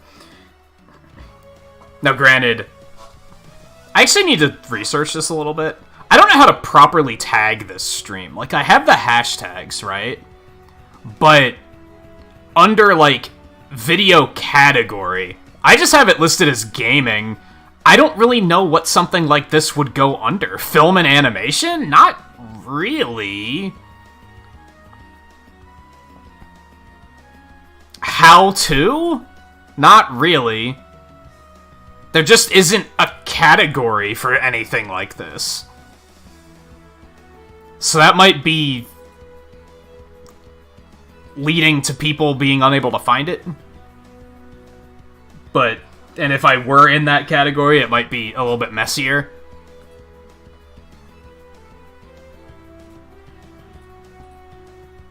If I were to do requests and then someone could pay to have it finished, I'd take that on a case-by-case basis. If I was pleased enough with the outcome, then I'd probably consider it. But if it was something where I was like, oh, I don't like this at all, that's probably not gonna happen. Yeah, animation's like film and animation is like the closest thing, but that's like a stretch.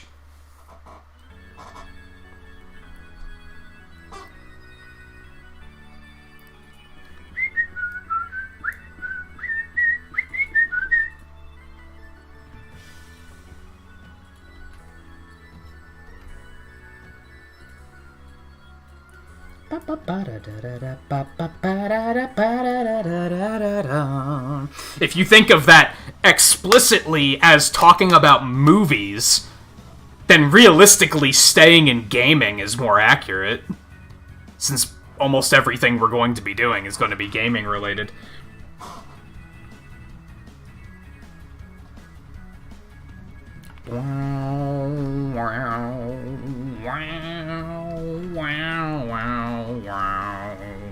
Just a little, couple little proportion things here and there that are bugging me.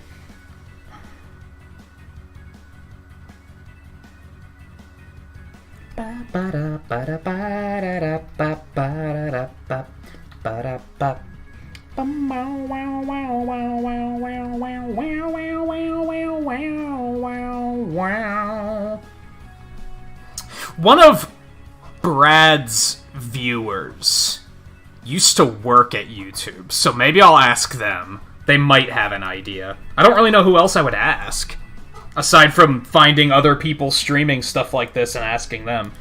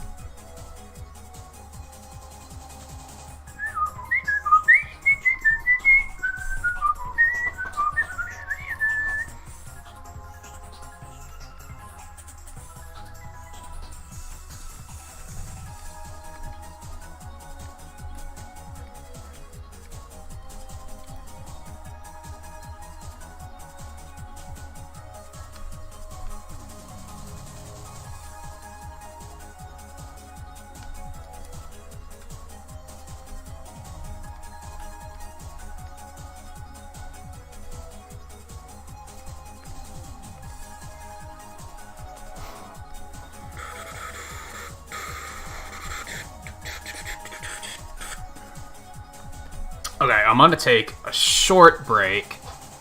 My goal is to finish this one tonight, too. We're probably gonna have to go a little overtime to do that, but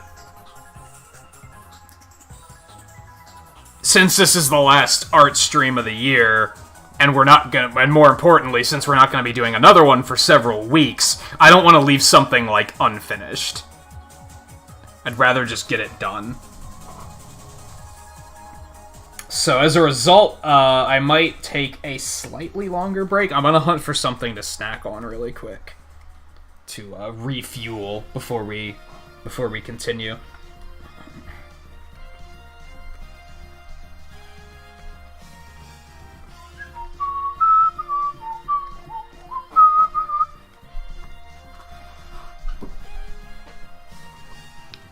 Sure, I'll be back in just a couple minutes. Stay tuned. Like I said, my goal is to finish this, so we're probably gonna go for another hour-ish? Maybe a little bit more than that? Maybe an hour and a half?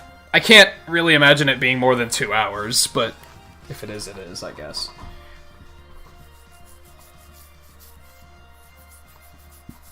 So yeah, I'll be back in a couple minutes. Stay tuned.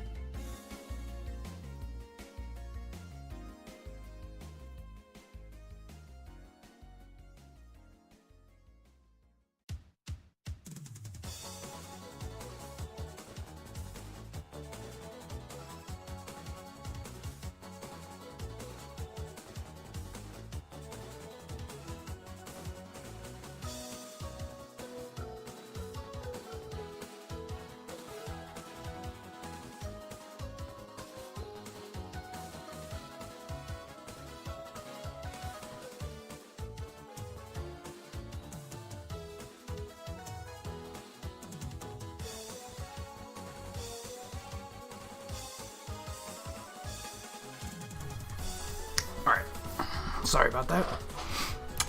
Pork fried rice calls, and I answer.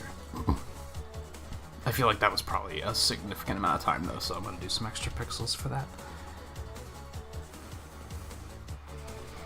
Yeah, it was like 10 minutes. I've not played Parappa the Rappa. I'm under the impression it is quite the experience, though.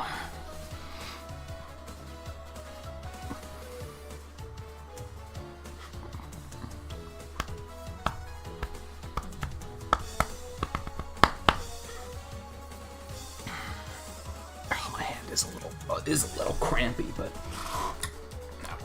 we're fucking doing this. Ba ba ba ba da ba da. Ba ba da ba ba da ba. Ba ba da ba ba da ba da.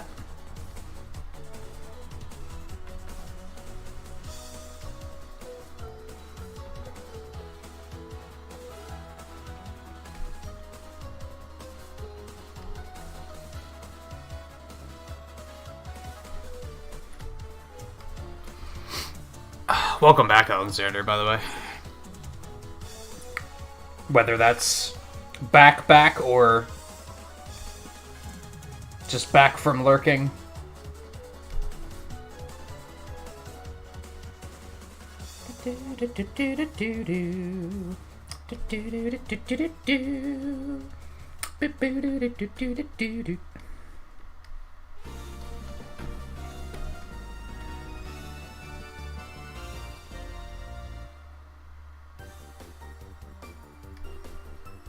Ba-da-da-ba-bum.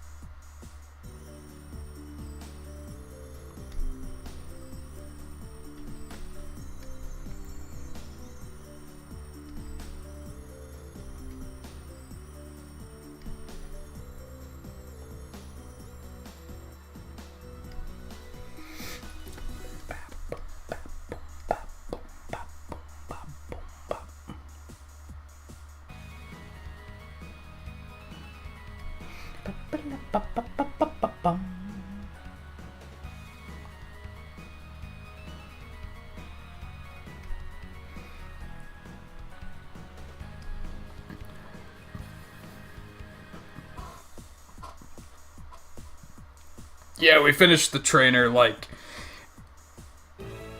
an hour ago? Ish.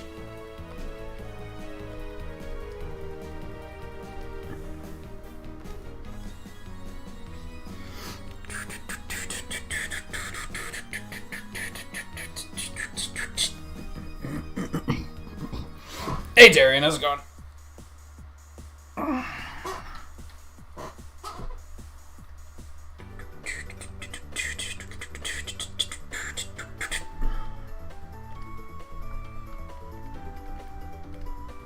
Yeah, I was mentioning before I took a break to eat, since this is not only the last art stream of the year, but we won't be doing another one for like 2 or 3 weeks. I want to finish this one too, even if we go over time. I don't want to leave it incomplete for several weeks.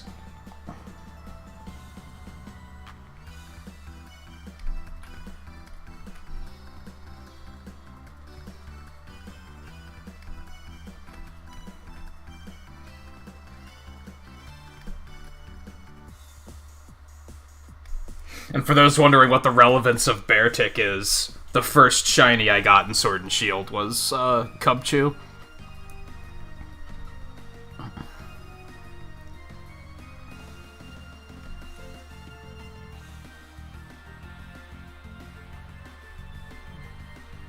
Sadly, it was not the first one I got on stream.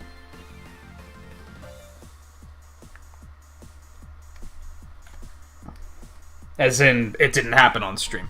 The first and only one I've gotten on stream is the second one I got in Sword and Shield, which was a Sharpedo with the worst stats imaginable.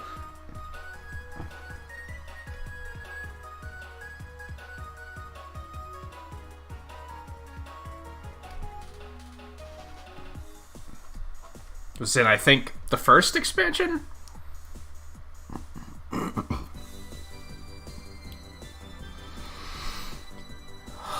You've been busy with Mega Man since you just bought a bunch of the collections since you've never played them before. Yeah, they just all went on sale for, like, a really good price.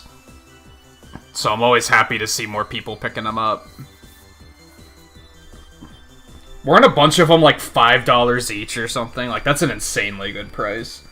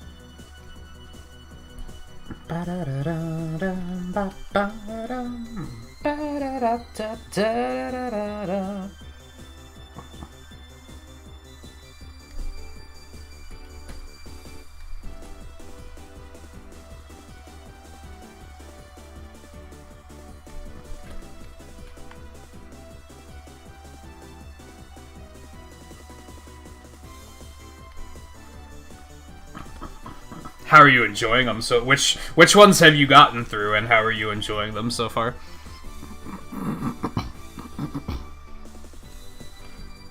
We were just talking earlier about how I'm not going to be including Dissidia in this montage, sadly. For multiple reasons.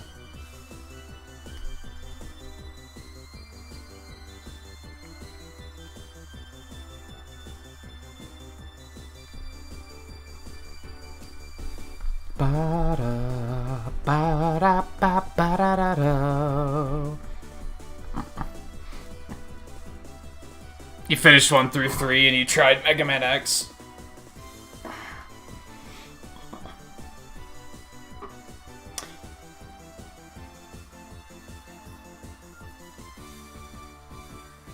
Yeah, X1 is weird to me because I used to say X1 was pretty easy, and I think it is, until you get to the fortress, and then the fortress is just complete nonsensical bullshit.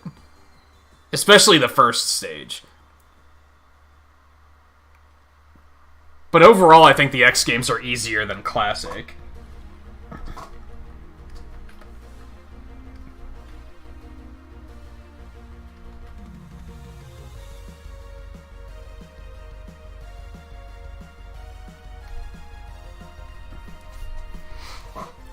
You beat him pretty quick, too, when you played him, Volpe. Didn't you? I think the only reason you didn't beat him faster is because you were, like... I think you were kind of pacing yourself.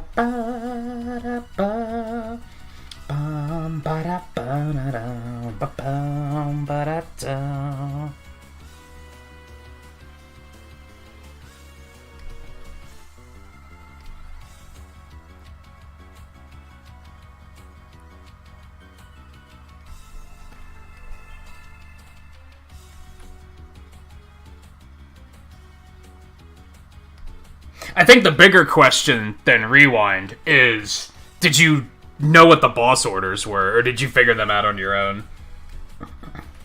Because honestly, I think most of the games, if you know what to do already, they're significantly easier.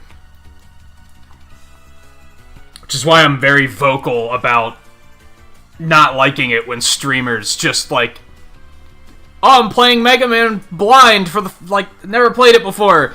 Okay, chat, which boss do I fight first? It's like, oh, okay. Like, no. That makes it so much easier.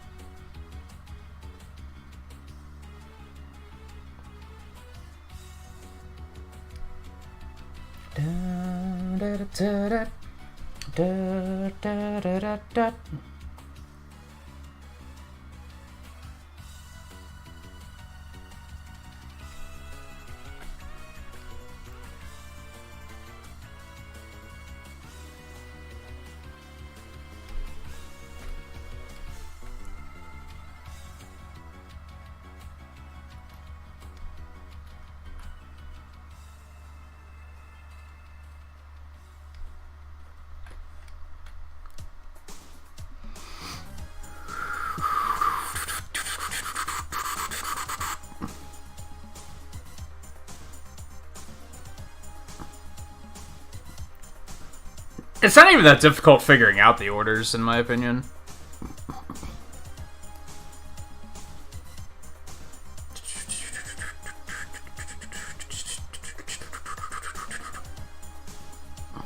As someone that did it blind for 9, 10, and 11... Now, granted, 10's weakness order is really fucking easy to figure out. But, I still beat all those games in, like, a sitting.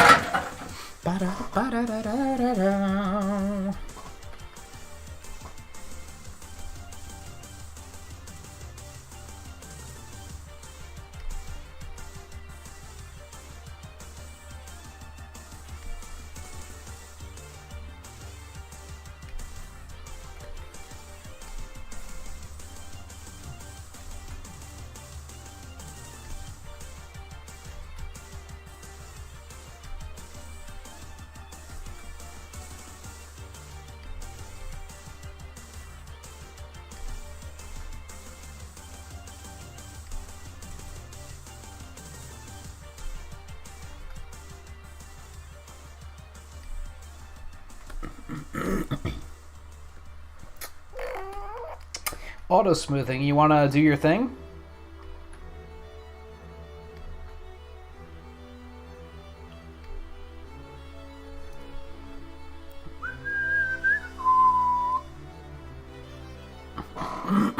Yeah, you did the Shadow Man thing to yourself.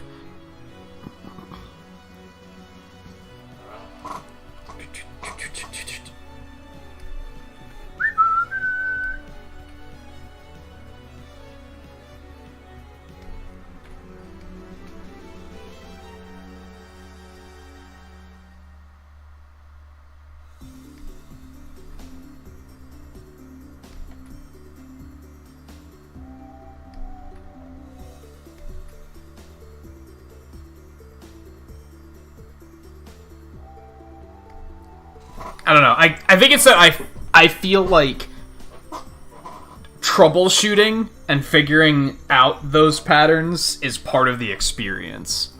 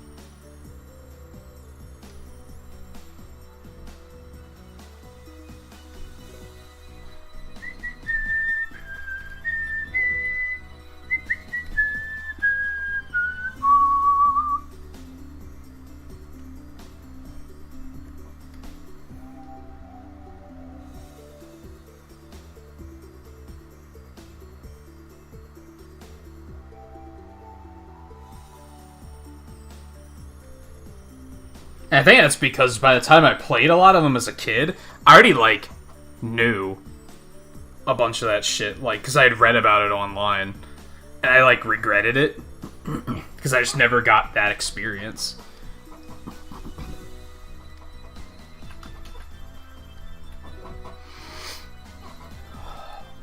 I hope hope they do release a Battle Network collection. I mean, they have their problems. They're not like the best games ever made or anything. I really like them, but they have their low points for sure.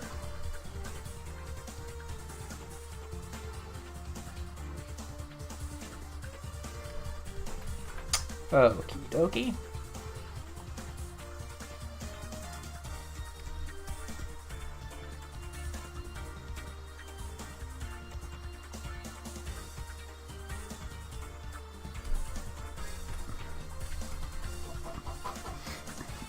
Most notably, Overworld. Navigating the Overworld in the earlier games especially is, like, borderline impossible. Because everything looks the same. It's, like, it's kind of dumb. I hope if they release a collection, they have mini-maps. Because that's an improvement that would... That's a quality of life improvement that would be very important. I think.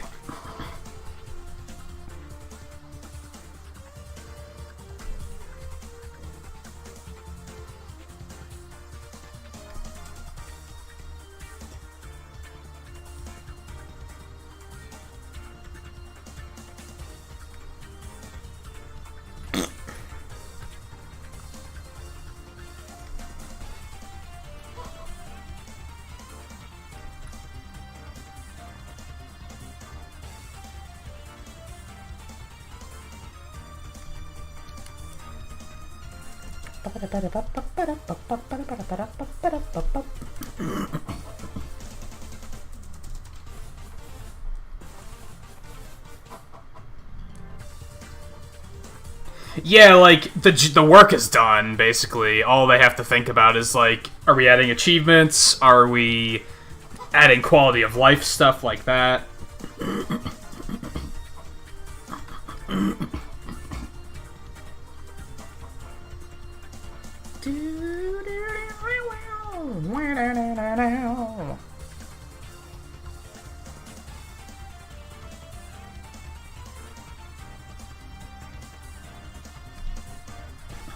So I wouldn't even say probability is a part of it. I'd say it's just a matter of when they do it, really.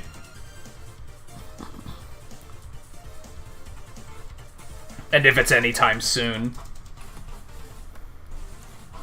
It is the 20th anniversary in 2021, so it seems like the right time to do it. But I also feel like they would have announced it already, if that was their plan.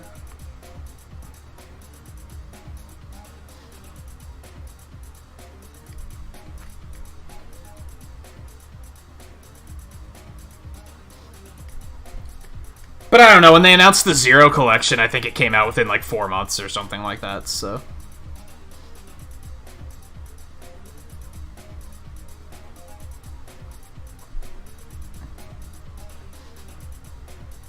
Yeah, see, that's the thing, like, I think looking up the boss order is the equivalent of playing Mario 1 and looking up where all the warp zones are. Like, why?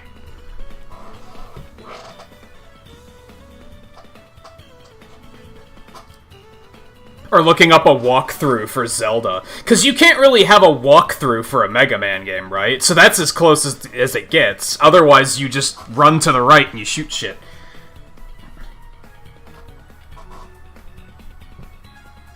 And that's the appeal of the game, is that they're not linear. That's why the games became popular, is because you didn't have to do them in a linear fashion. So looking up the boss order is like, I just want it to be like every other side-scroller at the time. It kind of undermines the like what made it special.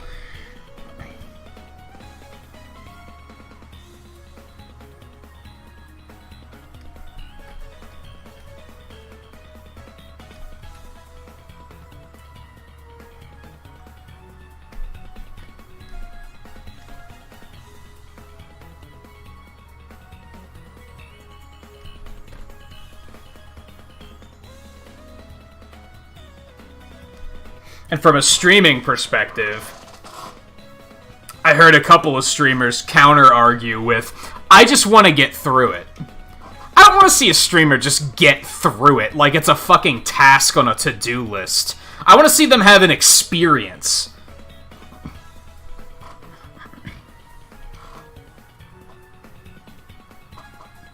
Oh, even as someone who's played the game dozens of times, there are bosses that suck if you don't have the weakness. That's the point. That's the point. It'd be like learning speedrun tech before you play Zelda 1. And you already know how to clip through walls and shit. Like, it's trivializing it. It's not necessarily that it's making it easier, it's that it's trivializing it.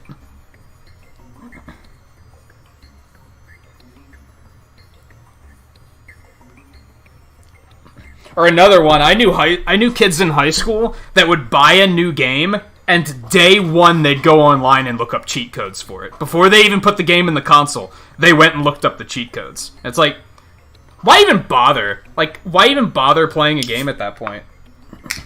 Why even bother going to see Avengers Endgame? Why don't you just Google what the ending is? Like, what's the point?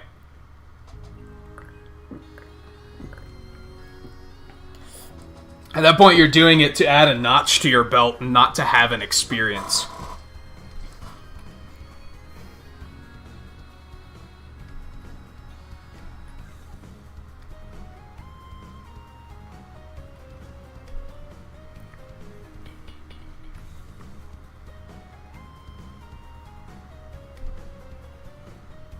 Or hell, playing a Final Fantasy game and looking up how to beat all the bosses. Like, what all the strategies are. It's like, why? Isn't that the fun of gaming? It's a constant gauntlet of problem solving.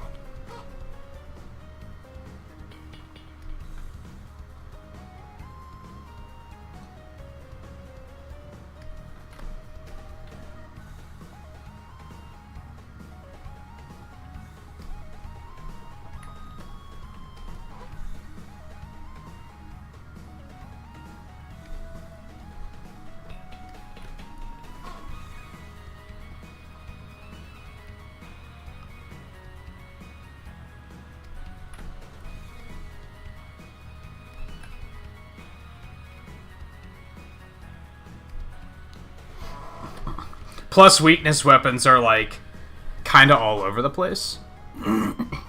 Like, in some of the games, the weakness weapons don't do shit. In some of the games, the weakness weapons literally cancel out their entire pattern. Like in Mega Man 7, if you know the weakness weapons already, most of the bosses will literally just stand there and let you kill them. That's how trivial the weakness weapons make it.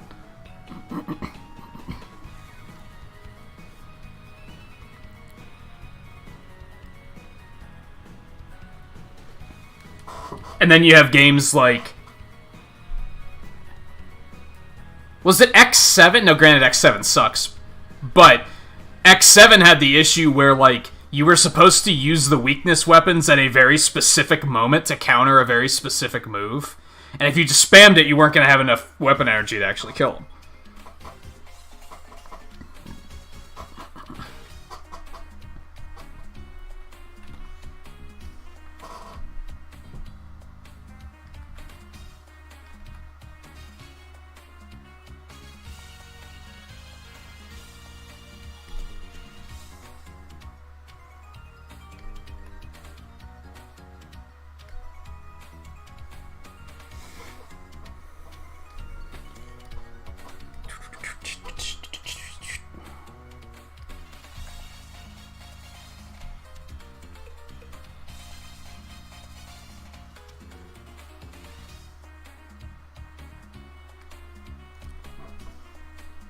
That's why I think even gameplay spoilers are a thing. I think even watching somebody play a game, even if it's a storyless game, you can still have it spoiled for you in that regard. Which a lot of people will disagree with, but...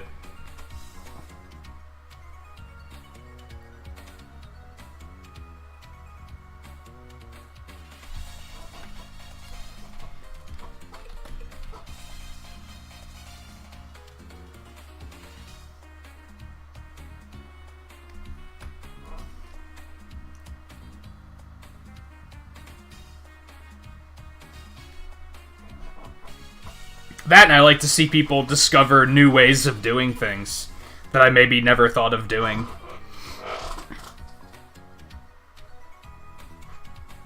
Otherwise, everyone you ever watch play Mega Man 2 ever is going to beat Metal Man first and then just spam the shit out of Metal Blades, which is what happens anyway, but I want to see someone do something bonkers like try to take Heat Man with no weapons.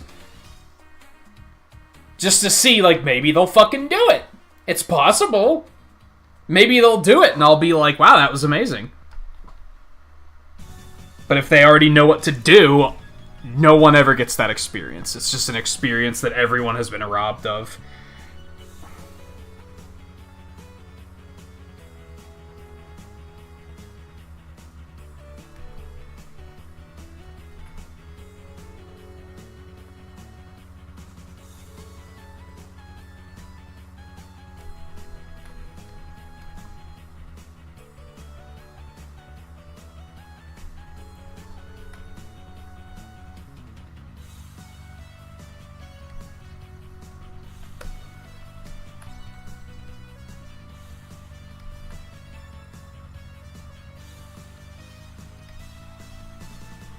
Something I liked about the Mega Man 2 randomizer, too, is it made me do weird shit like that I've never had to do before.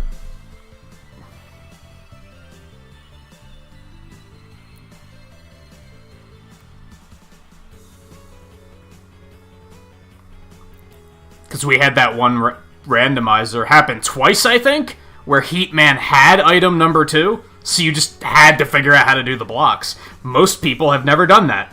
Because they just look it up and they're like, oh, beat Airman before you beat Heat Man. And then it's trivial.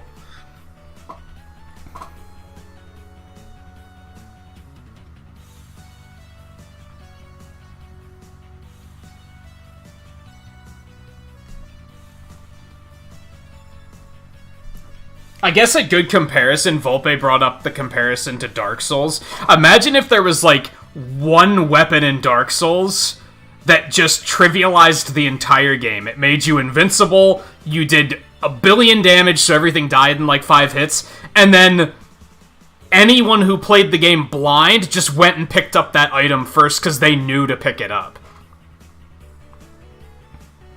What's the point after that?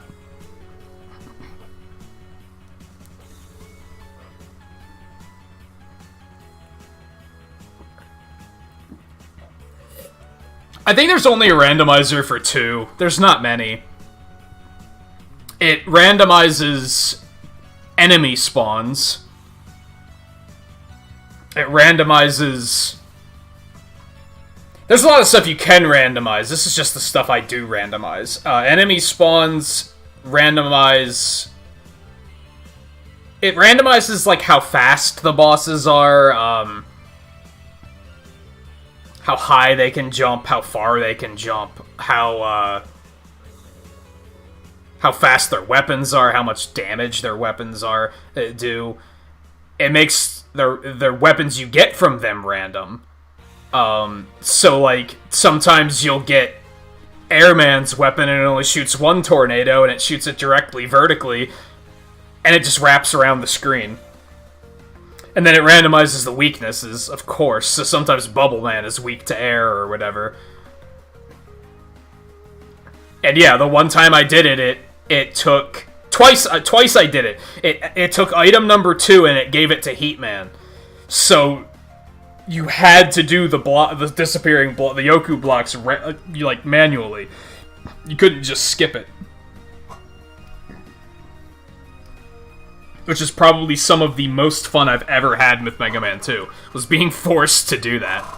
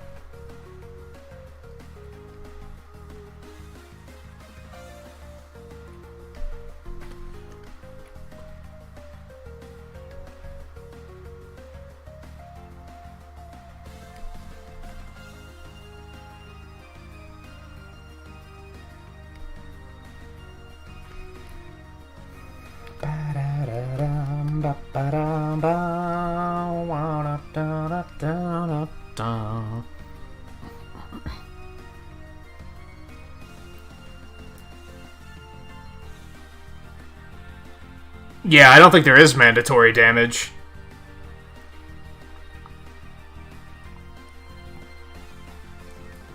I don't think that's a thing. Not in the early classic games that were well designed. Maybe some of the later X games had bullshit like that, because like X 6 through 8 are kind of a crapshoot.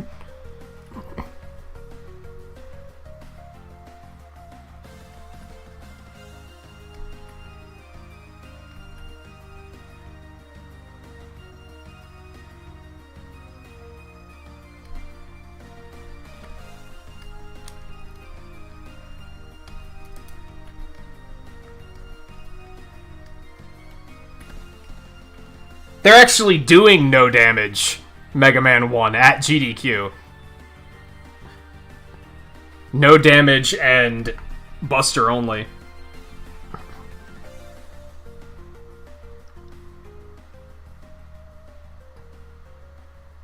Yeah, there's no such thing as required damage. Not that I can think of off the top of my head.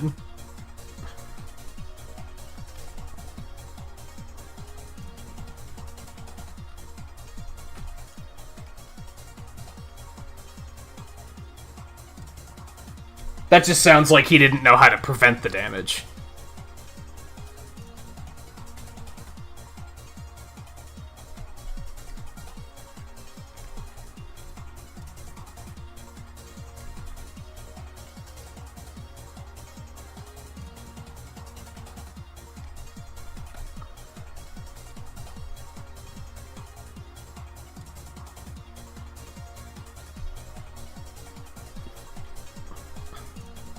Like, I guess Toadman's Rain Flush is unavoidable, but you can stop him from doing it.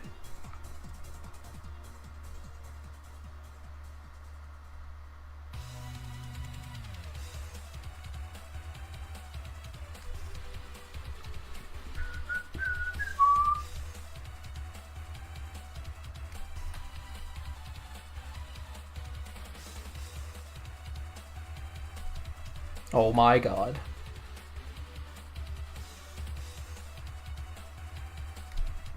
Also, needless to say, if you've watched enough people play the games that you just remember what the weakness is, can't really hold that against anybody, because that's not really avoidable. The games have been out for 30 years.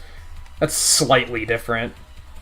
If Volpe was playing it and he's like, well, I've watched Nin and Twain play this game 50 times, I remember that such and such a boss is weak to this. Like, can't really hold that against him.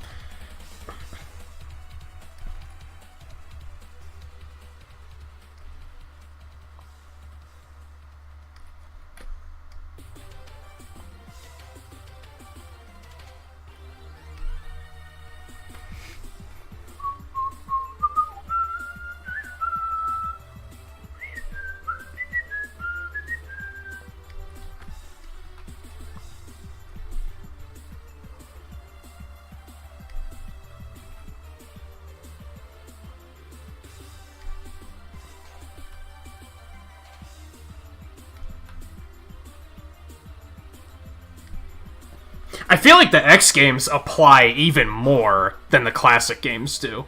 Because if you already know where the armor upgrades in the X games are, those make the games significantly easier.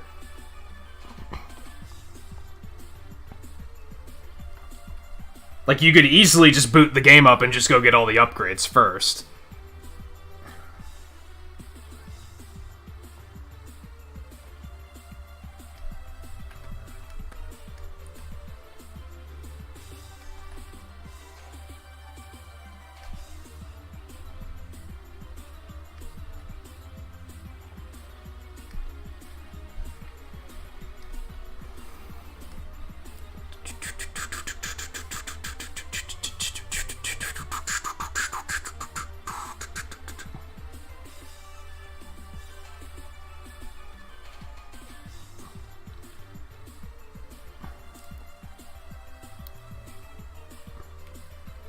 Is that why you wouldn't back down on the Final Fantasy VII thing, Volpe?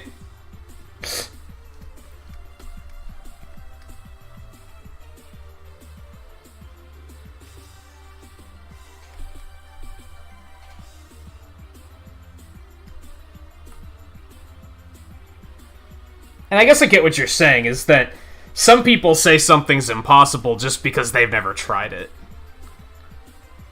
Or they did try it and they got their ass kicked.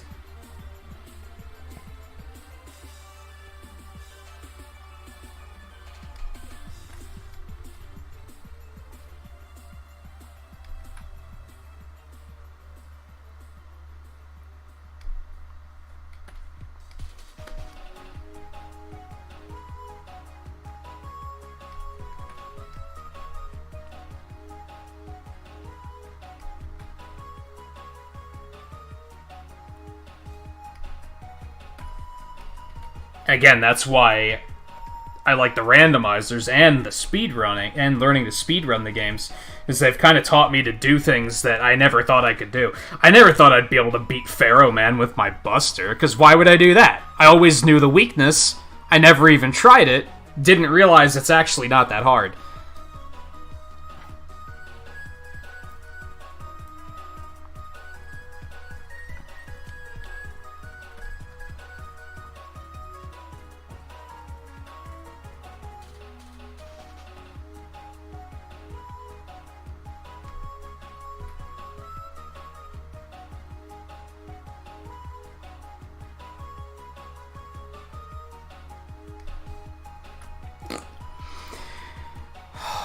I'd say Castlevania is harder based on what I know of it, because Castlevania is like all execution. Whereas I think a lot of the difficulty in Mega Man is the unknown. And if you eliminate the unknown from the equation, then there's not that much left.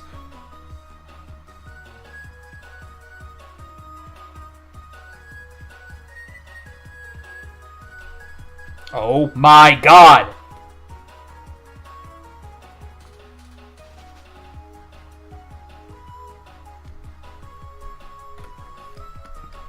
Dobby's a fucking troll.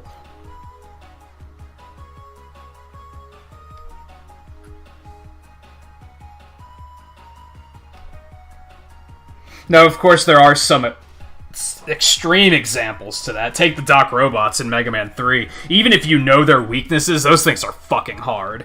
Like, those are difficult fights.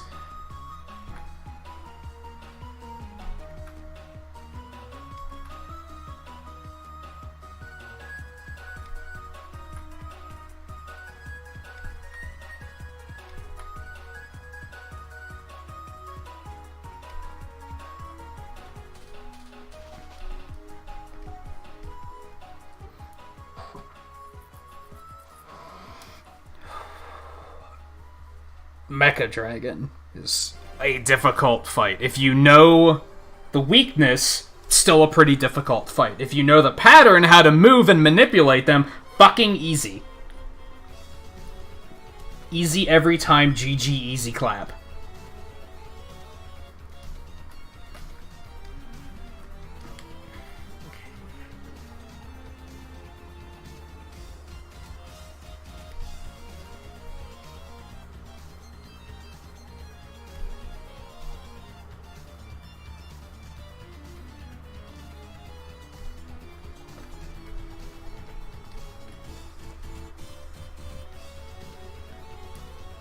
I don't know if I have... there's too many to narrow it down. And there's so many factors.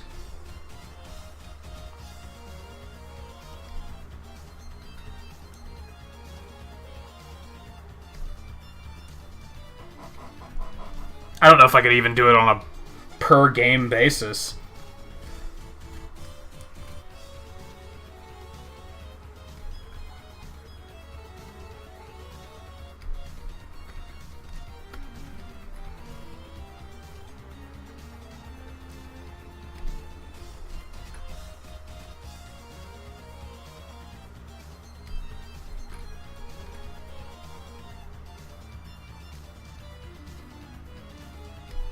Because you have to question their design, their music, their stage, the boss fight itself, their weapon.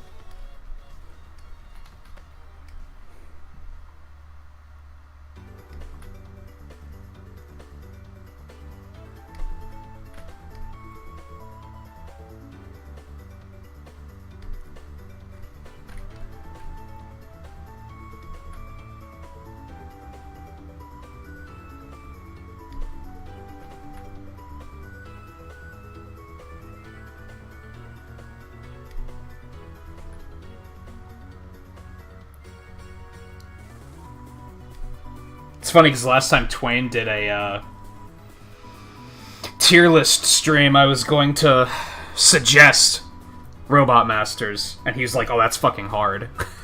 I was like, "Yeah, that's the idea."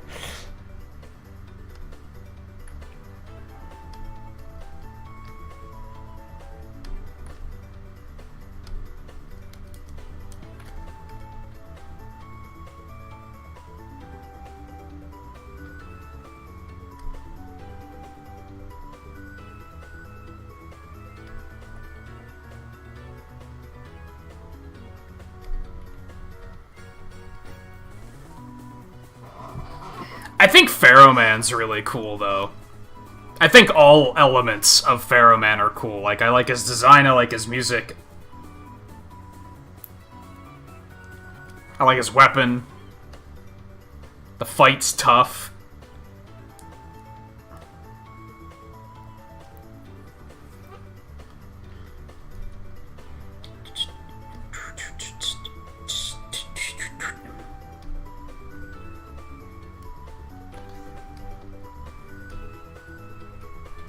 Until you get his weakness weapon, then it's totally free, so...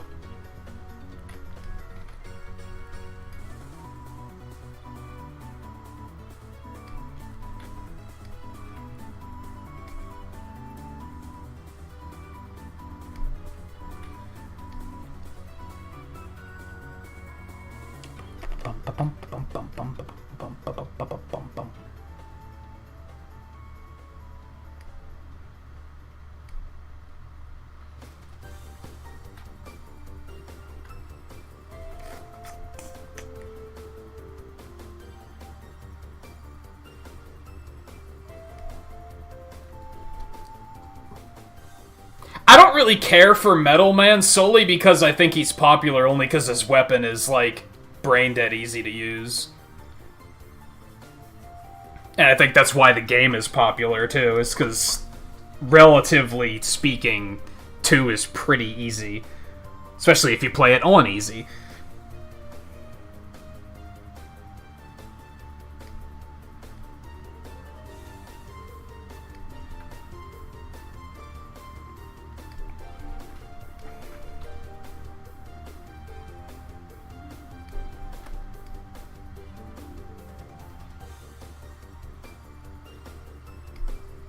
For context, 2 says it has the 2 difficulties. Difficult is the true difficulty. They added normal for the US version because they think we suck at games. And everything has had its health cut in half. Or you do double damage, whichever way you want to look at it. Which is why the Metal Blade is so fucking good. Because it just does stupid damage and just murders everything on easy.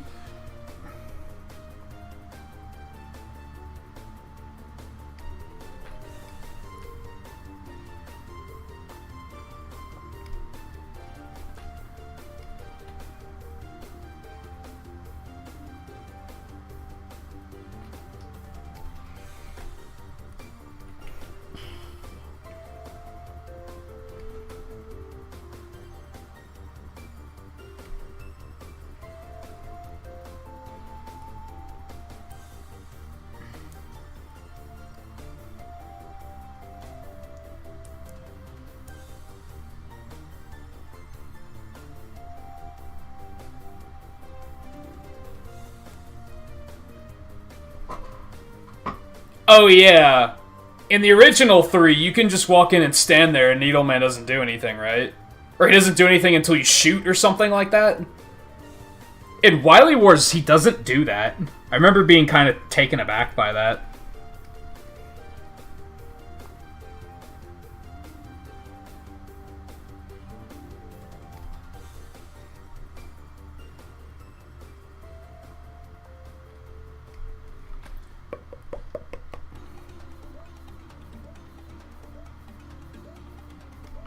Although I actually didn't know about that until I started speedrunning it.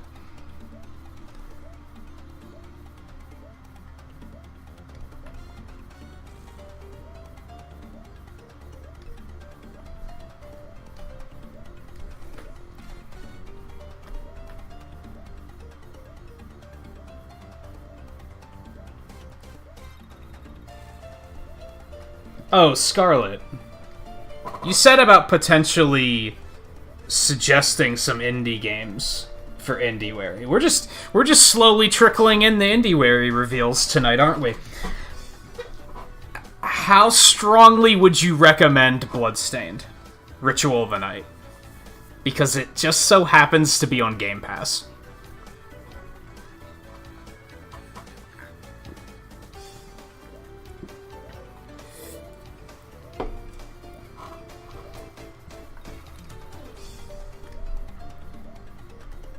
Bum ba ba ba bum ba ba bum.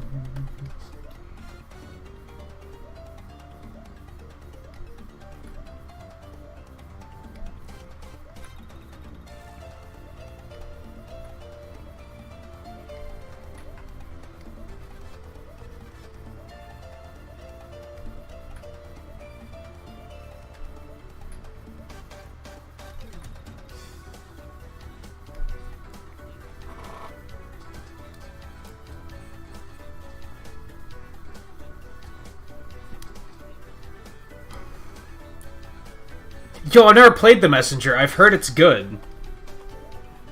I don't know anything about it. Like, nothing at all. Like, I just don't know anything about The Messenger. Would you recommend it? Hey Mike, how's it going?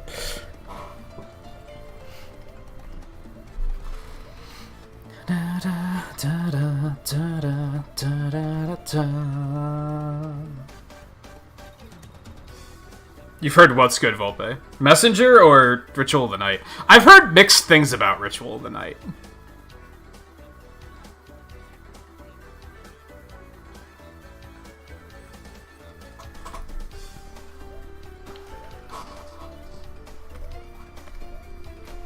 And Scarlet's like a fucking pro, so that's why I was like, Scarlet, what do you have to say here? Especially given the fact that it's seen some updates over the year, right?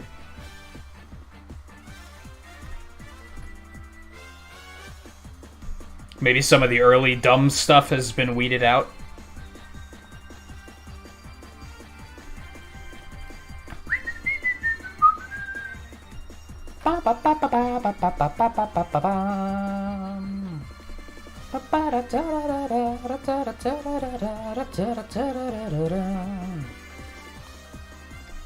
Didn't they just add a classic mode or something, too? Well, it's on Game Pass, so it'll be the PC version, which is probably the best version if I had to guess.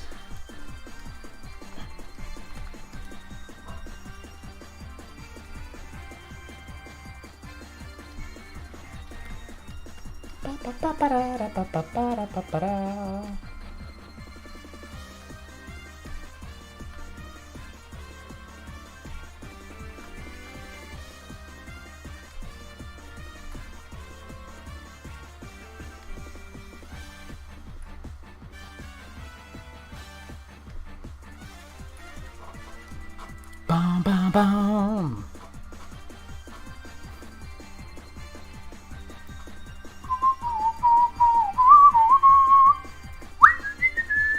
Maybe the classic mode's not out yet. I think I saw it on Go Nintendo. I don't know what makes it classic, to be fair.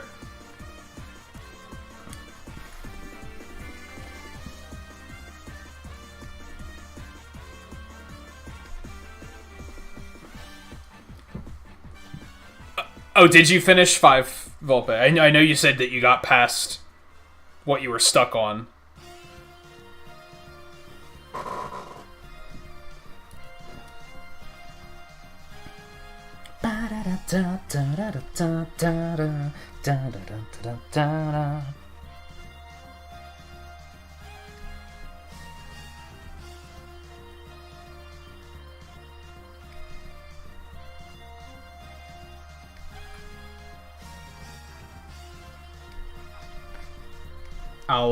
I'll continue to think about potentially doing Ritual of the Night.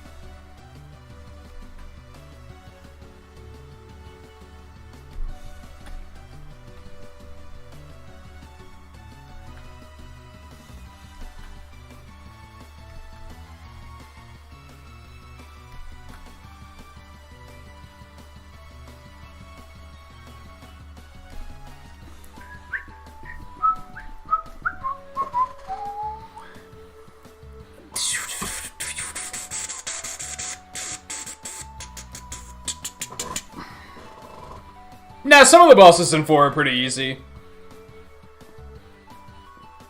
The thing is that quite a lot of them have some RNG involved, which makes them really annoying. Although, yeah, now that I'm thinking about it, I think maybe you're right. I think all of them are hard except for Toadman.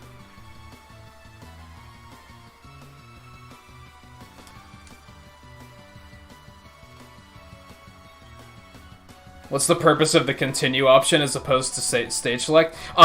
Killing my speedruns when I accidentally pick continue instead of stage select is the purpose.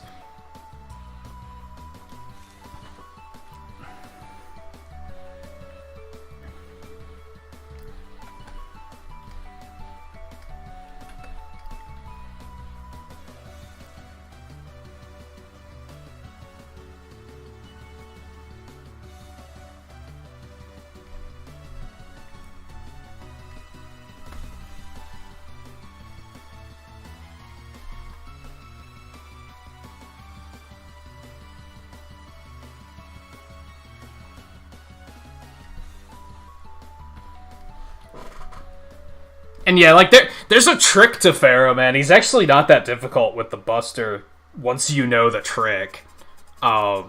He's the first boss I do in the speedrun. Mostly to get the balloon adapter as early as possible. Even though I don't use it super often. 4's pretty difficult, yeah.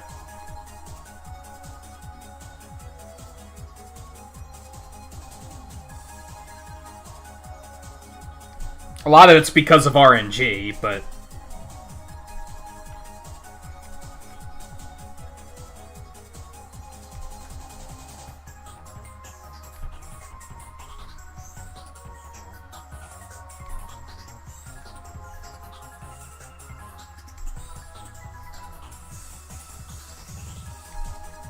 Five's harder, which is why they drown you in 1-ups. But it's mostly just the fortress that's really hard.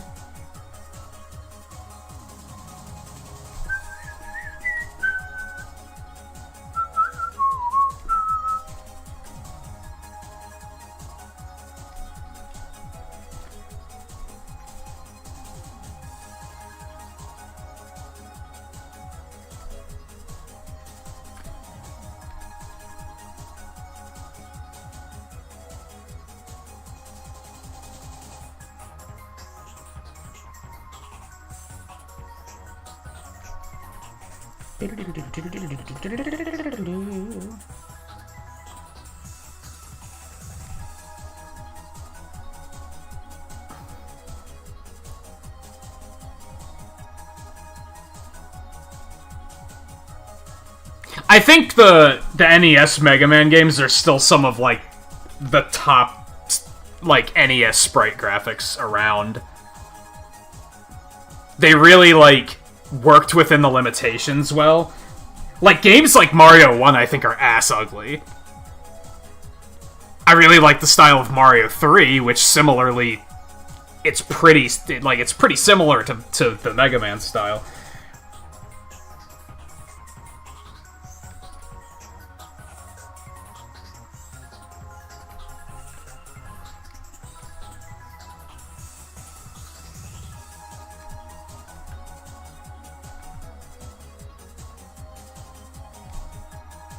But yeah, I think they've aged very well.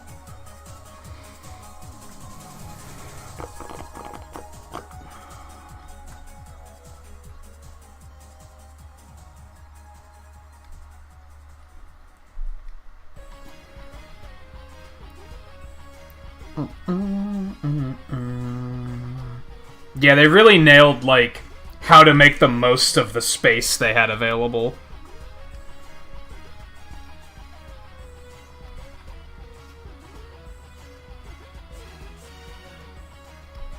And it just gets better, because then you get to, like, 4, 5, and 6, and they start applying that logic to, like, the environments. Even 3, to some extent.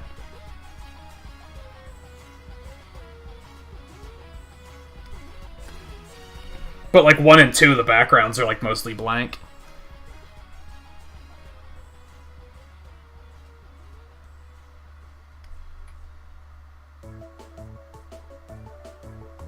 Or 1 repeating texture.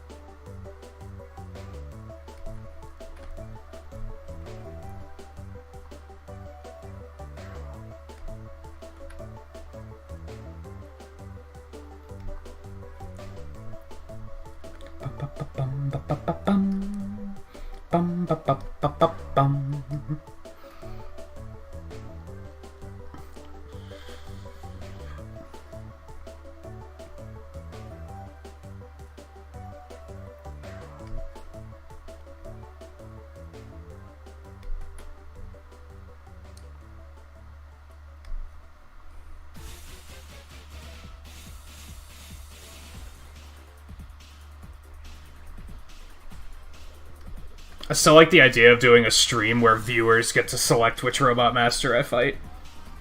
So I just gotta have to deal with whatever weapons I have available.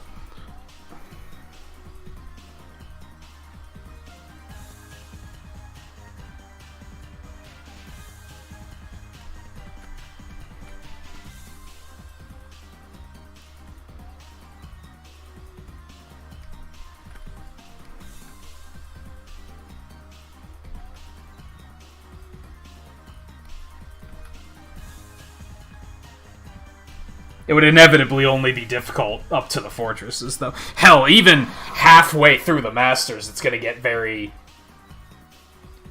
Well, now I have a pretty good coverage of weapons, and at that point, people are just gonna pick the weapon, the boss that I don't have the weapon for.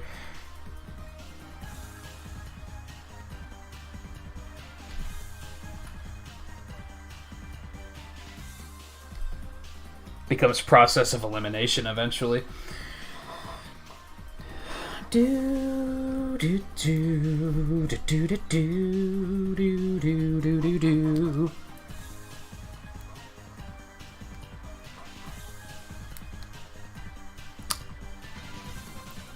Dun, dun, dun, dun, dun. Rockslide, how's it going, by the way? And Darian, thanks for becoming our newest Emerald.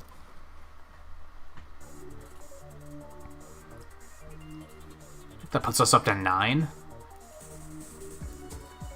I think.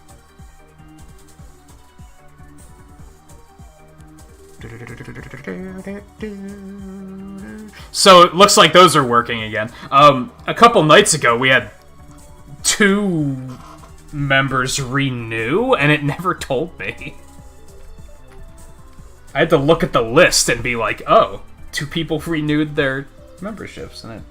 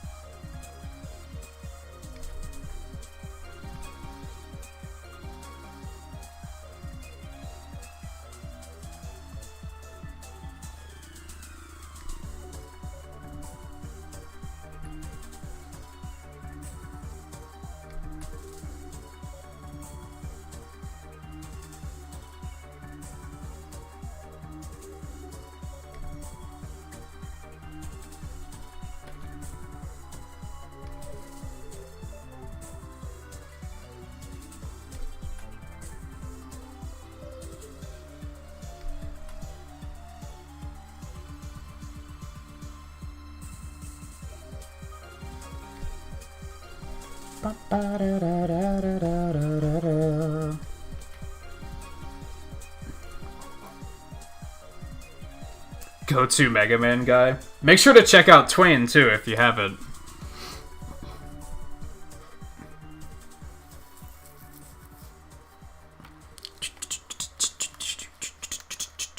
And Scarlet. Although she hasn't streamed in a while.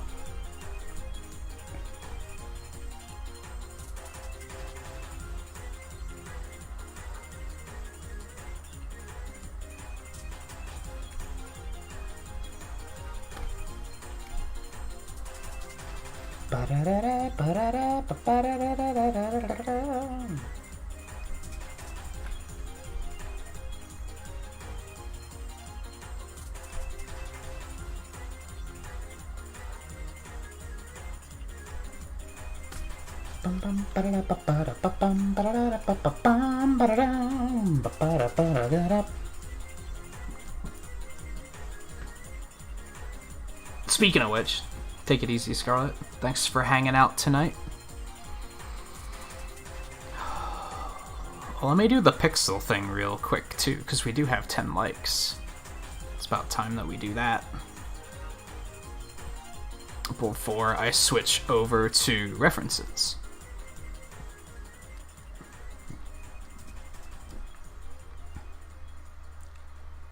I think that's everything except his eyes, right? Yes, okay.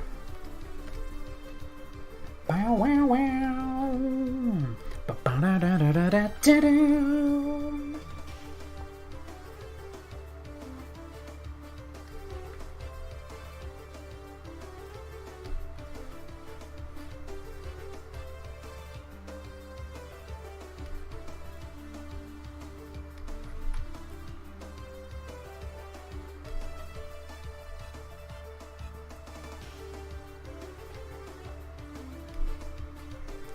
Twain's also a very large Final Fantasy fan, so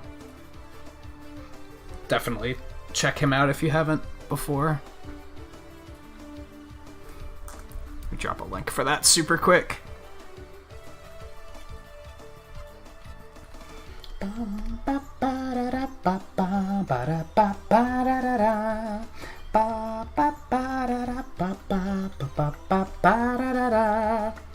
In fact, I think he's gonna be speedrunning Final Fantasy VII New Year's Eve. I think that's his plan. He mentioned doing a speedrun. I don't know what it would be other than that. So, I could be wrong, but...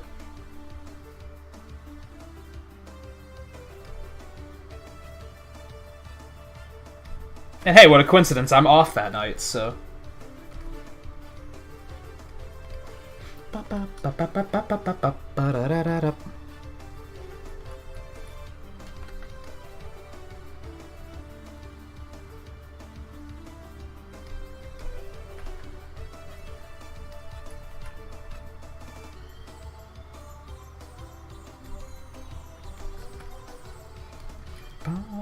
Actually, it's a coincidence.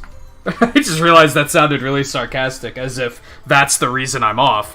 I actually didn't know he was planning on doing that when I decided to schedule off.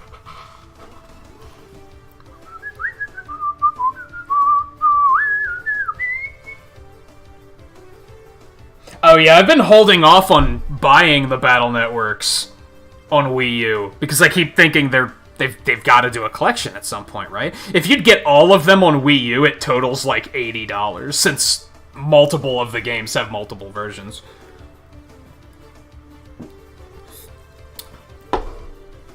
And if I'm a weeb for anything, it's Battle Network, so I'd want to have them all. Bum bum bum bum bum ba da da da da dum ba da da. Bum ba ba da da ba bum ba da ba ba da da da. Bum ba ba da da ba ba ba da ba ba da da da. Now, granted, the alternate version of 3 only adds like one extra boss or something, so it's not really worth having that one.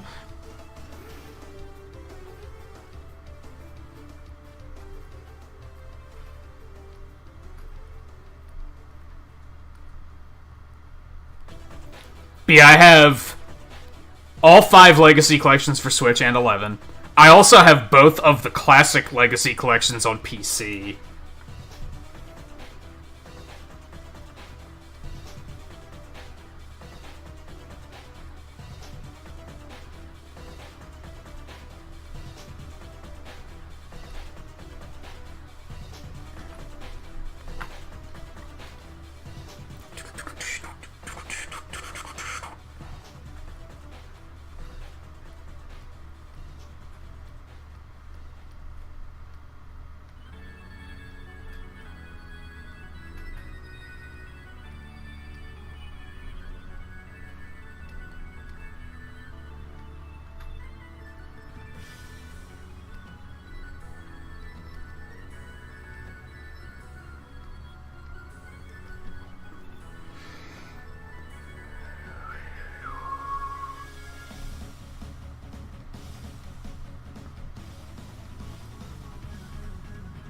Got the Anniversary Collection on GameCube, too. And the X Anniversary Collection. I forgot about that.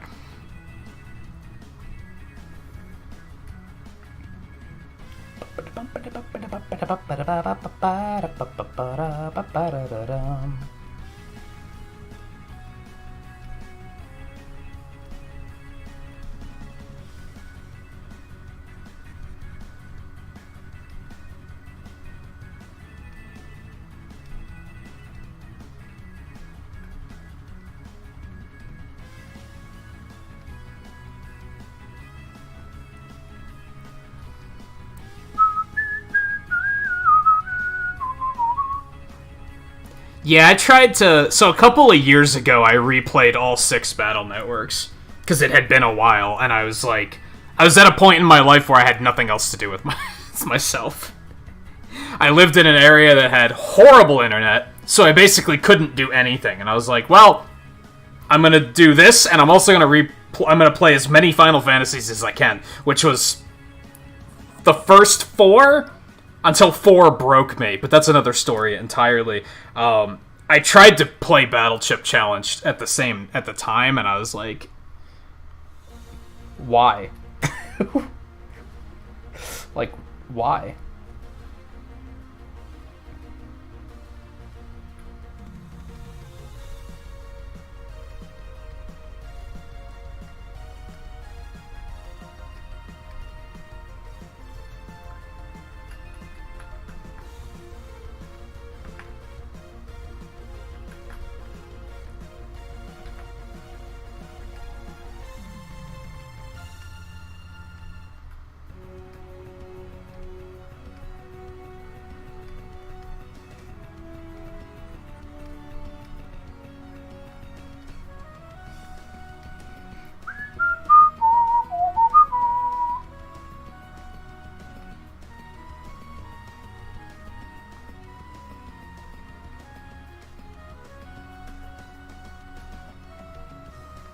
As much as I love the series, that's kind of where I drew the line. I was like, eh. I don't necessarily have to play this one.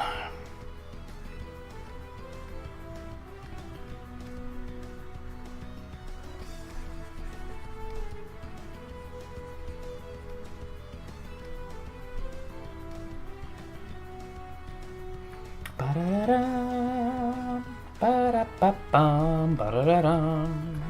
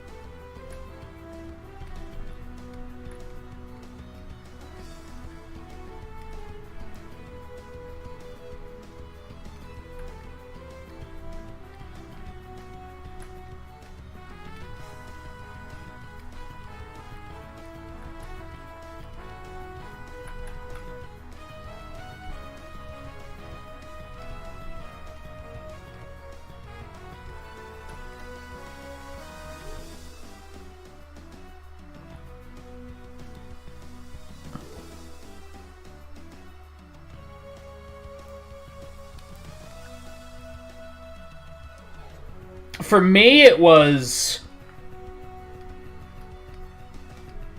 I played and beat 1, 2, and 3 when they came out. I played through 4 and looped it, because that's a game that, like, it has, like, a indefinite New Game Plus kind of thing going for it. I never played 5, because it was so poorly received that I was like, I'm just not gonna bother. And then I played 6 and, like, fell in love with the series all over again, because 6 is fantastic. And then when I tried to replay them all, I realized 4 wasn't as good as I thought it was. 5 is actually super good. And 6 is just as good as I remember it being.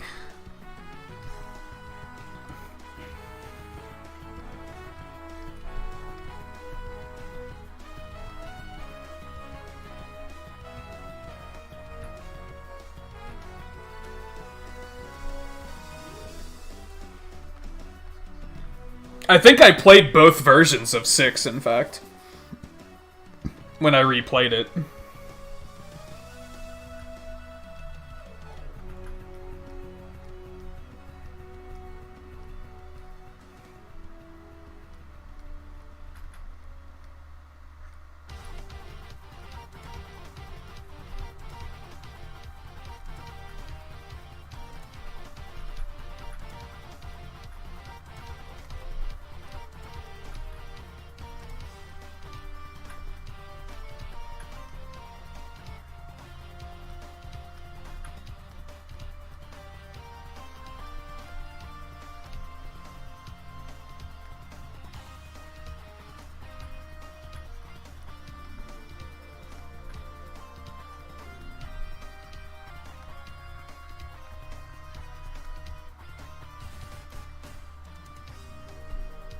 Bum ba dum ba bum.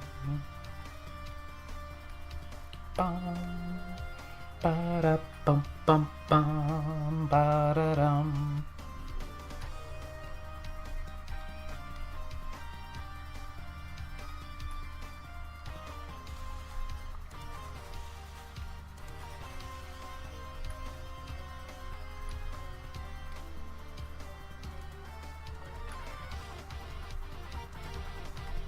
Despite that, I still want to play all of them all over again, just because, despite being such a big fan of them, I can't, like, if someone were to say, like, hey, remember this one part? I'd be like, no, probably not.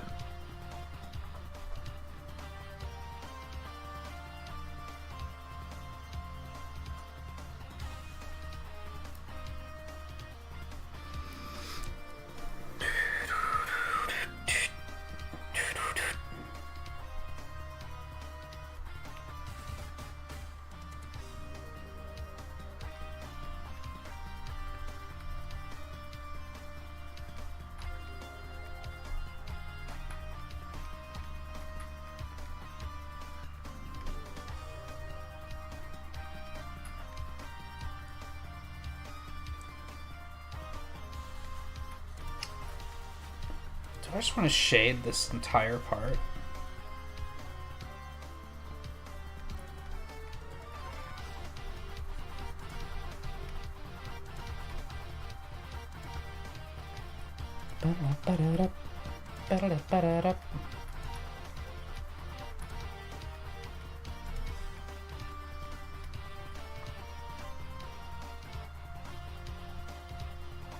Really? That's funny.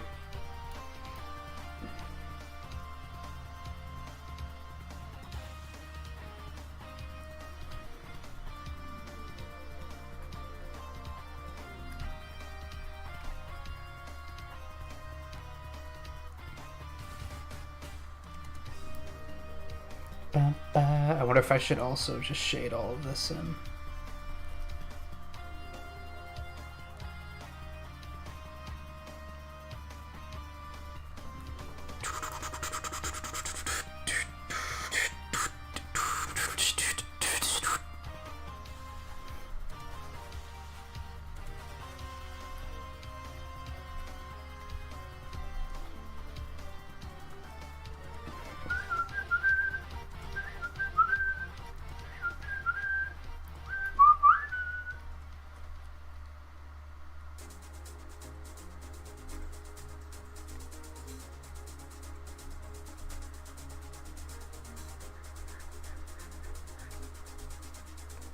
I feel more encouraged to, like, care more, too.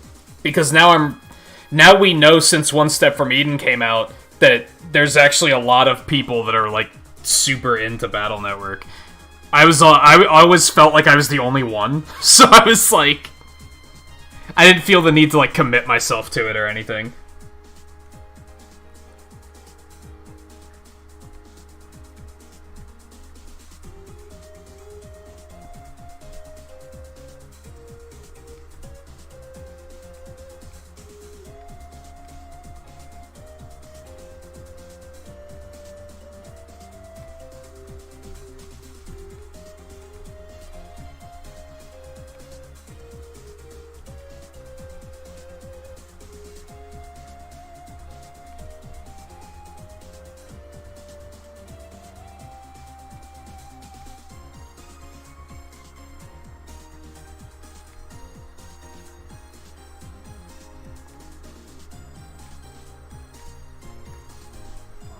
Like, even within the Mega Man community that I was only barely a part of, I felt like they typically liked Classic and X and Legends more.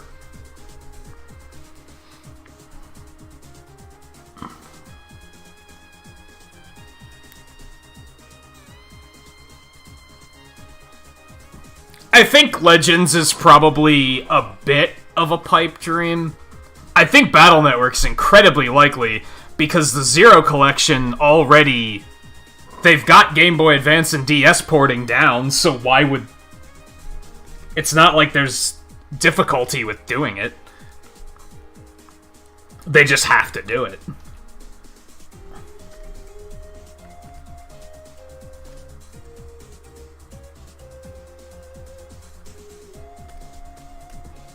Legends might be trickier, though.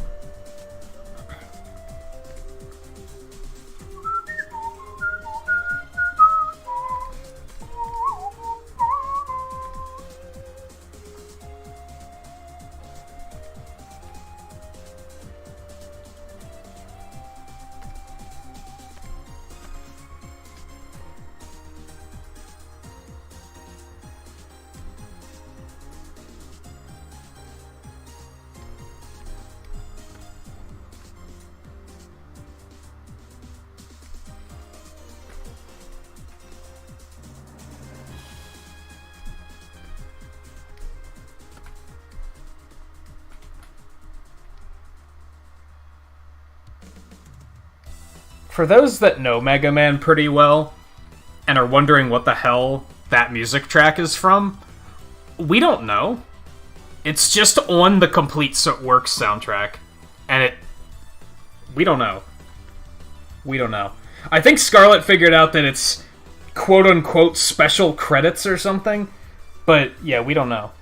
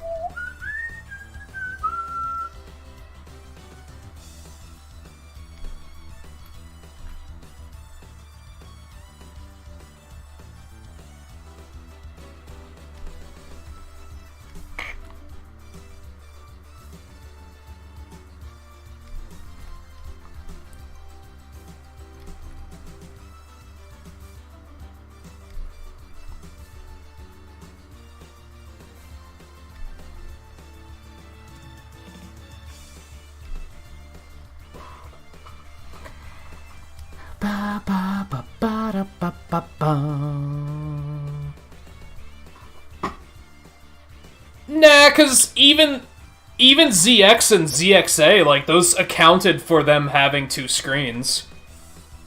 I think it would still work just fine. It might be a little clunky, but...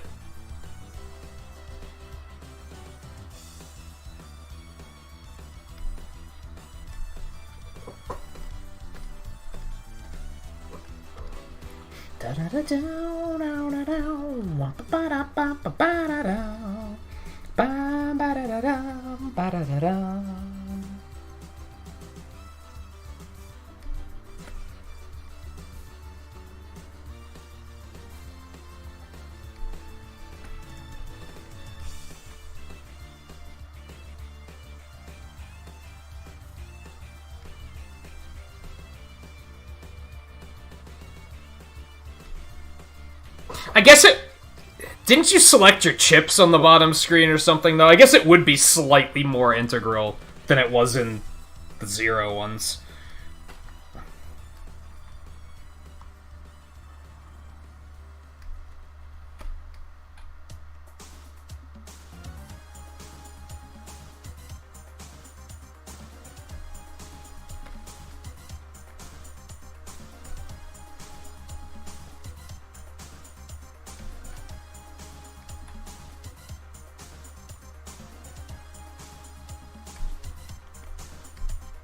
I actually wanted to replay the Star Force games after the Battle Network games, but both of my DSs just kind of gave up on me. That and Star Force 2 was so bleh that I kind of just gave up.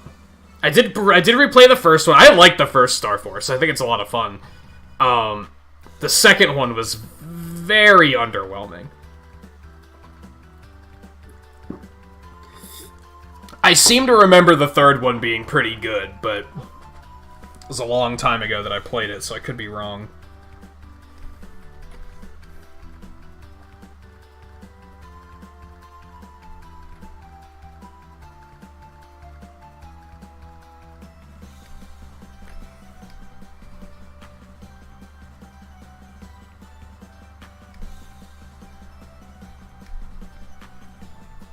It was nothing compared to Battle Network, but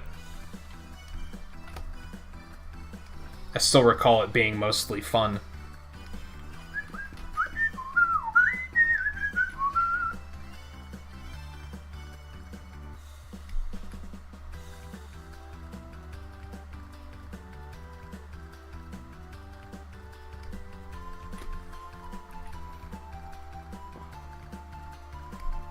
I mean, he's a superhero, dude. It's superhero Mega Man. Except he pulls a Spider-Man and fucking tells everybody by the end of the first game who he is.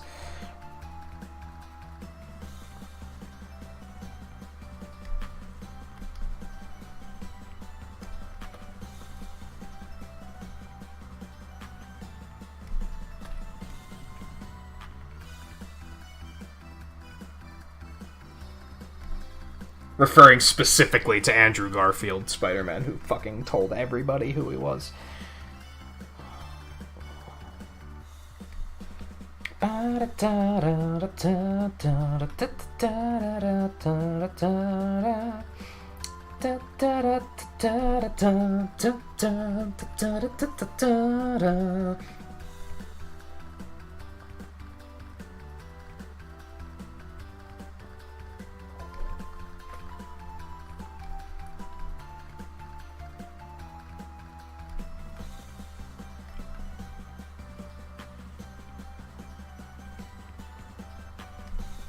And the second game even had the interesting twist of the bosses were all, like, urban legends. But that wasn't enough to save it. This is the sad truth.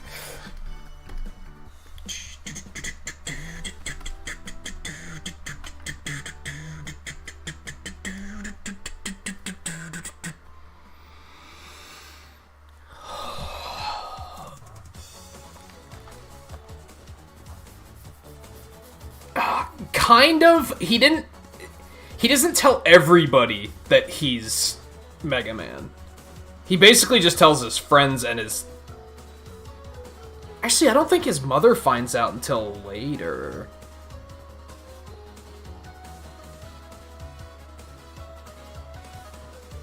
I think it's just his friends, actually. But it was still enough that it took away the suspense. That was, like, a fun dynamic.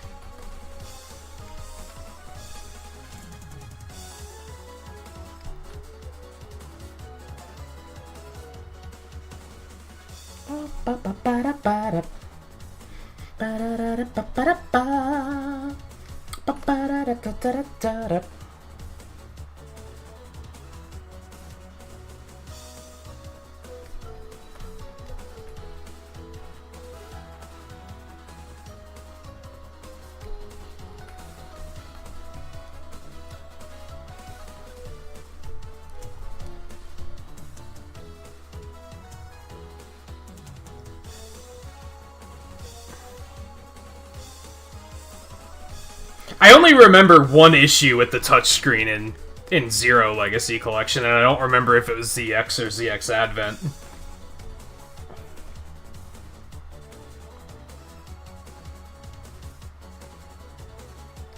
Actually, never... I beat all of those games. I never finished all the achievements. Mostly because I had to do that speedrun mode achievement. I just kind of didn't feel like it.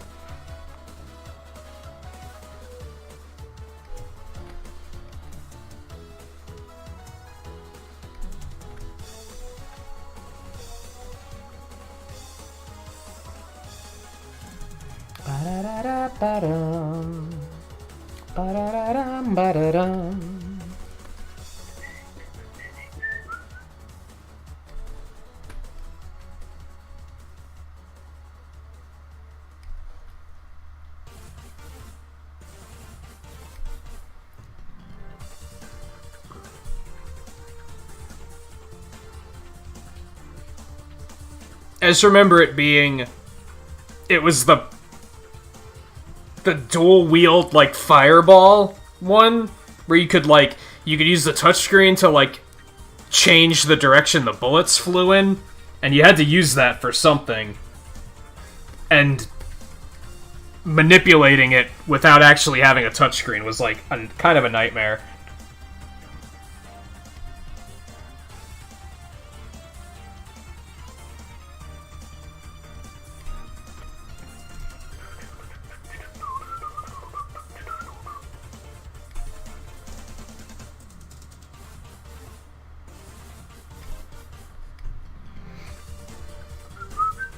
I'd actually maybe consider speedrunning ZX. I really liked ZX.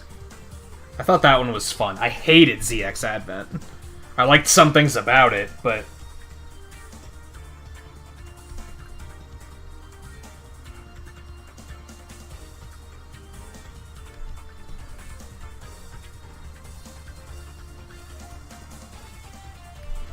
The difficulty curve was stupid.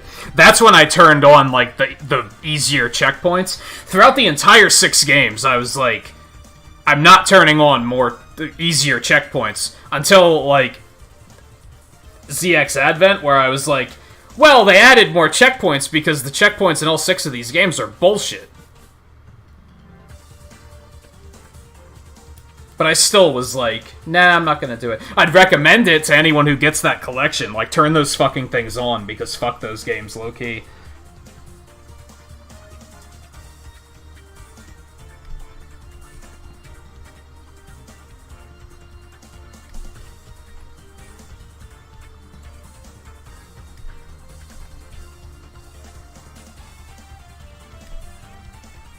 Not only bad checkpoints, but the smaller screen led to a lot of cheap off-screen instant death.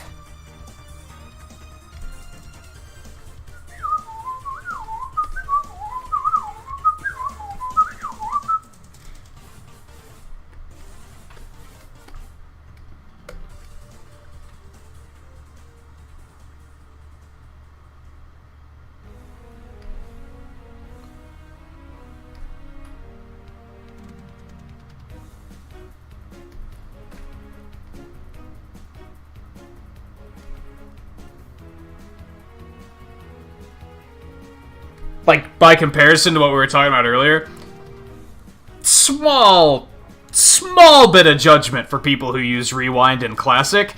No judgment at all for people who use the extra checkpoints in the Zero Collection, because those games were severely undertuned in terms of checkpoints. That wasn't them making the games easier, that was them fixing the fact that they were broken in the first place.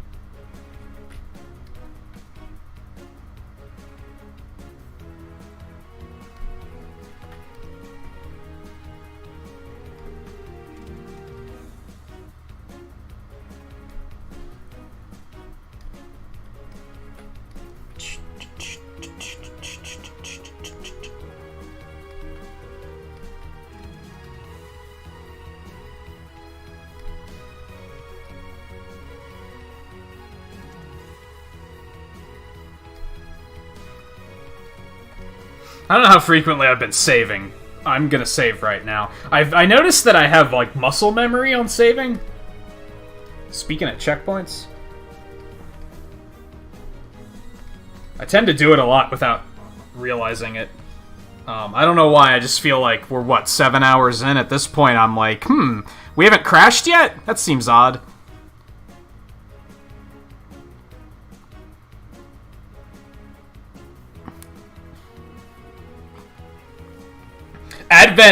Advent was fine until the Fortress stage. The Fortress stage is when I was like, this is just stupid.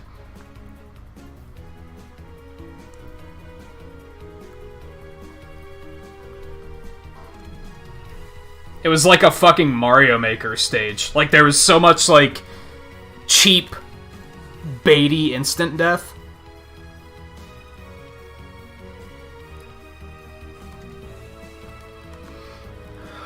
The sad thing about the 4 Zero games is, like, I can't tell them all apart.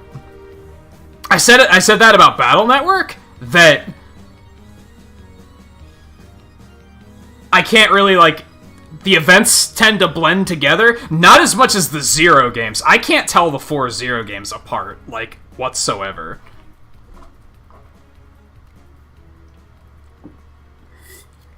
Mostly 3 and 4. I remember thinking that 2 was just outright better than 1. In basically every way. I don't remember where 3 and 4 laid, like, at all.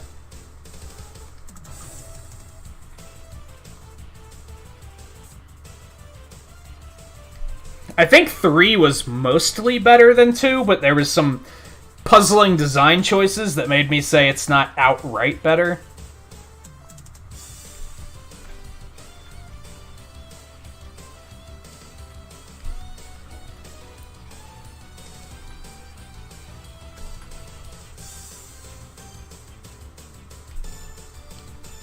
Well, at worst, I would have lost, like, the work on the shading or something. I tend to save pretty frequently.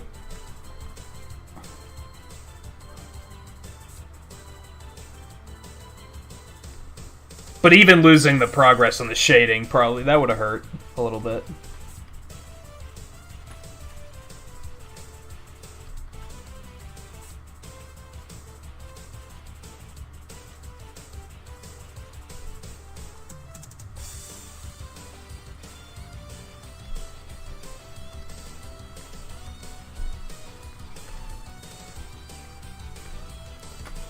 Bum, bum, bum, bum, bum, bum. Ba-da-da, ba-da-da, ba-da-da, ba-dum. Ba-da-da, da-da, da-da-da, da-da-da, da-da-da, da-da-da, da-da-da, da-da-da.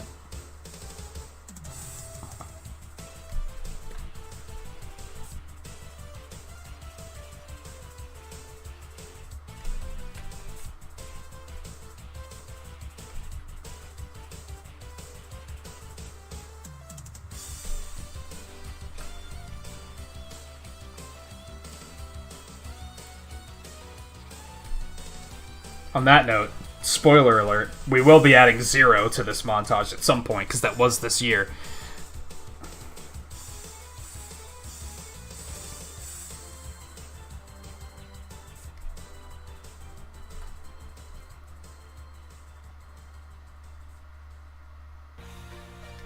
I think it came out in February.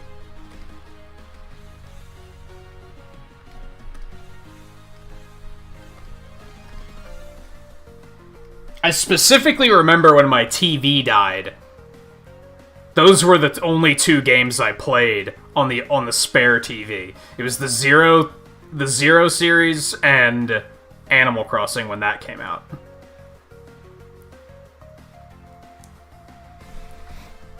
And that came out mid-March. So my TV must have died in March, which means we were on the 0... I think I was on 04 already at that point. So it had to have been March-ish.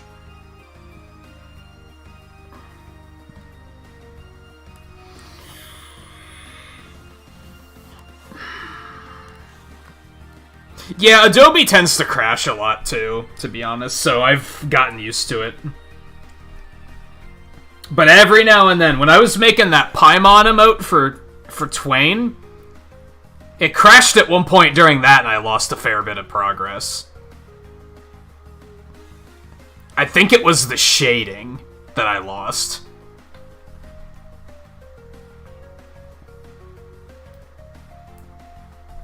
And yeah, it sucks. You hate to see it. But you know what? It's also my fault for being too stubborn to have autosave on.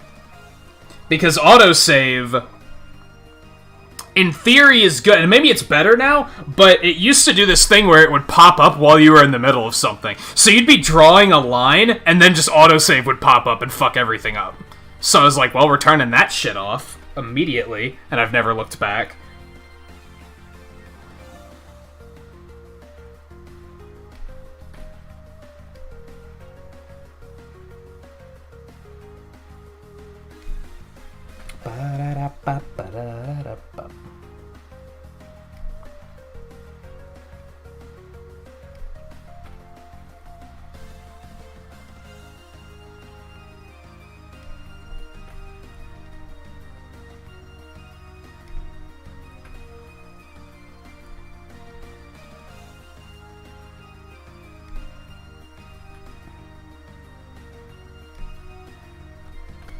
Now, granted, that was multiple builds ago, so it's probably better now, but I'm stubborn, so...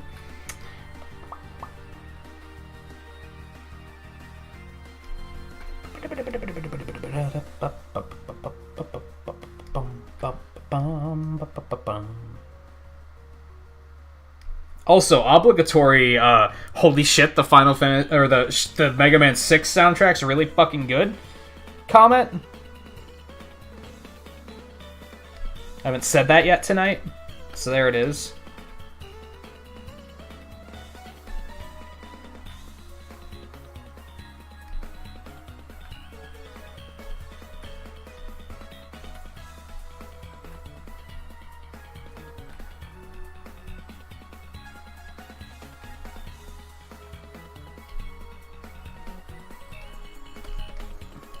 Mega Man 4 is really good too, but everyone knows that, so...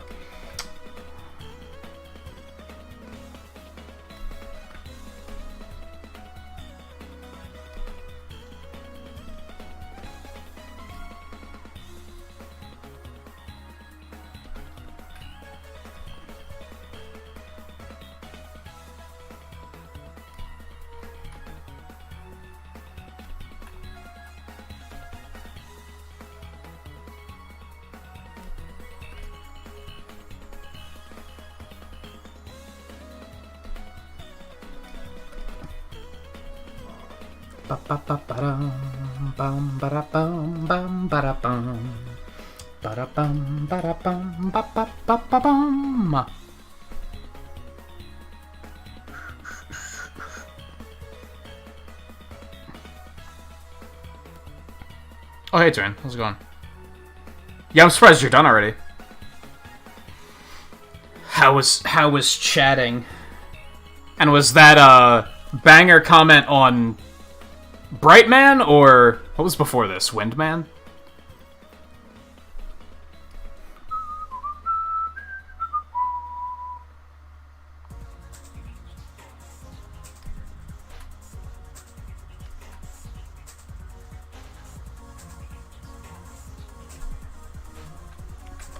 Auto smoothing. You have one job.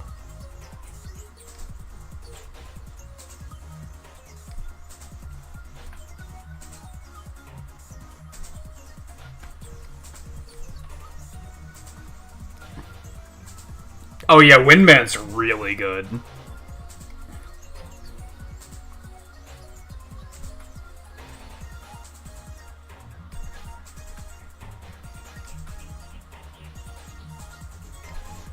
Most of the ones in 6 are really good.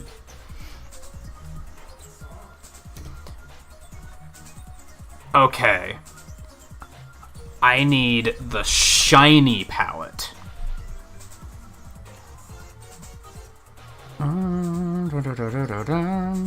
Oh, that is perfect. I need that. Okay. I'm gonna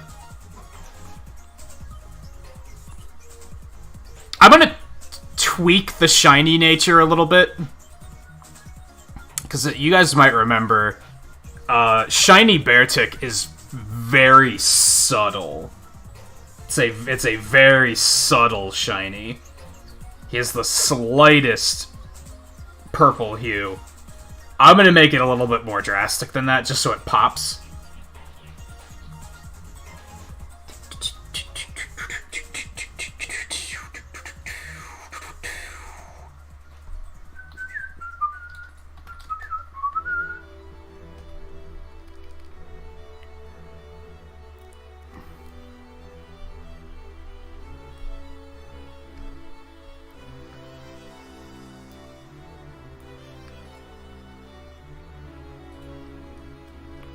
Oh, you got a dub?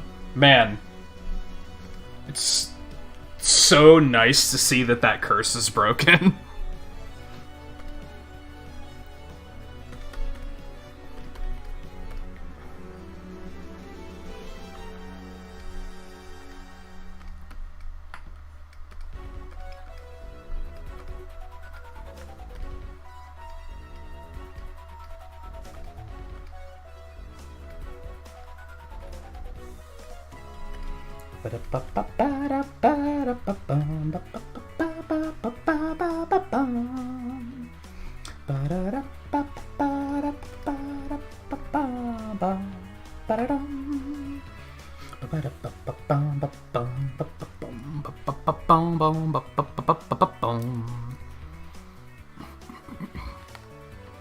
I mean, you know the way I look at it. As long as it's a good match, that's all I really care about. I mean, wins are nice too, but I get just as hyped seeing you lose in, like, 3rd place as I do as a win, because it's just a good match.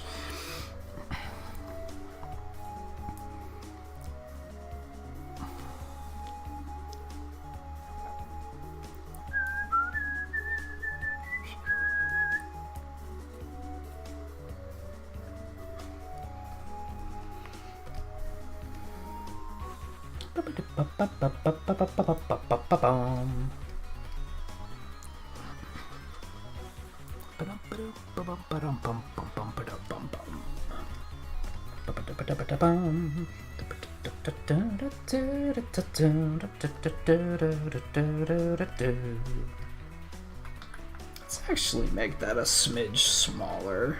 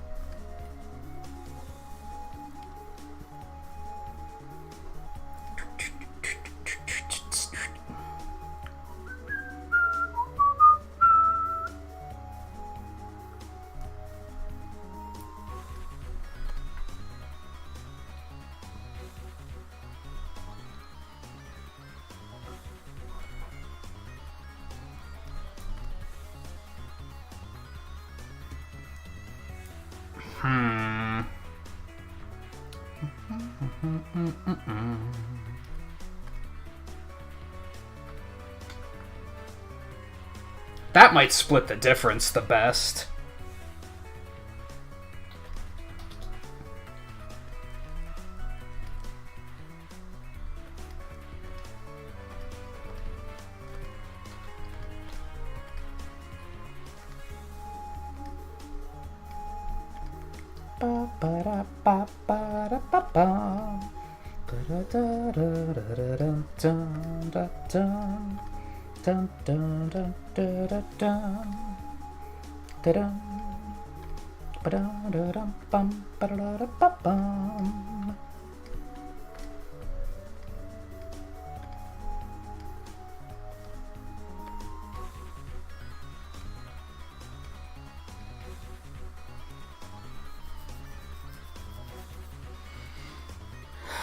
I want to make that a gradient.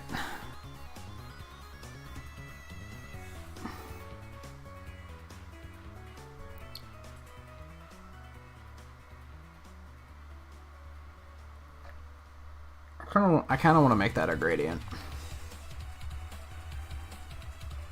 I might do that.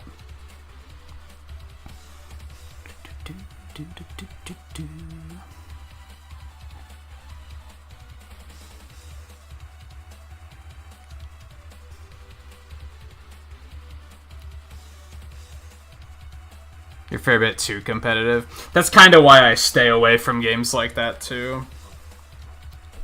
Like, it brings out the worst in me. Splatoon taught me that. Like,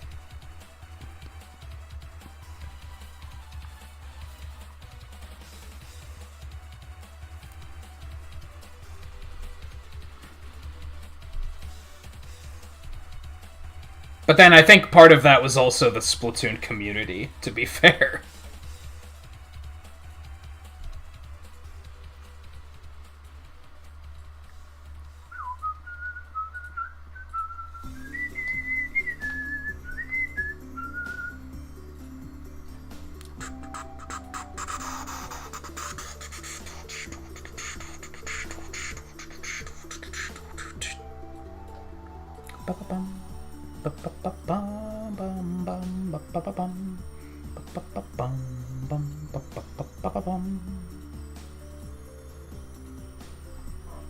I think I want to make that a gradient, but I'm afraid that it's not going to turn out well.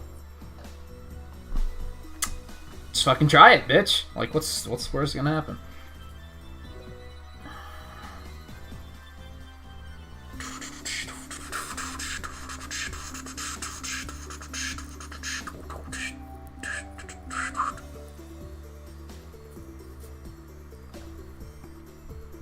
You know what? I think if I change...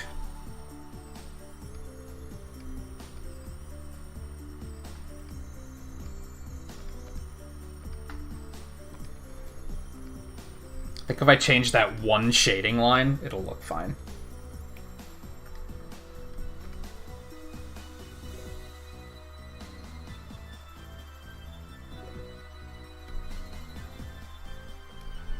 Yeah,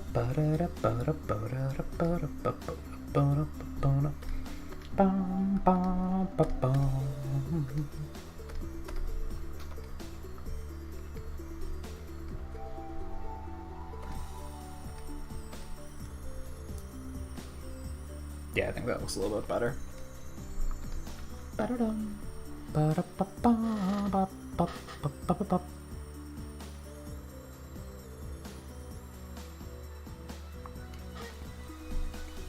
Yeah, like, in Splatoon, I took everything fucking personally. Like, if I saw somebody using, like, a weapon that I deemed to be, like, something that was broken, I took it as they know that they're playing against me and they took it just to ruin my evening. Which is completely ridiculous.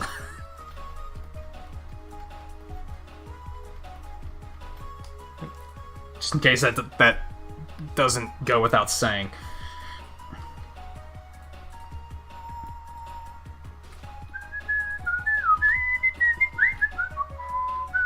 Oops, didn't want to keep it like that. Okay, we're not done yet.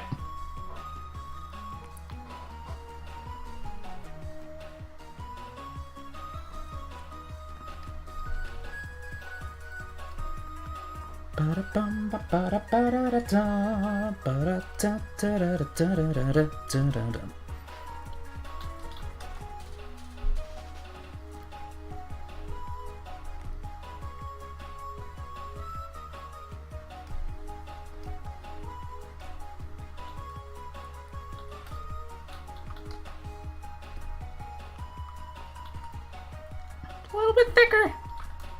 Like that. Like that. That's a little too thick, maybe. I think that'll do.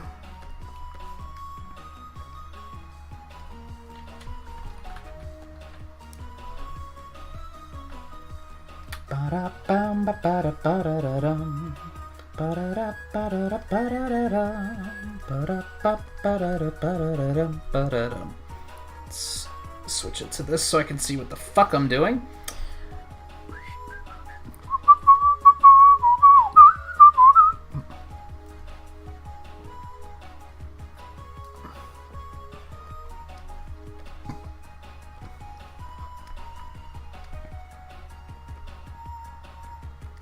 Change it to add. Doesn't really do anything yet, but that's okay. Do I want to blur it? I think I want to blur it. Even though I said I was going to stop adding blurs because it makes everything laggy. Shut up. I know what I'm doing. Kind of.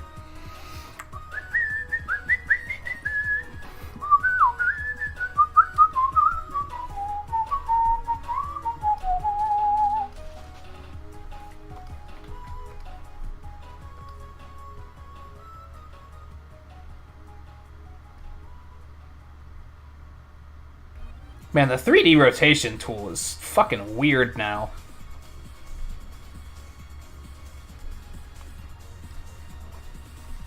They're gonna need to be smaller than that.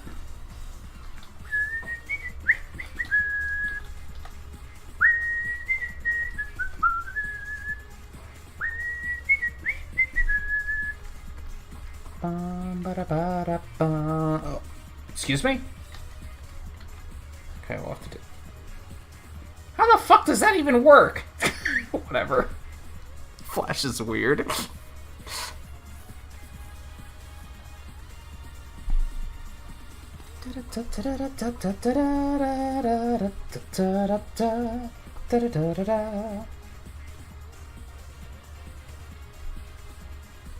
Dude, no. They're definitely gonna have to be smaller, right? Otherwise, it's gonna look fucking weird.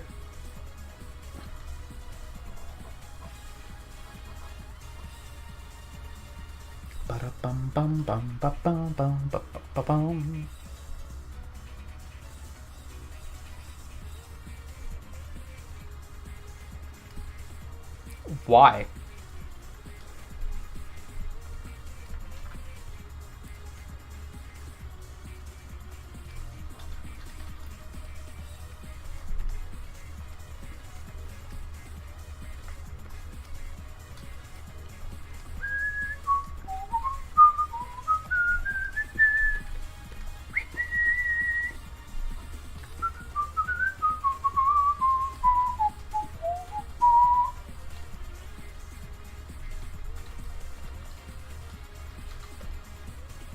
It's gonna look weird no matter what I do, isn't it? That's the sad reality of the square shiny effect. What can you really do?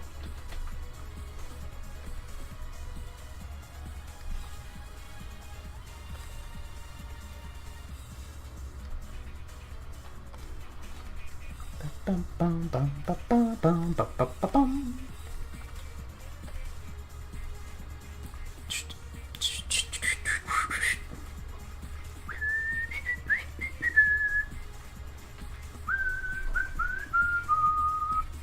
Bum, bum, bum, bum, bum, bum, bum, bum, bum, bum, bum, bum.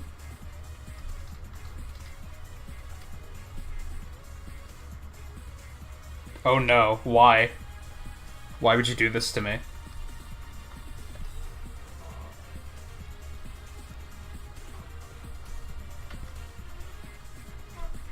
Ba-da-da-ba-da-da-ba-ba-da-da-ba-da. Oh my god, why? I mean X. No. Stop.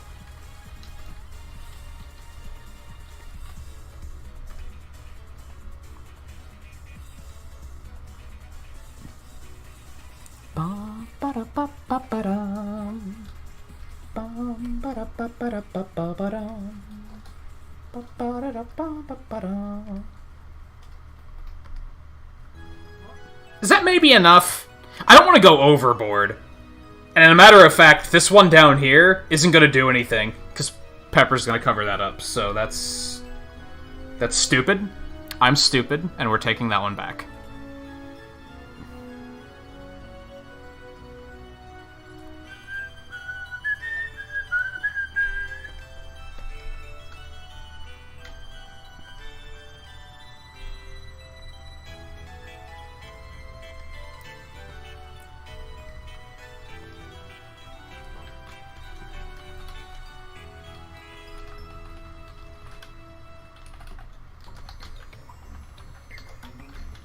Is that how you spell that?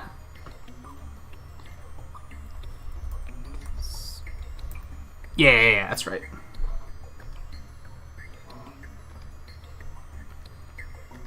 There's one other thing, and I don't know if I want to do it.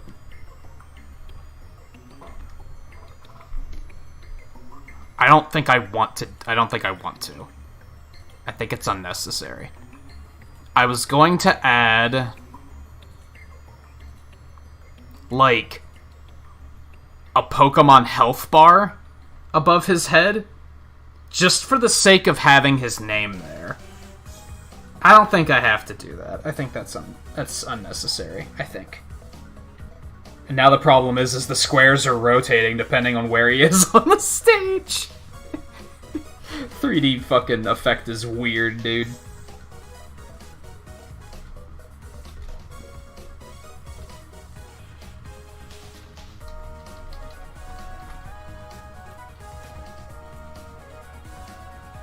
Does it change based on where I am on the stage? No.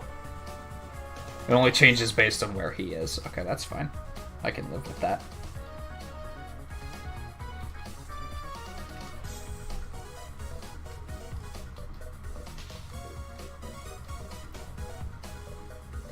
Bum, ba-da-da-ba-ba-ba-ba-da-ba.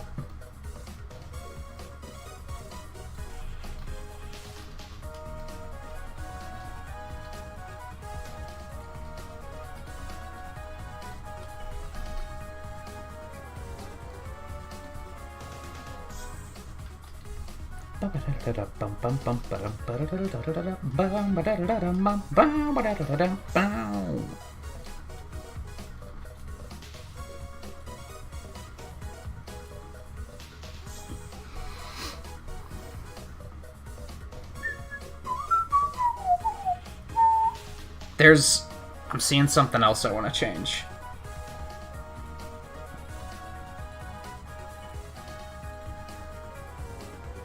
See if I can change it easily without it being a problem. Her smile's a little too wide, I think. Yeah, I think that's significantly better already.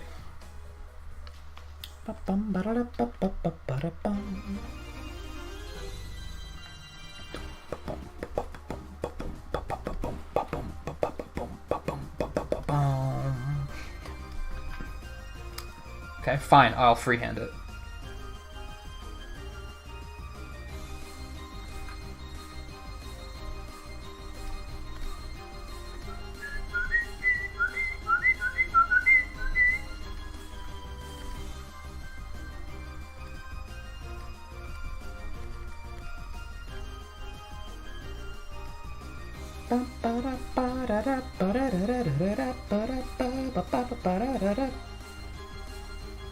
He'll probably be the biggest one we add, if I had to guess. I can't think of any characters off the top of my head that are going to be as big as he is. Unless I do something bonkers like Adam fucking Rathalos or something, but I don't think we're going to do that. That seems like a terrible idea. Also, this is really, like, imbalanced now. We definitely got to add more characters on the right side.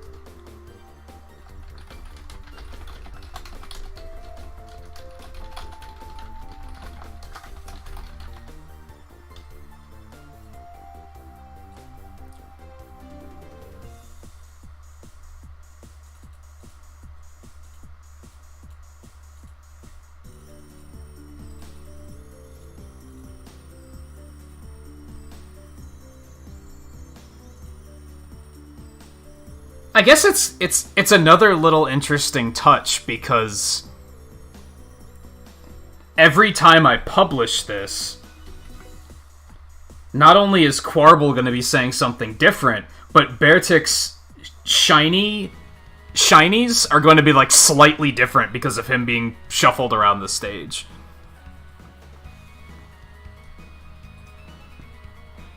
Oh god, it might look horrible once I add a glow. I didn't think of that. Alright, here's hoping.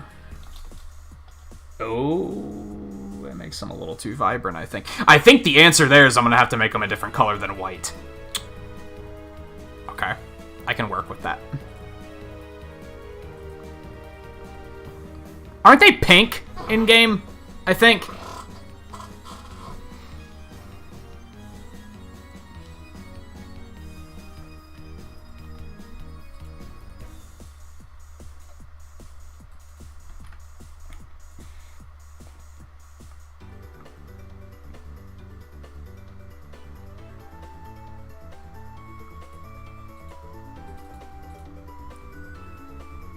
Maybe not that pink.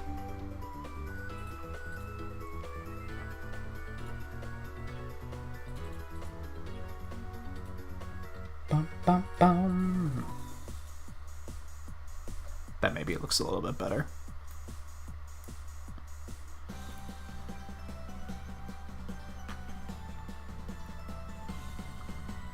Ba-ba-ba-da-ba-da-da-dum, ba-bum, ba-ba-ba-bum, ba-da-dum.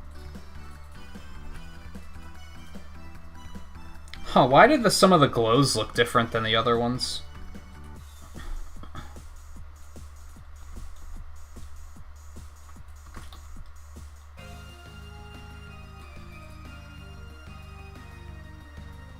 Are you seeing that?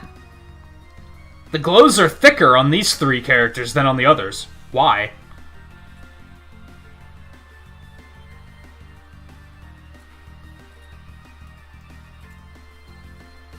What's causing that mayhem to happen?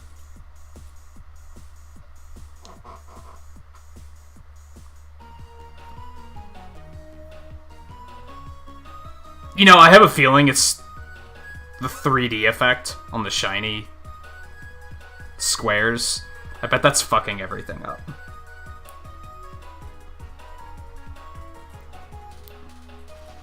If I...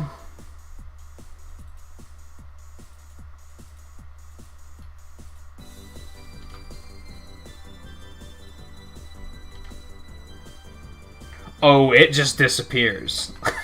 That seems nonsensical. I might have to flatten those effects is what it's gonna come down to. Oh yeah, because it takes the 3D off and just puts it down there. I was hoping it would keep it in the same shape so that I could just flatten it in that exact shape. I'll probably mess with this off stream and I'll make the effect a little bit more permanent. Using a blur and the 3D effect is a horrible idea anyway, so...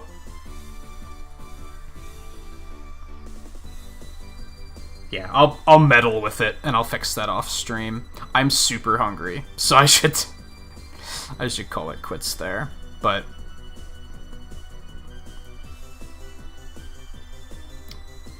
but I'm glad, I'm proud of where we took this tonight.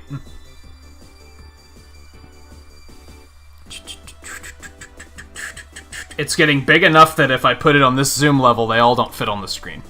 So, that's something.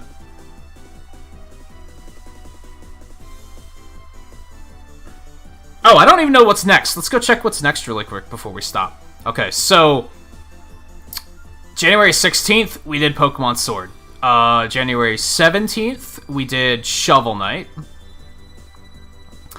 January 18th and 19th, we did Dissidia, which we're not going to count because those are the ones that were copyright blocked because fuck Square Enix. I wouldn't know which character to add anyway, on that note. January 20th, we finished The Messenger. January 22nd, we played Gato Roboto.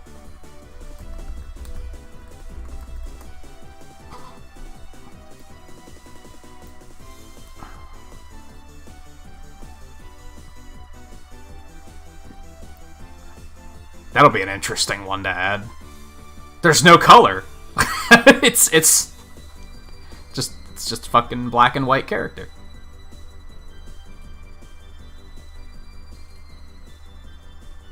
Like that's it. There's no color, no I would probably add shading just so that it doesn't look too out of place, but I'd probably keep it white. I think we'll I'm a little hesitant on one-off playthroughs, but I think we'll go ahead and do it. Like, we played this once, and there's a couple other indie games that we only played once. So I'm a little like, that's all they took, right? We beat them in that amount of time, so...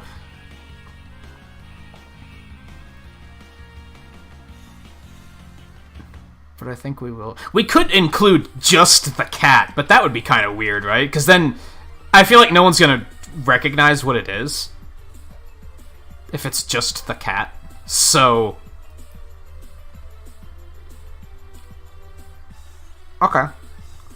As I said earlier, it's gonna be a couple weeks before we get back to this, sadly, but... that'll be next.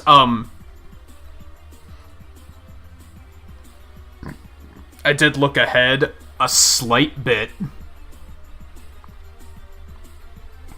Xeodrifter was after that. So, like, the day after that. And that's another one that will probably be very simple to add. It's a very simplistic, low-detail character. Then we finished Shovel Knight, then we did Dissidia Final Fantasy NT, which I don't think we're going to include. I mentioned this earlier. I didn't really have, like, a main in that game or anything, so I don't even know who I'd add. And we only played it, like, 4 times, I think.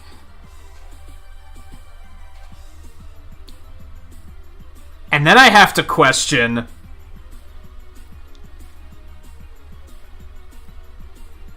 the following Sunday was episode 1 of Speedrun Sunday. I didn't realize we started that this year. I thought that was last year. I'm definitely going to add some speedrun characters, but I might wait for them to come up naturally, if that makes sense. Like, the first episode I was just doing... I think it was a Mega Man 1 through 6. I might wait for it to get to, like, Link's Awakening, and then I'll be like, okay, let's add a Link's Awakening character or something. We'll see. We'll see.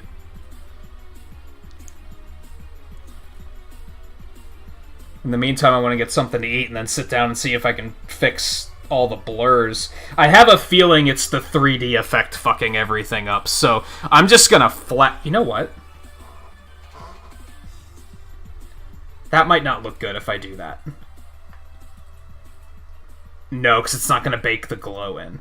Unless I do bake the glow in. What if I just move you here?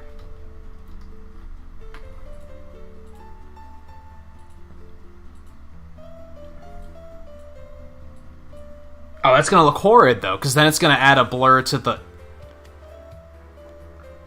Because I can do this. I can convert to... Oh, that didn't work.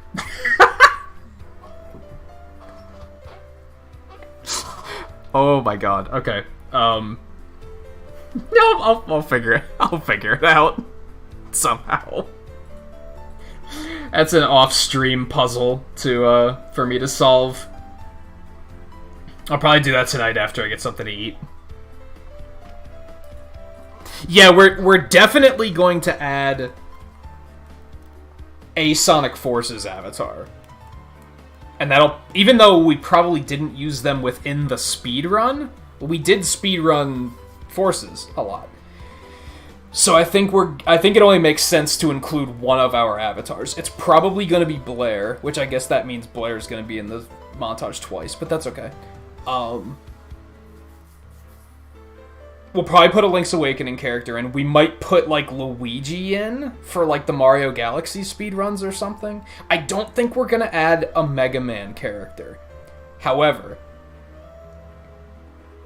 I do still have that world record in 100% Mega Man 7 for Legacy Collection. So I'm like, well, what if we put a Mega Man 7 character in? But then, who do you add? Bass, I guess?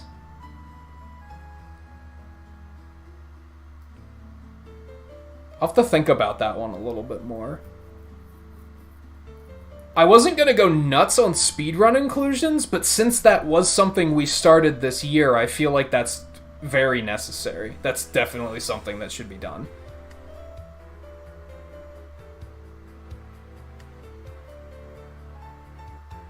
Especially if it was a run that I spent a lot of time on. I just don't want to include Mega Man himself, and that's solely because we're already planning on doing all these Mega Man montages. So I don't want to be like, oh, well, let's draw him again. Because we've already drawn him once this year. We'll probably draw him like 3 times next year if I keep it up with the montages. So I don't want to include Mega Man himself. Other characters are completely okay. But it's a question of, like, what would I add? So yeah, I'll have to think about that one a little bit more.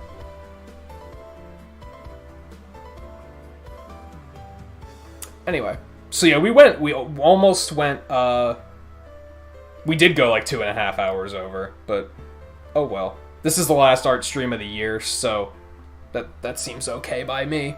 And I did stop in the middle to get something to eat, so it's not like I've only been sitting here for the last almost 8 hours. But it's definitely time to wrap it up. So tomorrow, we're going to do Deep Rock Galactic. We have a lot to do in Deep Rock Galactic, so I think that's going to be a lot of fun, because if anything, it'll be stressful because we might not be able to finish everything in one stream. Like, that's how much we have to do. So that could suck, but we'll see what happens. Tuesday, we're going to do One Step from Eden. Wednesday, we're going to do Fall Guys. Thursday, I'm going to be off. Friday, IndieWary officially begins. Like, it is the official start of IndieWary at that point. But it's more of like a pre-show. due to the fact that it's one stream and then I'm going to be off for a week. We're going to be playing Cave Story, and we're going to go for the good ending this time. We played Cave Story in IndieWary 2020, but we only did it the once, and I think it was right at the end of January, so I was like, I don't have time to do it a second time because I was only doing IndieWary for a month, whereas now I'm planning to do it for 2. So we didn't have a chance to go back to do the good ending. So we're going to do that on the 1st. And then I'll be off for a week. I'm not totally sure when I'll be coming back yet. GDQ ends on Saturday. So there's a chance we'll do an art stream on Sunday. But I might be kind of arted out from doing the GDQ montage. And I remember wanting to have an extra day off at the end. So I think I might take Sunday off, which means we'll be back on Monday with Deep Rock. I mentioned earlier, I revealed 2 games we're doing for IndieWary. One is Indivisible, and one is Children of Morta. I don't know which one I'm going to do first, but that's what you can expect in January. It'll be Deep Rock it'll be Art Stream on Sunday, Deep Rock on Monday, One Step on Tuesday, Fall Guys on Thursday, Saturday off, Wednesday and Friday will be either Indivisible or Children of Morta, whichever one I decide to start first. I'm currently leaning towards Indivisible, but that could change. And there's a lot of other stuff that, like, I literally have a list of like 18 games up here of different indie games to do. Some of them are on Game Pass, some of them I haven't actually bought yet, but I'm like, if it comes down to it, I'd like to. Some of them are games we've played in the past. So there's a lot of stuff to get through. That's just the beginning.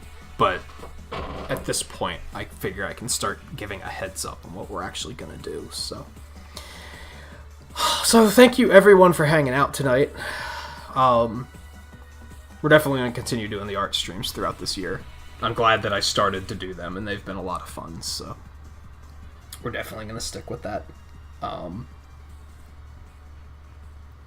And yeah, we'll just keep working on this montage, which will probably take another couple months, honestly. Unless I find an opportunity to do multiple streams a week for them, it'll probably take another couple months. We've already done 6 games? 5 games? 1, 2, 3, 4. 5 games. And we're still in January. As far as as far as 2020's schedule goes. We're still only halfway through January. Now, granted, it's going to be front-loaded, right? That's an inevitability. A lot of the stuff moving forward is like, it's going to be like, oh, Shovel Knight again. Well, we already did that. Oh, Pokemon again. Oh, well, we already did that. Risk of Rain again. Well, we already did that. So, it's not like, because if you do the math, this will be hundreds of characters by the time we're done if we continue at this pace, but that's not going to happen. I also mentioned, like, yeah, there's some stuff we're just going to exclude, so.